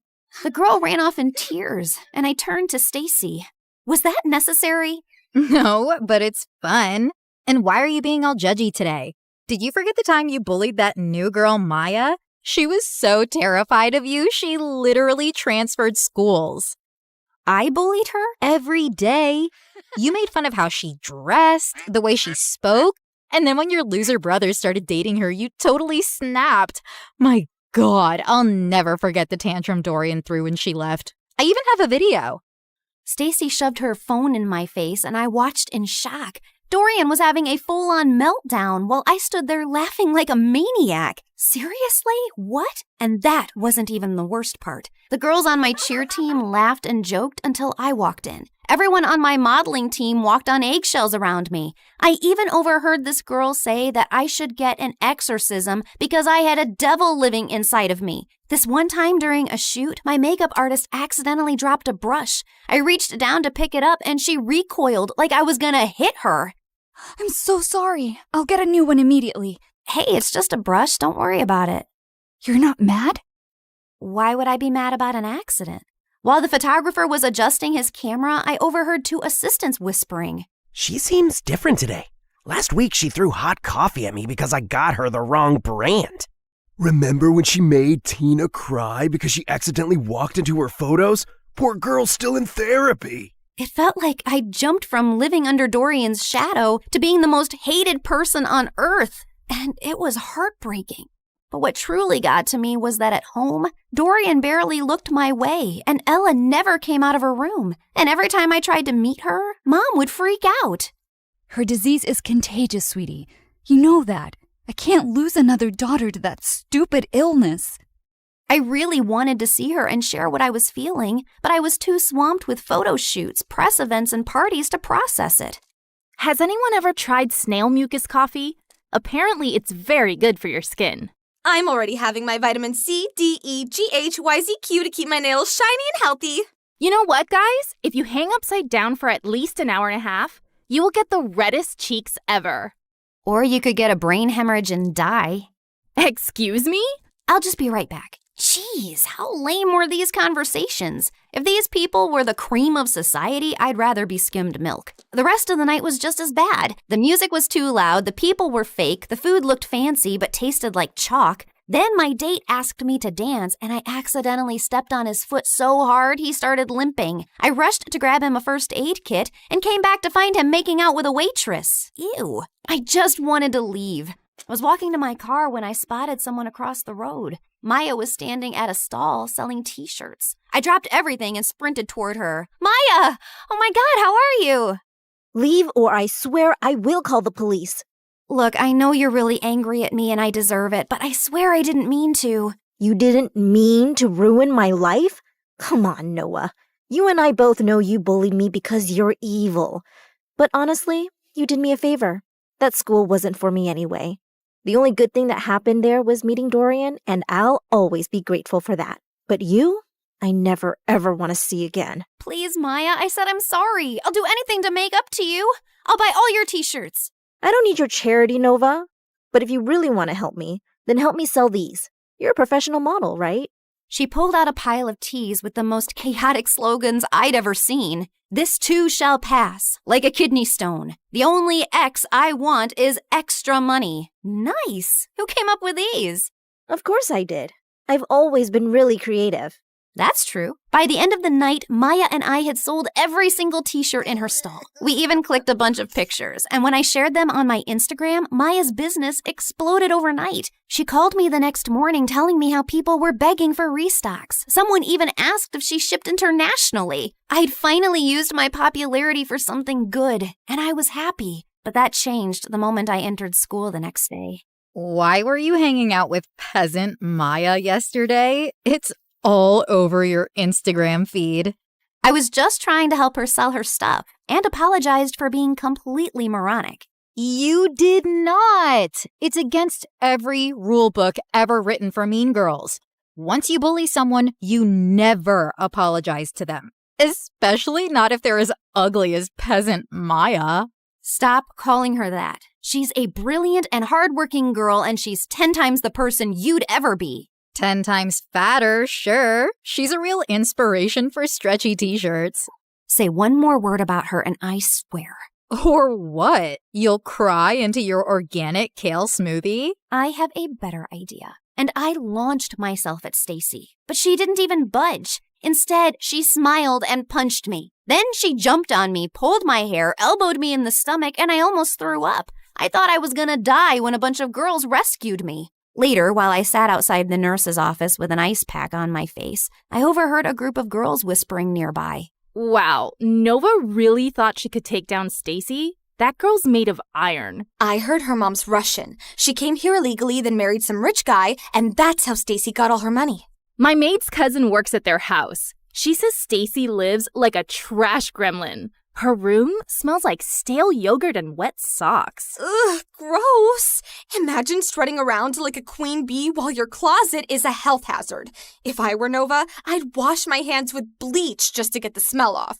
They kept going, but I tuned out. Not because I was offended. Honestly, it all made sense. Stacy didn't rule the school out of confidence. She did it to distract people from the disaster she actually was. Anyway, I was feeling better, so I decided to take the day off and go home, when suddenly Dorian came running down the hallway. Nova, it's Ella. They're moving her to a hospital. Her condition's getting worse. The world blurred for a second, and I pushed Stacy out of the way and ran through the gates. We reached the hospital and saw Mom and Dad were sitting in the waiting room. Where is she? What happened? She took a turn for the worse. The doctors are doing everything they can. I sat down slowly. Ella, my baby sister, my sunshine. She was the only person who ever believed in me, and she was suffering. I buried my face in my hands, and that's when Dorian snapped. Is this all your fault? Dorian, please. No, Mom, she needs to know. I've been trying for months to act normal, but no more. What are you talking about? You were supposed to babysit Ella, but instead, you chose to sneak out and go to your dumb party with her in the back seat. You'd barely gotten the car out of the driveway when you crashed into another car. You blacked out and Ella took the hit. She's been in a coma ever since. But Mom told me her condition was contagious. That's why I couldn't see her. Well, she lied. Because you hurt your head too and forgot all about the accident. And Mom didn't tell you so you could live your perfect little life like the golden child you are. I swear, if something happens to her, I will never forgive you. And he stormed away, leaving me totally shaken. I bullied my best friend. My brother couldn't even look at me. And my little sister was in a coma because of me. This wasn't the life I wanted. I stood up quietly while everyone was still talking to the doctor, slipped out of the hospital, and ran straight home. I stormed into the attic, flung open every box until I finally found the diary. The next morning, before going to the psychic's house, I went to the hospital. I just had to make sure Ella was okay. And thankfully, when I got there, she was sitting on her bed smiling. I stopped a doctor walking by. Is she okay? Yeah, she had a seizure, but it shocked her system so hard, it jump-started her like an old car battery. Guess sometimes being on your deathbed has its perks. I took one look at Ella's face and walked in. As soon as she saw me, her face lit up. I ran over and hugged her tight. Hey there, you slept for a really long time. Yeah, well, I needed my beauty sleep. Why do you look so old and wrinkly? Probably because I'm sad and sorry for everything. I messed up your life. It wasn't entirely your fault. I was jumping around like a monkey in the back seat, remember? You couldn't even see the car behind us. I basically launched us into it. So I guess I'm sorry too. Well, I'm sorry too, Nova. I shouldn't have snapped like that yesterday. I haven't always been the best brother because I've often let jealousy get in the way. I wasn't exactly the best sister either. What I did with Maya and how I treated people around me was horrible. Yeah, but you're changing. I saw what you did for Maya. That's growth. I nodded slowly. I'd spent so long being angry about everything I wasn't. I forgot to appreciate what I had, my adorably flawed family. And all I really wanted to do was to go back and mend things now. Namaste, fellow seeker. What brings you here today? Oh, it's you. Welcome back. You recognize me? Why do you always ask the same question? Of course I do. I can see through dimensions too. Like in one of my parallel lives, I was this really hot girl who lived on the streets doing odd jobs until one day this handsome rich guy asked me to be his date. He bought me clothes, took me to parties, and eventually fell in love with me. Like Pretty Woman? Yes, I was a very pretty woman. But enough about me. Tell me what you need. I told her I wanted to reverse the curse, and Coco Lynn stared at me blankly. Are you sure? Once I reverse the curse again, the spell will seal itself. No more rewinds. So make up your mind. You can't keep jumping between realities. I already have. I want to go home. And this time I won't hide behind Dorian's shadow or bad grades. I spent so much time being angry and dejected that I never really focused on myself. And that's why I never got anywhere in life. I can't control how people treat me, but I can control how I take their opinions. So now I'll live for me, with kindness and purpose. Spoken like someone who's truly ready. She stood, cracked her knuckles, and started chanting. The candles flickered, the walls shimmered, and then everything went blank. I woke up to the smell of burnt toast and the sound of birds. I sat up slowly and looked around. My old room. My old posters, my old creaky fan spinning above me. I rushed to Ella's room and found her sleeping peacefully. Then I went downstairs and saw Dorian kicking the ball like a dork. I ran and tackled him in a giant hug. Oh my God, I missed you. Get off me. You broke my streak. Now I have to start all over again.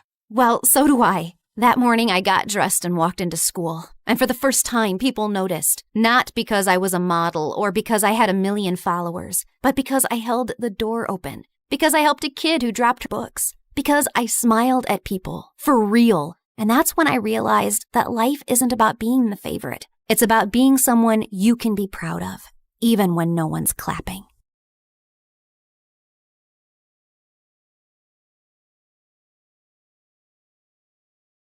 I was about to shoot my target when suddenly someone appeared from the shadows and snatched the apple away. It was the most popular guy in school, Travis, and lately he'd been flirting with me every chance he got. Let's play a game. If you miss the target, I'll have to kiss you. But if you hit it, then you'll have to kiss me. What do you say? Sure, why not? Everyone knew how good I was in archery, and as expected, it was a bullseye. Deal's a deal, cream puff. As he closed his eyes for the kiss, I called for the school cat Loki and whispered something to it. You can open your eyes now. Loki scratched his face like a wild animal as I walked away, in total satisfaction. Hi, my name is Bianca, and I'm incapable of falling in love. Well, that's what I thought. But before I continue, please like and subscribe. My mom owned a huge chain of hotels, and I was the sole heiress to the business empire. Our family name was well known already, but I'd really made us famous. Teen heiress seen kissing alleged gangster? Spoiled princess seen at archaeological site closed off for public? Princess Bianca announces to pay any amount to straighten the Leaning Tower of Pisa. Oh, each headline is worse than the one before. Alleged gangster, Mom. We broke up. And you know my keen interest in history. I had to see that site. And come on, am I the only one annoyed by that Leaning Tower? Ugh. When will you ever get serious, Bianca? I have a private jet to catch, but we're not done with this conversation. Yes, go to your meeting, Mom. You didn't even remember to wish me a happy birthday, but I was still celebrating in style. I was having a huge birthday party at the newest club in town, but my night was ruined when I saw an uninvited guest, Travis, and he was approaching me and my BFF Carmen as if he was God's gift to women, despite that scary face. Hey, sugar lips, wanna dance? Aren't you supposed to hate me for making you look like Frankenstein? What's love without a little pain? And I adore your feistiness. He was all over me the whole night. Eventually, I had to make Carmen distract him and try to escape, but he noticed and followed me like a madman. I'm not done with you, my love. I turned around a corner and opened a VIP door at the end of the hallway. There were some men in suits playing poker, and they all turned to me like I was an alien. Oopsie, wrong room. Thought it was the toilet. But may I say, sir, your jacket is really cool. Very vintage 90s. Michael Jackson kind of vibe. Okay, I won't bother you guys.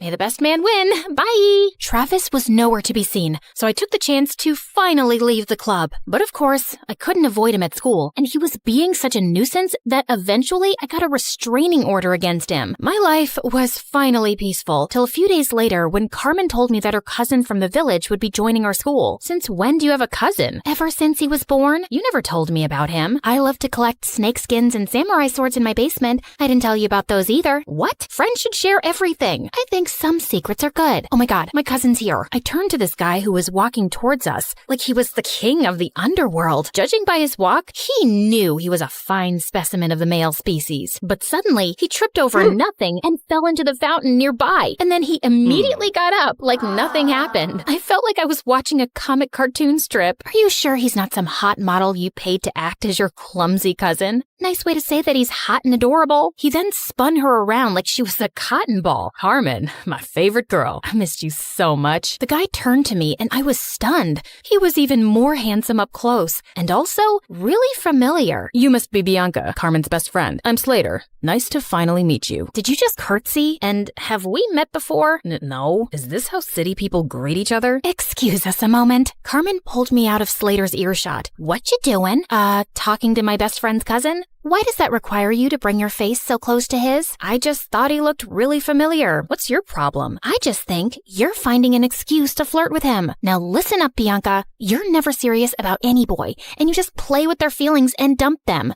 And you're not allowed to do that to my cousin. He's not even my type. Relax. Just don't get involved with him that way, or it's friendship over. Understood? Loud and clear, ma'am. Since then, the three of us started hanging out together, and I was having a hard time believing someone like Slater existed. Sheer perfection on the outside, but with the poorest balance a human could possibly have. He tripped, slipped, and stumbled everywhere. He even got a black eye while tying his shoelaces. But one night, while I was admiring one of the paintings at home, it hit me like a bolt of lightning. I remembered where I'd seen Slater before. You gotta trust me, Carmen. Your cousin's up to something shady. Mom and I attended this art exhibition downtown last month, and Slater was there. He was one of the artists. We even bought a painting from him. Only his hair and eye color was different, but it was him, and he wasn't clumsy. He must have been a look-alike. Slater has lived in the village his entire life and just got here last week, and he can't even draw a circle, trust me. I even showed Slater's picture to Mom, and she said it's him too. Now she's contacted the artist to buy more of his work,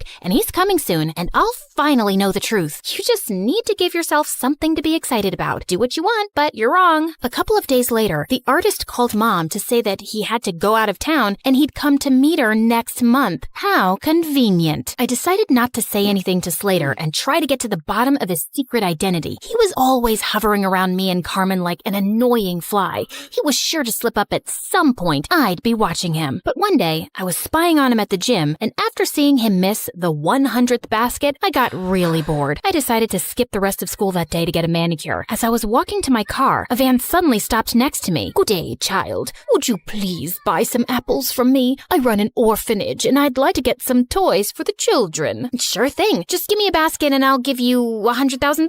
I was about to take the basket from her when Slater suddenly popped out of nowhere and crashed into me. Hey, you. Who do you work for? Show me your ID. The poor lady looked terrified and just drove away. What the heck was that? Didn't your parents ever tell you not to take candy from strangers? What if she was trying to poison you? Dude, those are apples, not candy. And who am I? I, Snow White? And that cute granny is trying to poison me because I'm the fairest girl in all the land. This isn't funny. You don't know how dangerous some situations can be. Oh, please. I swam with sharks last year and jumped off a hot air balloon when it malfunctioned. I laugh in the face of danger, and that lady just wasn't dangerous. I know you're from the village and probably think everyone in the city's evil, but please stop being a weirdo. But Slater just got weirder. Like another time, the three of us were at a restaurant, and as soon as the waiter served our order, he started sniffing mine. If you wanted me to completely lose my appetite, you succeeded. What's wrong with you? He also started sniffing his food and Carmen's. That's how we do it in the village. The first whiff of food tells you everything you need to know. About what exactly? About how organically the food was grown, if the farmer sang to his crops and cows. I ordered a giant brownie sundae with whipped cream and sprinkles. Are you insane? Just give me that. Just then, there was a loud crashing sound next to us, and Slater jumped towards me and brought me down to the floor, covering me like a human shield. He was looking down at me, and I was a little breathless. And then I saw everyone else staring at us like we were mental. Apparently, a waiter had just dropped a tray full of glasses. Oh, my bad. I thought it was a gunshot and maybe some robbers had come in. I just acted on instinct. Wait, let me get this straight. So you thought it was a dangerous situation and your first instinct was to save Bianca? Hello, what about me? Your own flesh and blood? Slater muttered some apologies while Carmen kept scolding him, even if he was crazy. It was really sweet how he tried to protect me. One weekend, Carmen told me that the cheer captain was throwing a party, just for the cheerleaders and all the boys. I felt curious to see how Slater would act at parties with other girls, so I dashed over to the venue and spied from the bushes. But I couldn't spot him anywhere. I knew how girls looked at him. He was probably surrounded by the cheerleaders. Well, what did I care? I took this opportunity to practice my amazing singing. I can buy myself flowers, write my name in the sand, talk to myself for hours, say things you don't understand. Suddenly, I heard a sound right behind me. Slater, what are you doing here? Same question for you. I came here to sing flowers, 'cause you know, there are flowers here, duh. What about you? It's too loud inside, and everyone was acting wild. It was scaring me. Just then, a huge bug came flying at our faces, and Slater tried to smack it away, but he ended up slapping me instead. Oh my god, I'm so sorry. My hand is so stupid. Bad hand. Gosh, Slater, why are you so freaking clumsy? I don't know, just born that way, but I get even clumsier around you, 'cause attractive girls make me nervous, and you're the most beautiful I've ever seen.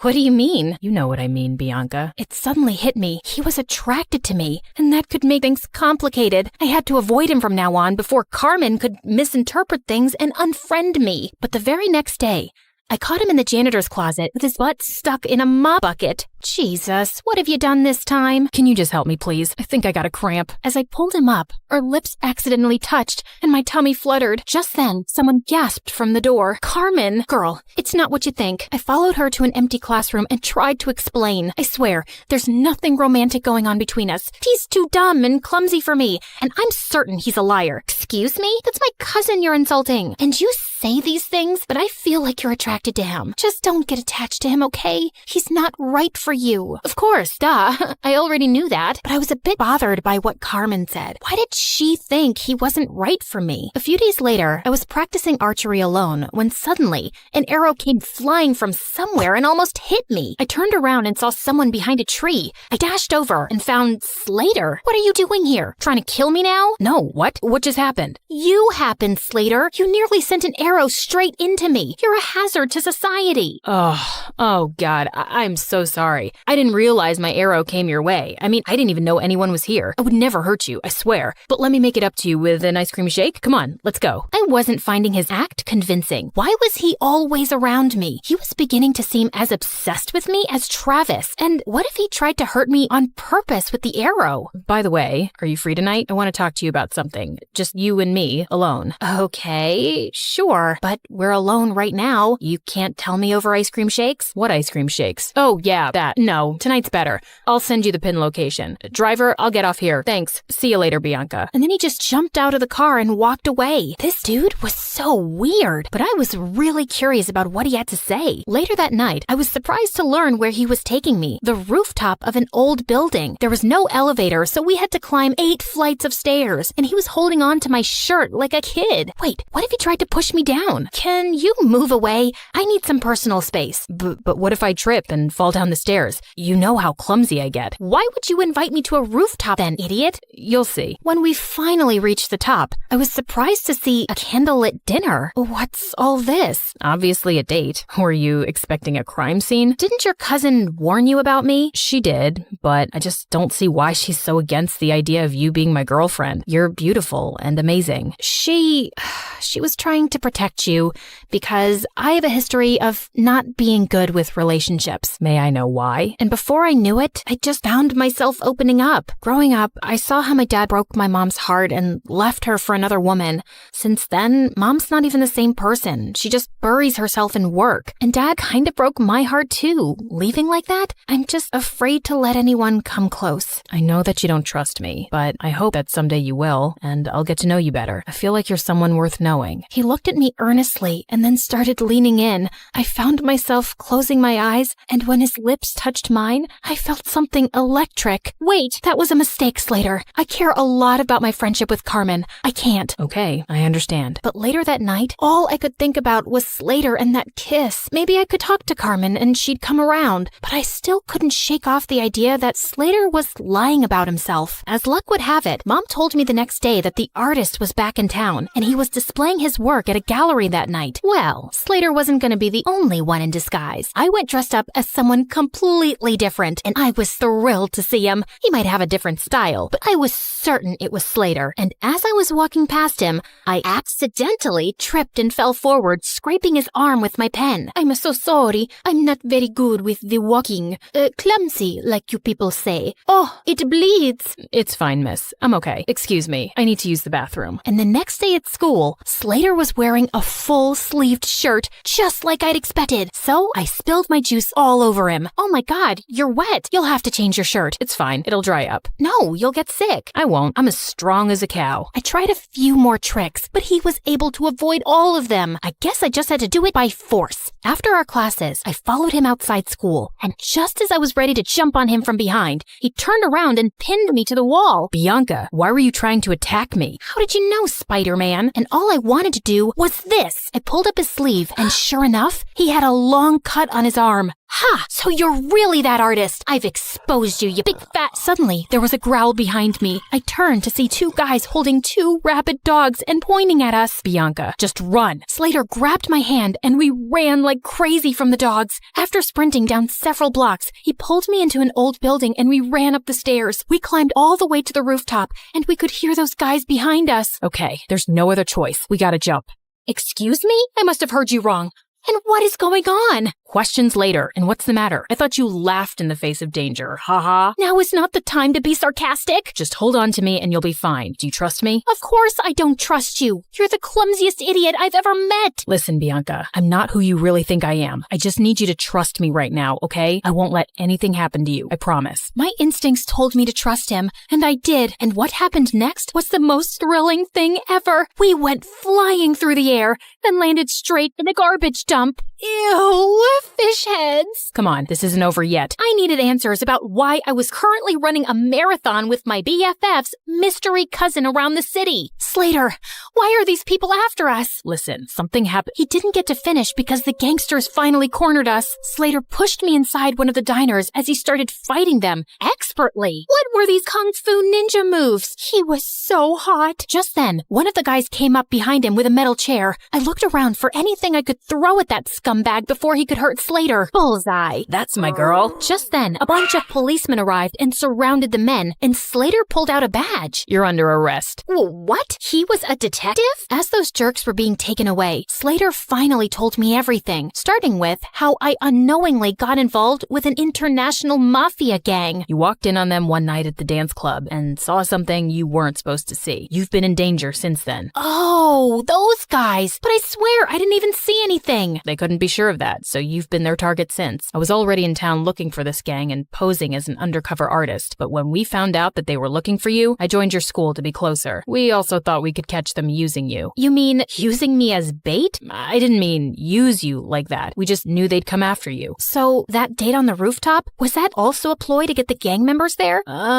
Well, yeah, we had police hidden all over that building, but I think the gang realized it was a trap. Everything made sense now. He was just pretending to be interested all along so he could be around me for my protection and to catch the bad guys. I was just a mission for him. You saved my life. Thank you. I just did my job. I'm glad you're safe now. I gotta report to headquarters soon, so... Yeah, great job. Goodbye then. As I walked away, I suddenly felt sad and empty, and the next day at school, Slater was gone. I demanded more answers from Carmen. Slater really is my cousin. He became a detective at a young age, and he doesn't tell us much about his job. But after that restaurant incident where he was clearly protecting you, I asked him what was going on, and he said it was something related to you, but it was confidential. So that's why you didn't want us to get closer. Yes, because he was just here for his job, and he doesn't form attachments. I didn't want you to get hurt. I'm sorry.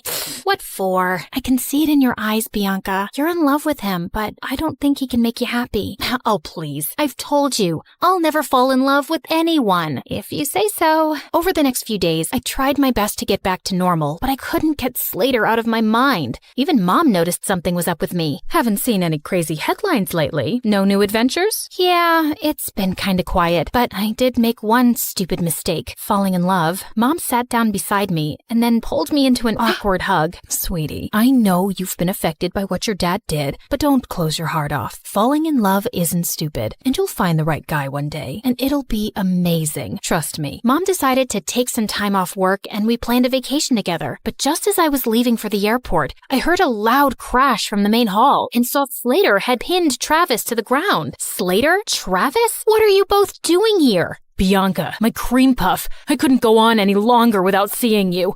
I can't live like this. You really need to tighten security around here. Found him crawling through the dog door. As Slater handed over a screaming Travis to the guards, he turned to me. Why are you here, Slater? Same reason as Travis, actually. I really missed you. Wait, where are you going? Sorry, can't disclose the location. It's top secret, so whatever you want, make it fast. I got another mission. Okay, so what is it? I need you to fall in love with me and be my girl. Oh, well, that sounds like it's gonna be a very hard mission. I'm not afraid of challenging assignments. He pulled me in for a kiss and then hit his forehead against mine. So you're naturally clumsy.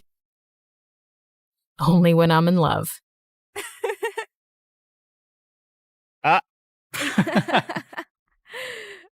Hi, my name is Ashley, and I live next to the worst family on earth.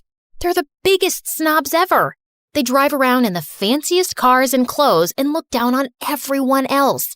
And they have a son named Jack, who's an absolute troll. But before I continue, please like and subscribe. If you do, you might see a shooting star tonight. When I was 6, I was playing with my favorite doll, and Jack ran up to me, snatched it out of my hands, and threw it into the street. A car ran over it and smashed it into pieces. Another day at school, Jack stole a bunch of cookies out of the cookie jar and blamed it on me. Ashley took the cookies. No, I didn't. She hid them in her desk. The teacher opened my desk and found a cookie inside. I got in huge trouble, and after school, I saw Jack on the playground stuffing his face with the stolen cookies. When Jack wasn't terrorizing me, his parents were trying to get my family kicked out of the neighborhood. Our house was the smallest on the block, and even I had to admit, it was a really ugly green.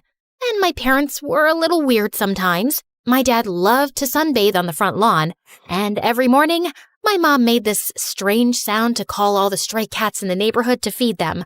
She'd also sing to the birds and make birdhouses all day. Our house looked like a zoo, and the neighbors hated it. Their yard is unacceptable. It looks like an overgrown swamp. Their house gives me a migraine every time I look at it. Mommy, my eyes hurt. You have to do something, officer. And can someone please tell that man to put a shirt on? Jack's parents threw fancy parties every week, but me and my family were never invited. We only lived in the neighborhood because we inherited the house from my grandfather, who used to be a famous investigative reporter. I wanted to grow up and be just like my grandfather. When I was 12, I joined the school newspaper, and when my teacher's cat, Mr. Whiskers, went missing, it took me less than 2 days to find him on the roof of the school auditorium. Though I suspected Jack had something to do with it. In high school, Jack was the richest and most popular kid. I, on the other hand, only had one friend, my cousin Bethany. Bethany moved into town a week before we started 10th grade. But Bethany was obsessed with being popular and would do anything to get Jack and his rich friends to like her. Jack's friend Sadie was the ringleader of the rich kids, and she made Jack look like a saint. Bethany adored Sadie. She'd carry Sadie and her minions' books, do their homework, and follow them around. She'd even let them copy her answers during tests. They'd smile in Bethany's face and laugh at her behind her back. Why do you let them treat you like that? They're just joking around. Those girls aren't your friends, Bethany. They're jerks. Bethany never listened. She wanted to be popular so bad she couldn't see the truth. One day, my mother dragged me out of bed at 5 a.m. on a Saturday morning to volunteer at a soup kitchen. It's important to give back to those less fortunate. But do we have to do it so early? As I was serving food, I looked up to see a familiar face. Jack? Ashley? What are you doing here? Jack's face turned white, and he just ran out of the soup kitchen. The next day, I saw Jack at school in science class. The teacher partnered us up for a big project, and we met in the library after school. Why were you getting soup at the soup kitchen? Did you fall on your head or something? Why would I ever go to a place like that? You don't have to lie to me. I'm not lying. I'm just trying to help. No one asked you for help. The next day, Bethany and I were walking to class, and we ran into Jack in the hallway, and Jack gave me the meanest, coldest stare ever. What's up with you and Jack? I saw you two whispering in the library. Are you guys dating? Is it a secret romance? Oh, Jack's so cute and so rich. I'm so mad you didn't tell me. Jack and I aren't dating. Then what's going on? Can you keep a secret? Of course. I told Bethany about how I saw Jack at the soup kitchen and his weird behavior afterwards. But all Bethany cared about was that I had the attention of such a rich, popular boy. But I had an itch to investigate. So later that afternoon, I stopped by Jack's house to check things out. But I heard Jack's parents yelling inside. I heard someone coming, so I hid in the bushes. Then the door swung open and Jack rushed out. He darted down the street before I could say a word. Jack missed our study session the next day. Then he started missing all his classes. I started to worry, so I called and texted him, but he didn't answer.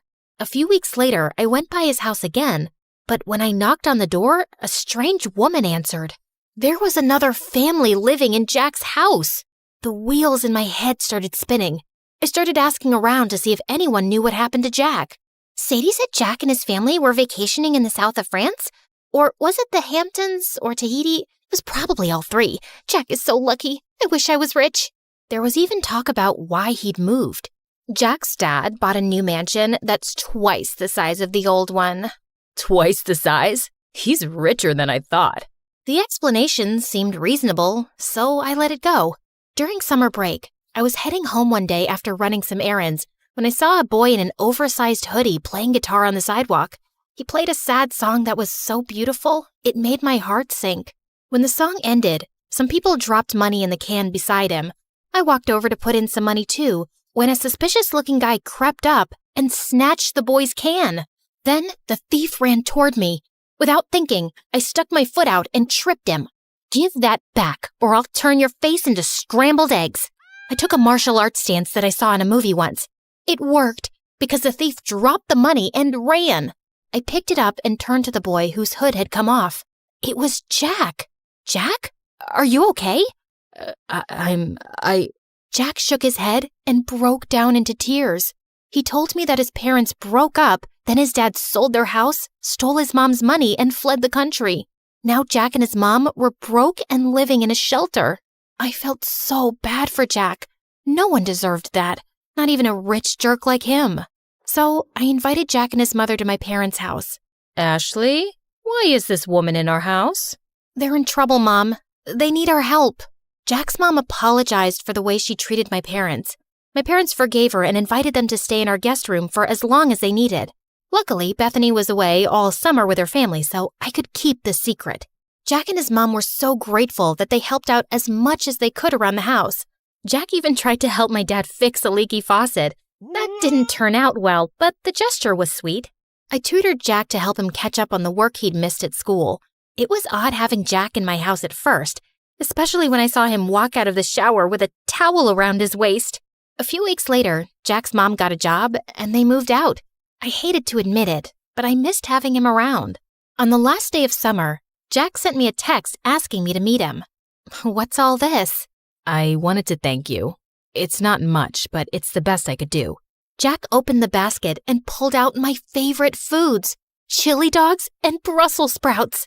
You and your family are the strangest people I've ever met. What's that supposed to mean? It's a good thing. No one's ever been so kind to me, and I love how you and your parents live your lives without caring what others think. It's inspiring. How do you do it? I don't know. It's just how I was raised. I wish I was as strong as you. I looked at the biceps bulging out of his shirt. I think you might have me beat. School's gonna be so tough. I'm supposed to be the rich kid with the fancy car and the millionaire parents, and you're not that guy anymore. And to be honest, you were a real jerk before. I like the new you way better. Since we're being honest, I have to admit something. What? I think I have a crush on you. Really? And I'm pretty sure you have a crush on me too. Then Jack pulled me close and kissed me. We talked for hours that night, and he even played me some songs. I saw Bethany at school the next morning after summer break. Jack passed us in the hall and he winked at me, and I couldn't stop smiling. What was that? I don't know. Jack's always been weird. Then why are you blushing? I didn't tell Bethany about me and Jack. We were taking things slow. One day, Jack and I were walking home from school when Sadie and her rich friends pulled up in a fancy car. Hey, Jack, where's your ride? I don't... You're trading it in for a new one, huh? Always trying to one-up me, Jack. We all get it. You're the richest, but I'm a close second. Yeah, my new car is going to be great. It's twice as expensive as the last one. Jack, what are you doing? Ditch that loser and hang out with us.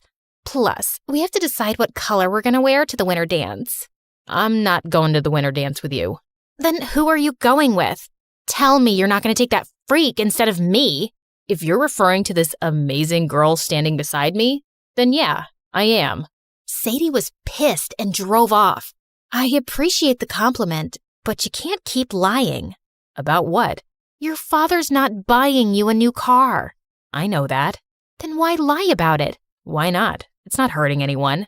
The truth always comes out, no matter how hard you try to hide it. Let's talk about something else. What time should I pick you up for the dance? I think I'll pass. I'm allergic to liars. Jack and I didn't talk after that. I'd see him at school bragging to his friends about the money he didn't have, lying about the huge fancy house he just moved into, and making fun of the poor kids. He was a rich, self-centered jerk again. I couldn't believe I fell for this guy. Jack called and texted me after school, but I ignored him and binge-watched MSA videos. What's with the frown? It'll give you wrinkles. I don't get why Jack has to lie about being rich. Some people will do anything to keep up appearances. Lie, cheat, sometimes even steal. But it's not right. Of course it's not right. Doing the right thing isn't always easy. I decided to go to the dance alone. Bethany and I were supposed to go together, but she wasn't returning my calls. When I arrived at the dance, I saw Bethany hanging out with Sadie and her crew, following them around, holding their drinks. Hey, Bethany, I've been trying to reach you. Sorry, I gotta go. Bethany was acting strange. She could barely look me in the eye. Then Jack walked up to me, and before he could say a word, everyone's cell phone started going off. I looked at my phone and saw a video of Jack's mom working as a maid. You're not rich, Jack. You're a poor loser. Then all of Jack's rich friends laughed at him. And don't try to deny it. Bethany told us everything. She even made this video. It's true. Ashley told me that she saw Jack begging for food at the soup kitchen. Shut up, Bethany. No one asked you to speak. Be a good little puppy and stand over there. I felt furious at Bethany. I'm so sorry, Jack. I never meant... It's okay. It's not your fault. I should have stopped pretending a long time ago. Sadie, you're right. I'm poor, but I don't care what you or anyone else thinks of me. You've never been my real friends anyway. All you've ever cared about is my money. Well, now it's gone and it sucks. But I found something way more valuable. Then Jack took my hand. Oh, geez. If you say you've fallen in love with that freak, I'm gonna throw up. I'd had enough. I walked over to her and accidentally spilled my drink all over her dress. Oh, sorry about that. But you know, the punch does bring out your eyes. You want to get out of here? Yes, please. As Jack and I walked out the door, Bethany ran up to us. Ashley, it wasn't personal. We're still friends, right? Maybe I can fix things with you and Sadie. If you did her homework for a week, then you're pathetic, Bethany. And you deserve someone like Sadie. Jack and I left the party and went to the beach. We ate chili dogs and Brussels sprouts and danced the night away. This is nice. You know what the best part is? What? It doesn't cost a thing. Then Jack gave me the most romantic kiss ever.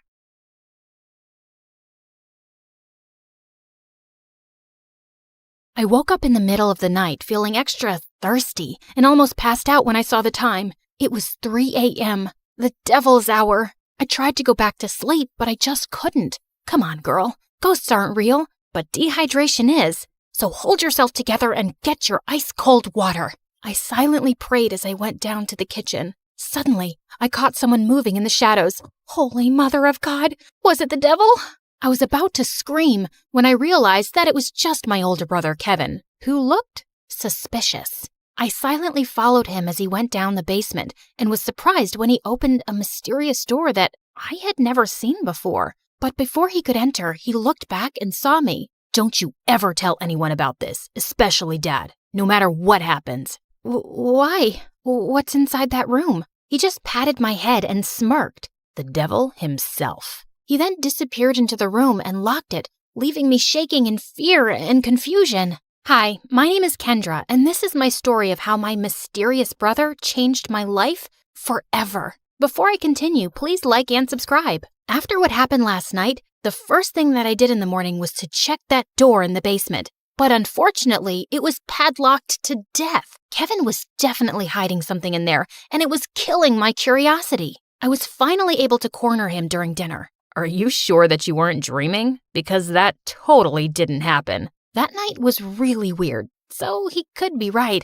Our conversation was cut off when Dad joined us. Son, it's time for you to take over the company. We will be holding a gala next weekend to introduce you to everyone. They're all so excited to meet you. But Dad, no buts. You're graduating in a few months, so prepare yourself. I don't want any problems. Understood? Of course my brother couldn't say no to him. He was always Dad's favorite, his golden boy, the perfect son. While me, I was just a stranger to him. If Mom was still alive, things would probably be different. Later that night, when I was about to sleep, I almost screamed when I saw Kevin leaning against my door. Can I help you? What makes you feel alive, Kendra? Huh? What's with you? Why are you being so weird? The less you know, the better. Good night, Peanut. Peanut? Where did that come from? That was the weirdest and longest interaction we've ever had. He was a year older than me, and we had never been close growing up. His time was spent in his room reading, in the piano corner perfecting his sonatas, or with Dad talking about business while playing chess. We also didn't see each other often at school because he was always with his best friend Cedric or surrounded by their crazy fangirls. The next morning, I woke up to Dad screaming from the library. I dashed to check what it was and found out that one of our maids found a letter under Kevin's pillow. I read it and froze. Kevin left. He didn't say where he went and when he was coming back. All the note said was, "Do not wait for him." I would expect something like this from you, but not my son. Kevin is a responsible young man. Well, the note says otherwise. The gala is this weekend. I need your brother to be there no matter what it takes. We tried looking for Kevin everywhere, but no one knew where he was. Even the police couldn't find him, and it was driving Dad crazy. One night, he just walked up to me and started inspecting my face. You would do. You were going to be him. Be who? Kevin. In case your brother is still on this stupid little adventure on the night of the gala,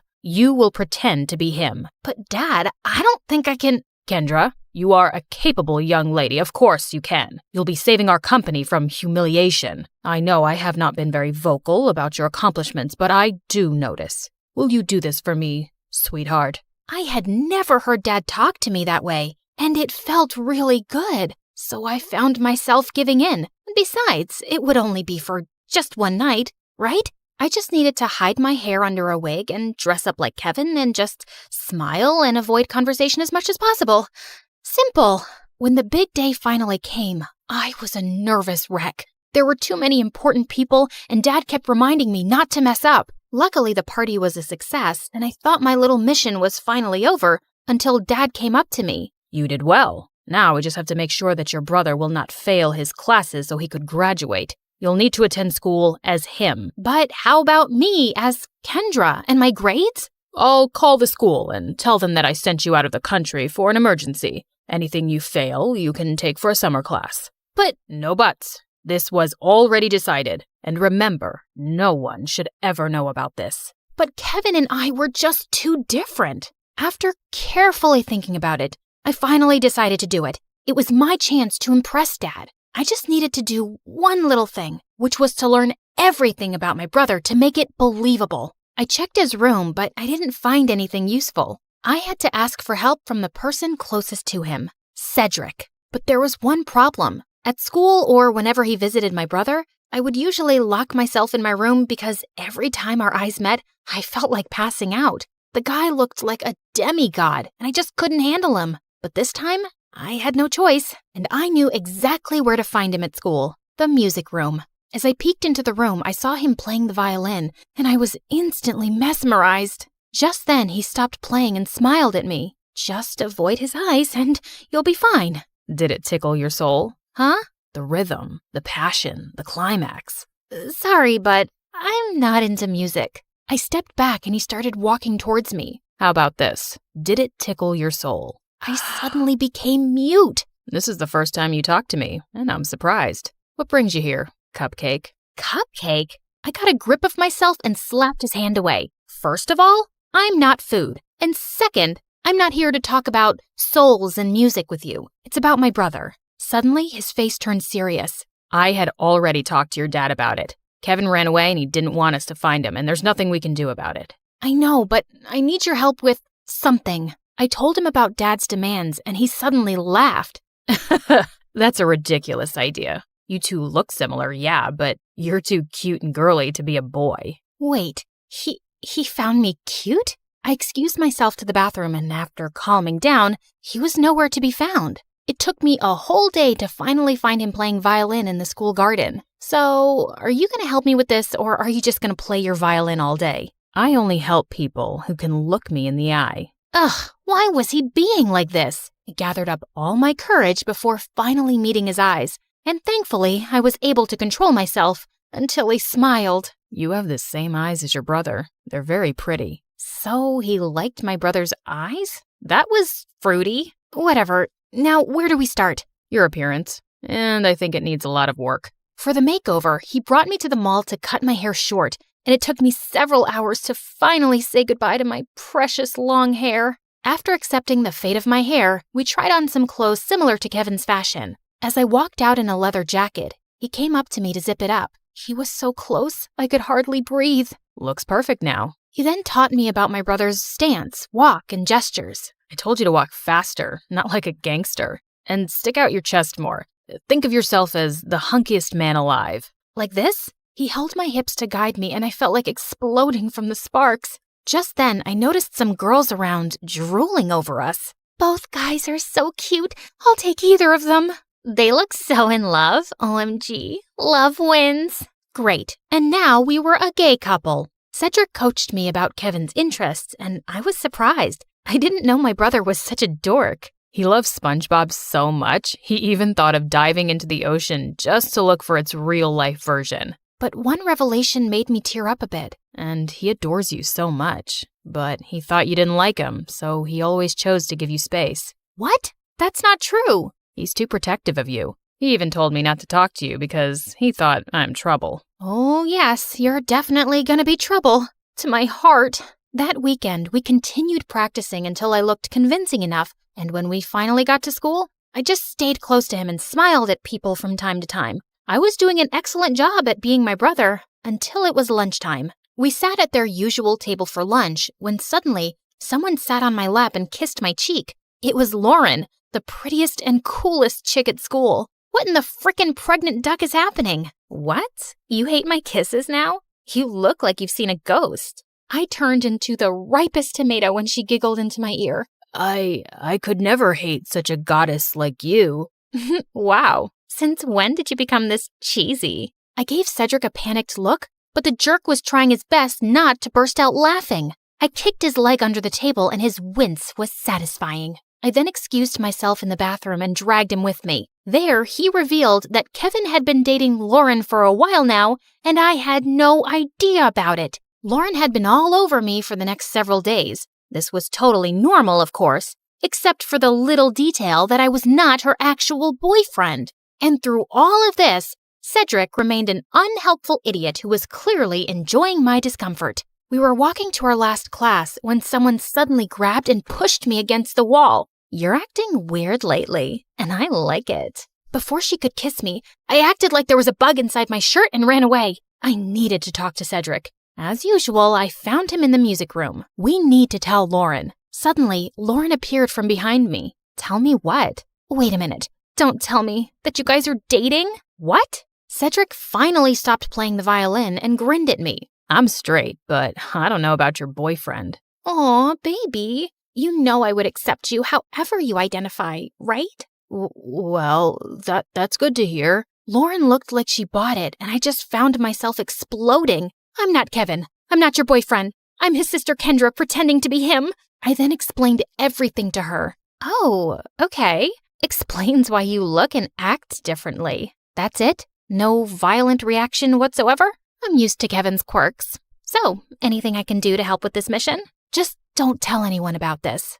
Got it, baby. Despite knowing the truth, she still kissed me on the cheek and it made Cedric laugh. I started hanging out with both of them since then. They would talk fondly about my brother and share things about him that I didn't know. It made me realize that he wasn't as boring as I thought he was. One day, Cedric dragged me to the music room and asked me to listen to his new composition. It was a wrong move to come with him, because the way his fingers moved and his handsome face played with the painfully sweet tune screamed danger to my heart. I calmed myself down and hyped him up when he was done. You really like playing the violin, don't you? I like to touch people's hearts with classical music. How about you? What makes you happy, Kendra? I'm curious. I ended up telling him about my passion, which was fashion designing. I used to draw my designs every day, but when Dad saw it, he burned all of them. He found it lame and useless to his company. I'm sorry to say this, but your dad is the biggest jerk in the world. He treats you and Kevin as assets to his company, and never as a son and daughter. You're right,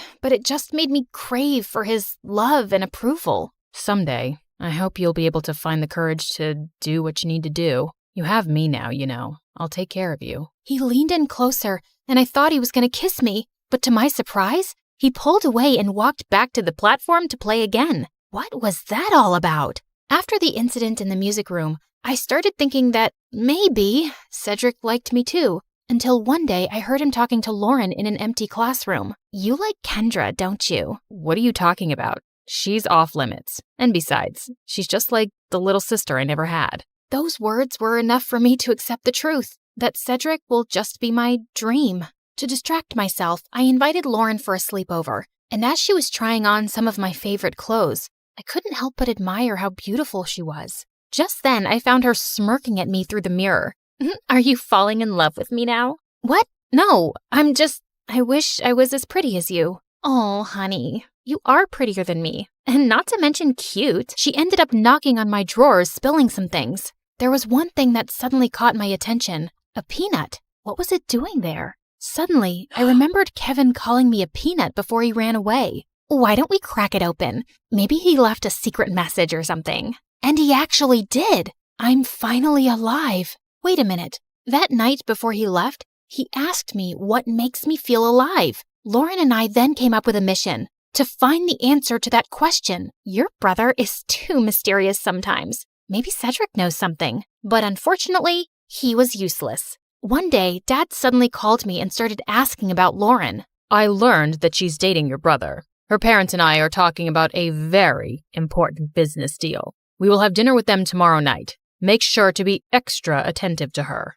I thought it wouldn't be much of a problem until they suddenly decided to marry us off with Dad knowing that I was Kendra. He was crazier than I thought.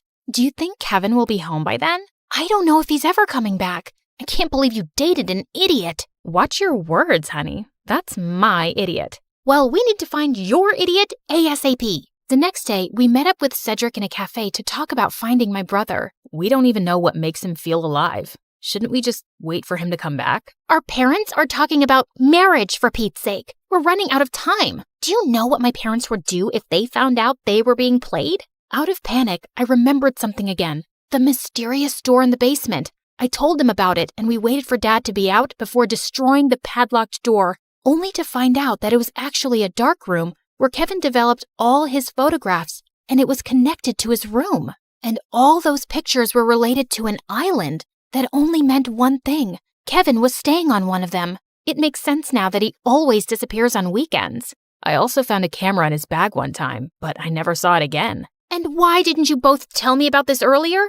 You're both idiots. And with that, the three of us were off to an adventure to get my brother back. As we traveled, I kept on flirting with Lauren to avoid Cedric, and for a moment, I thought I saw his deadly glare through the rearview mirror. Was he jealous? I wished. In a span of 2 days, we had already visited 7 islands, but there was no luck. Just when we were about to give up, we suddenly spotted someone resting on a hammock. It was Kevin. He looked shocked to see us. Suddenly, he glared at Cedric. Dude, you told them? Wait, you knew? Let me explain. No, you knew. And you kept silent while I was going crazy trying to find a way to bring back my brother so I could get me back. Kendra was equally furious. Babe, I can explain. Shut it, Kevin. You're not my favorite person right now. Kendra. Later. I need to speak to my brother. I walked away and Kevin followed me. Now start explaining the reason I'm sacrificing my identity. I'm sorry, Peanut. I didn't mean for you to be tangled up in my mess.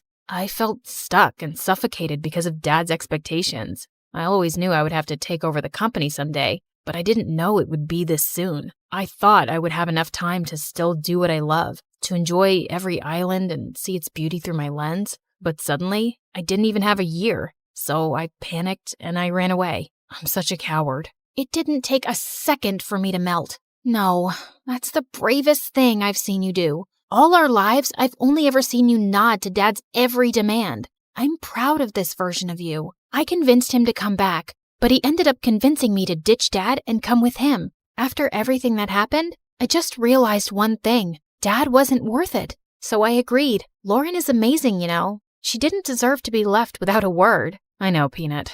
I guess I have a lot of making up to do. Good luck, Walnut. Later that day, he spent his time making it up to Lauren and talking to Cedric, while I was left alone doodling some cute dresses on the sand. My brother then came up to me and asked me something. Are you mad at Cedric? I asked him not to tell anyone. Keeping this from you must have been very hard for him. I understand, but you like him, don't you? What? No, I mean... Don't worry. I finally gave him the go signal. You two can kiss or whatever. As soon as he left, Cedric walked up to me with an earth-shattering smile. Can we talk? I couldn't look at him in the eye again. About us. I've always fancied you, you know. More than violins. I felt like melting at his confession. I told him about the reason why I'd been avoiding him all these years, and he responded to it by finally kissing me on the lips. Thank God I didn't pass out. So, did it tickle your soul this time? Yes. Finally.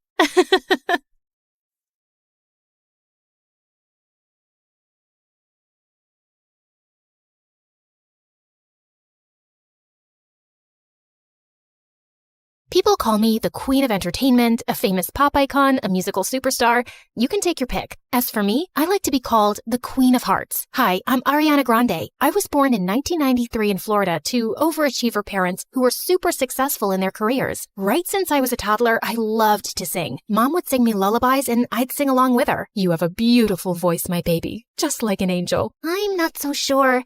I didn't get selected for the school choir. Don't let that dishearten you, sweetheart, and have confidence in your talent. I'm sure you're meant for greater things. Although I loved singing, I was also fascinated by theater and acting. I performed on stage for the first time when I was 8 in a musical named Annie. Are you nervous, Ari? No, not at all. In fact, I can't wait to set the stage on fire. And I did just that. That musical was a great success, and it marked the beginning of my musical theater journey. After that, I performed in so many other local productions like Beauty and the Beast and The Wizard of Oz. Life was going smoothly, but then my parents got separated. I felt devastated for a while, But thank God I had my pet dogs to keep me going through that tough phase. Just so you know, I have 10 rescue pups. One of them is named Sirius Black. Yeah, I'm quite obsessed with Harry Potter. But then, aren't we all?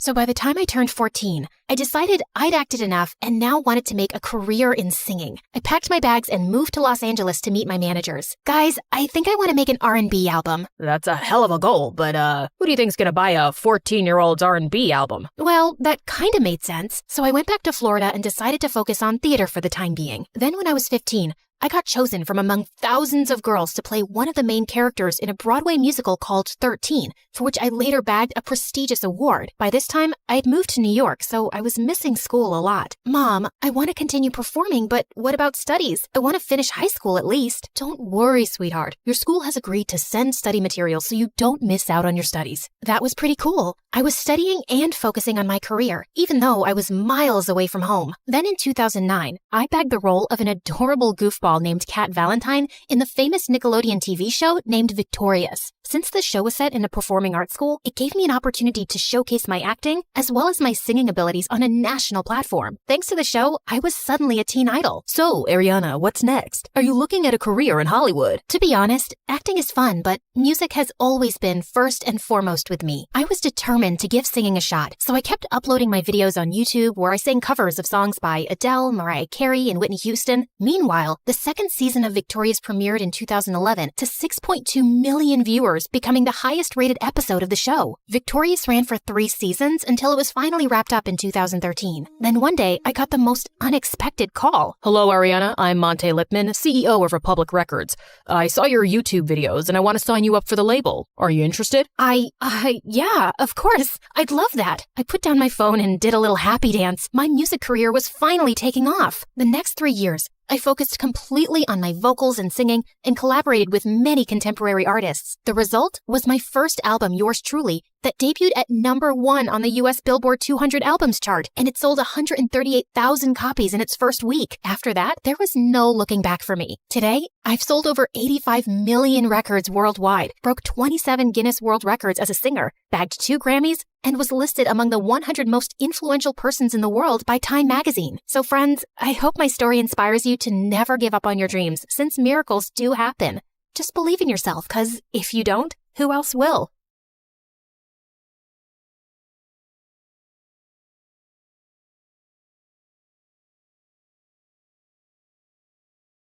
Hi, I'm Nova, and my life sucks. I used to think I was just unlucky, but thank God I later discovered it was a full-blown family curse. No, seriously. I grew up with a twin brother, Dorian, who was 2 steps ahead in everything. For starters, everyone thought he was the much better-looking twin. He'd play video games all the time and ace his tests, while I'd stay up all night studying, and my grades were still average. He was good at sports, I was just clumsy. Even our parents favored Dorian, especially Dad, who dreamt of making him a football legend. In 8th grade, I tried out for the small school talent showcase, just a silly cheer routine I made up on my own. I asked everyone to come, but that same day, Dorian had his big football practice match, and guess where everyone went? Yep, including my parents. What's going on? Your brother scored the winning goal at his big match, so we called all his friends over to celebrate. So you missed my talent show for a dumb match? You participated in a talent show? Why? You're so uncoordinated. Just last week you tripped over a sock and hurt your head. Thanks, but I don't need your judgment. I'm just saying, maybe next time choose something you're good at. Oh wait, you can't. You're bad at everything. Shut up or I'll kick your face. Ugh, so annoying. I ran upstairs fighting tears when I heard a soft voice calling from a bedroom down the hall. Nova, is that you? That's Ella. She's my younger sister, and she's been sick since forever. Doctors didn't even have a proper diagnosis, just a fancy name that meant they were still trying to figure out what was wrong with her. And since our parents were too busy making Dorian a star, it was usually left to me to look after Ella, which I didn't mind at all. Hey, how was your talent show? What did Mom and Dad say? They never came because Mighty Dorian had a match. So what? Did you have fun? I almost did a backflip and only tripped twice, so yeah, it was fun. Then that's all that matters. Talking to Ella always made me feel better, but I could never tell her how I really felt. My problems just seemed so pathetic compared to everything she was going through. Even at school, I mostly kept to myself while Dorian hogged the spotlight. The only time people spoke to me was to ask for Dorian's number, so I barely had friends. Until I met Maya in high school. She was new and asked me if I could show her around, and we hit it off right away. We liked the same music, same shows, and I finally had someone I could pour my heart out to. She was the only person I felt free and happy with, but that changed on her 18th birthday. Maya decided to throw a costume party. I was gonna be French fries, and she was gonna be ketchup. It was gonna be epic. But when I got to her place, I was the only one in a costume. I checked my phone wondering if I'd missed a text from Maya, but nothing. And worse, I found her standing near the pool talking to Dorian. Oh, wow. Looks like someone didn't get the memo. What is he doing here? And wasn't this supposed to be a costume party? Oh, shoot. I thought I texted you. I wanted to have a costume party, but Dorian thought it was stupid for an 18th birthday. And since when did you start taking advice from Dorian? Since we started dating. What? He asked me out last week, and I said yes. Why? Of all the men on the planet, why him? And you couldn't stand that there was finally someone who liked me more than you, could you? Would you stop overreacting? You look like angry McDonald's French fries, and I can't take you seriously. Also, my feelings for Maya are totally genuine. Genuine my butt. Everyone at school knows you change girlfriends faster than you change underwear. Maya, listen to me. Whatever garbage this guy's been feeding you, it's not worth it. But I love him. No, you're infatuated. Like every normal girl your age is with some butthead like him. Come back to your senses. Fine, I can see this is a total waste of time. So before I embarrass myself any further, I'm leaving, and we're done. I stormed off dramatically, only to walk straight into the birthday banner. I tried to fight it, but stumbled and knocked over an entire balloon arch. Maya ran to help me, but I spun around mid-fight and accidentally slapped her in the face. Did you just hit my girlfriend? I grabbed a paper cup and hurled it at Dorian's head. Ow. Wow, that really hurt me, Nova. How will I ever recover from this concussion? Everyone laughed as I ripped the last streamer off my leg and stormed out, and went straight to Ella. She was the only person who'd understand me. Oh, wow.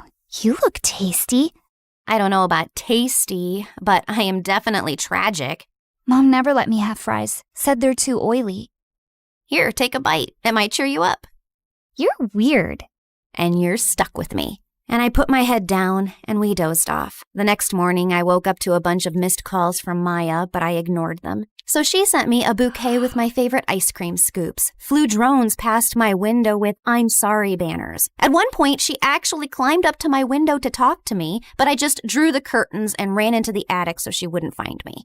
I was looking for some boxes to hide behind when I accidentally knocked one over and a diary fell out. It had my grandmother's name on it, with a photograph of her standing next to someone who looked exactly like her. And there was a note. Lumiere se dara kinsol, veher dul ambrax? What? That's what it said, written in this bizarre language I've never seen before. Luckily, someone had scribbled a translation underneath. To break the curse, balance must be found. One light shall rise, one shadow bound.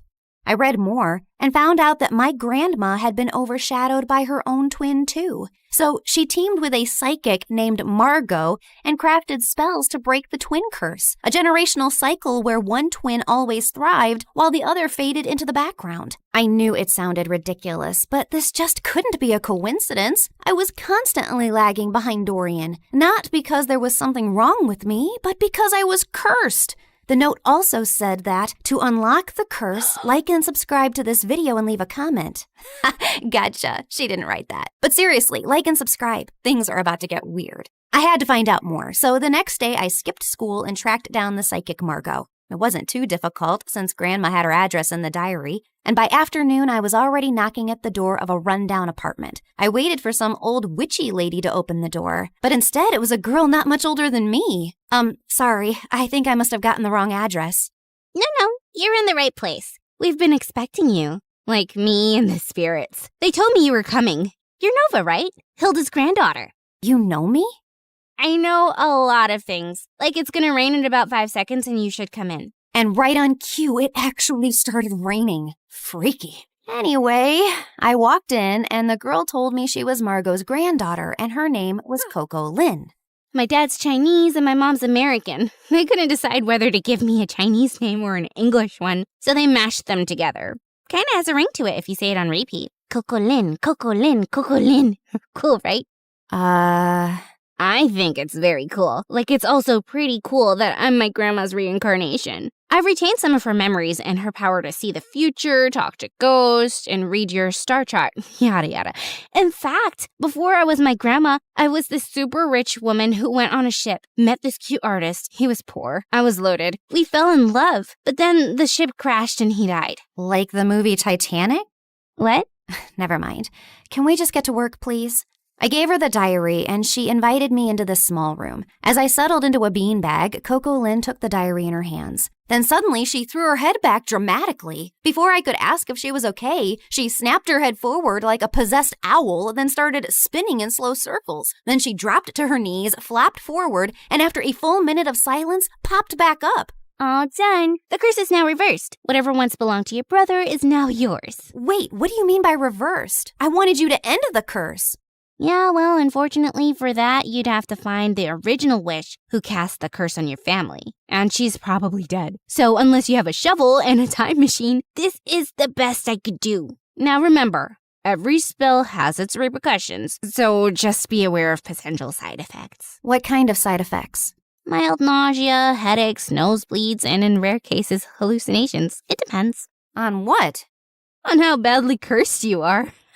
Just kidding. I fixed the curse, remember? You'll be fine. Would you like some tea? But I just thanked her, paid her fee, and got out of there as fast as I could. The whole way home, I kept thinking if what I'd done was wrong. But was it really that bad if Dorian suffered a little? Also, Coco Lin was kind of a weirdo, so I wasn't too sure if her chaotic head Roomba fixed anything. But boy, was I wrong. I looked around and I froze. This wasn't my room. It was bigger, with velvet curtains, a chandelier, and a full-length mirror. I jumped out of my bed and pulled the curtains, only to see a massive, perfectly manicured garden with fountains and a freaking swan. Why am I in this place? How did I get here? I checked my phone. It showed the same date as yesterday. Okay, this is clearly a dream. Ow! Ow! I pinched myself hard, and seconds later, Mom burst into the room. Oh my God, Nova! Why did you scream like that? I thought some stalker tried to jump into your room again. Again? When was the first time it happened? Oh, my poor baby. You've been so traumatized lately, you've probably blocked out everything. It's fine. We can talk about it later. For now, drink your kale. You're already late for gym, and Coach gets cranky when you're not warmed up before cheer practice. Mom, I don't do cheer practice. I barely passed PE. This isn't real. I rushed outside to find Ella's room. She might have answers. But the house was so huge, I had no idea which room was hers and accidentally entered Dorian's. What are you doing in my room? Shut up and tell me what's happening. Are you trying to pull some elaborate joke on me? Who even owns this house? One of your weird rich friends?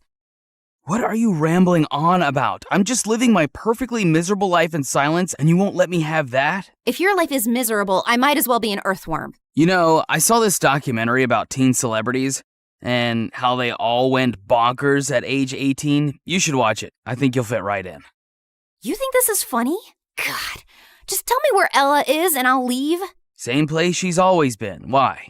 Suddenly remembered you have a sick sister who needs your attention? I've always cared about Ella. You don't care about anyone else but yourself, Nova. Now get out and go sign some stupid autographs.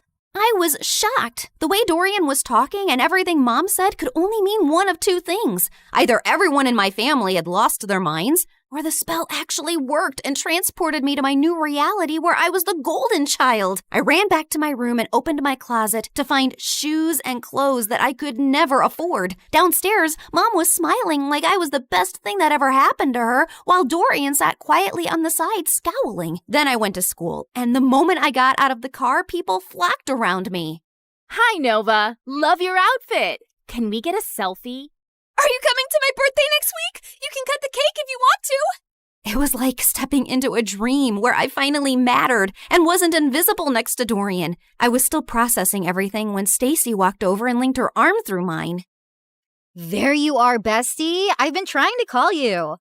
Really? I didn't get any calls. I said I was trying, but then I got busy with these new cheer uniforms. Everyone's obsessed with pink, but what do you think?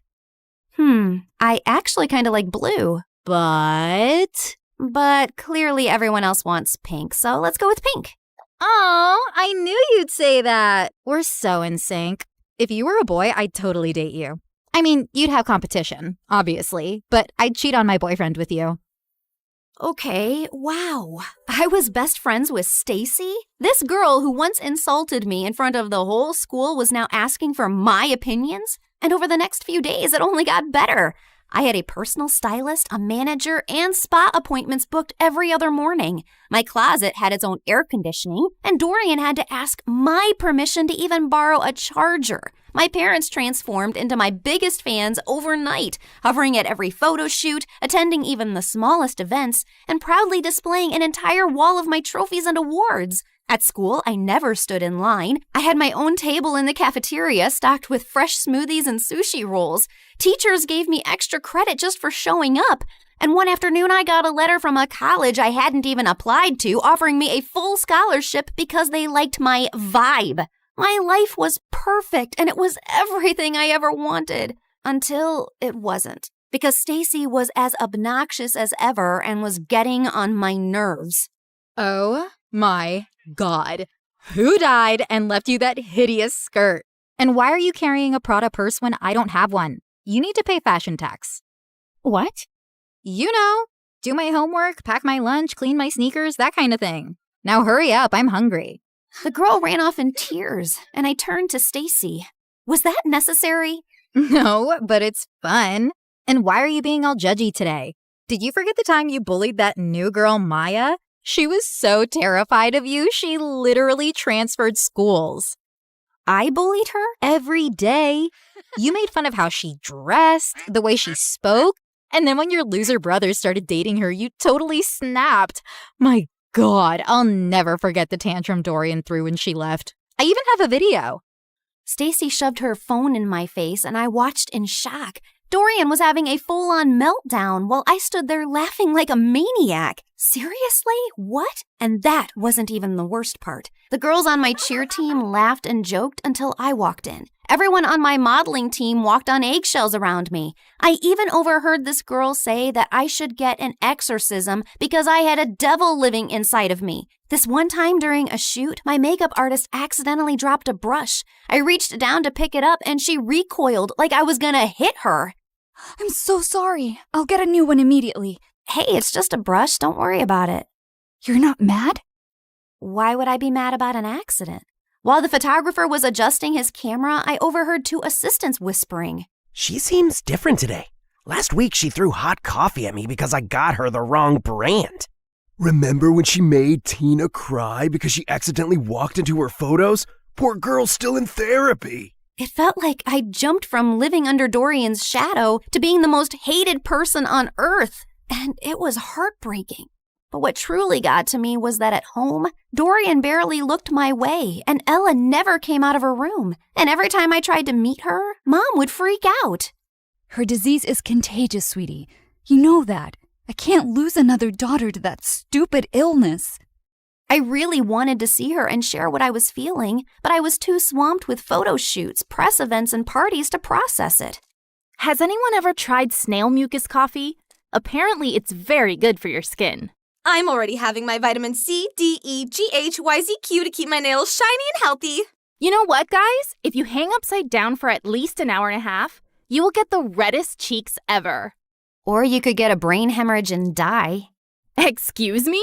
I'll just be right back. Jeez, how lame were these conversations? If these people were the cream of society, I'd rather be skimmed milk. The rest of the night was just as bad. The music was too loud, the people were fake, the food looked fancy but tasted like chalk. Then my date asked me to dance, and I accidentally stepped on his foot so hard he started limping. I rushed to grab him a first aid kit and came back to find him making out with a waitress. Ew. I just wanted to leave. I was walking to my car when I spotted someone across the road. Maya was standing at a stall selling t-shirts. I dropped everything and sprinted toward her. Maya! Oh my God, how are you? Leave or I swear I will call the police. Look, I know you're really angry at me and I deserve it, but I swear I didn't mean to. You didn't mean to ruin my life? Come on, Noah. You and I both know you bullied me because you're evil. But honestly, you did me a favor. That school wasn't for me anyway.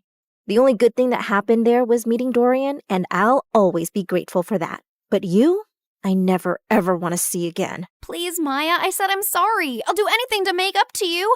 I'll buy all your t-shirts. I don't need your charity, Nova. But if you really want to help me, then help me sell these. You're a professional model, right? She pulled out a pile of tees with the most chaotic slogans I'd ever seen. This too shall pass, like a kidney stone. The only X I want is extra money. Nice. Who came up with these? Of course I did. I've always been really creative. That's true. By the end of the night, Maya and I had sold every single t-shirt in her stall. We even clicked a bunch of pictures, and when I shared them on my Instagram, Maya's business exploded overnight. She called me the next morning telling me how people were begging for restocks. Someone even asked if she shipped internationally. I'd finally used my popularity for something good, and I was happy. But that changed the moment I entered school the next day. Why were you hanging out with peasant Maya yesterday? It's all over your Instagram feed.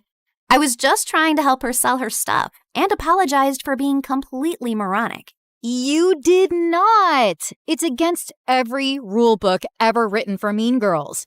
Once you bully someone, you never apologize to them, especially not if they're as ugly as peasant Maya. Stop calling her that. She's a brilliant and hardworking girl, and she's 10 times the person you'd ever be. 10 times fatter, sure. She's a real inspiration for stretchy t-shirts. Say one more word about her and I swear.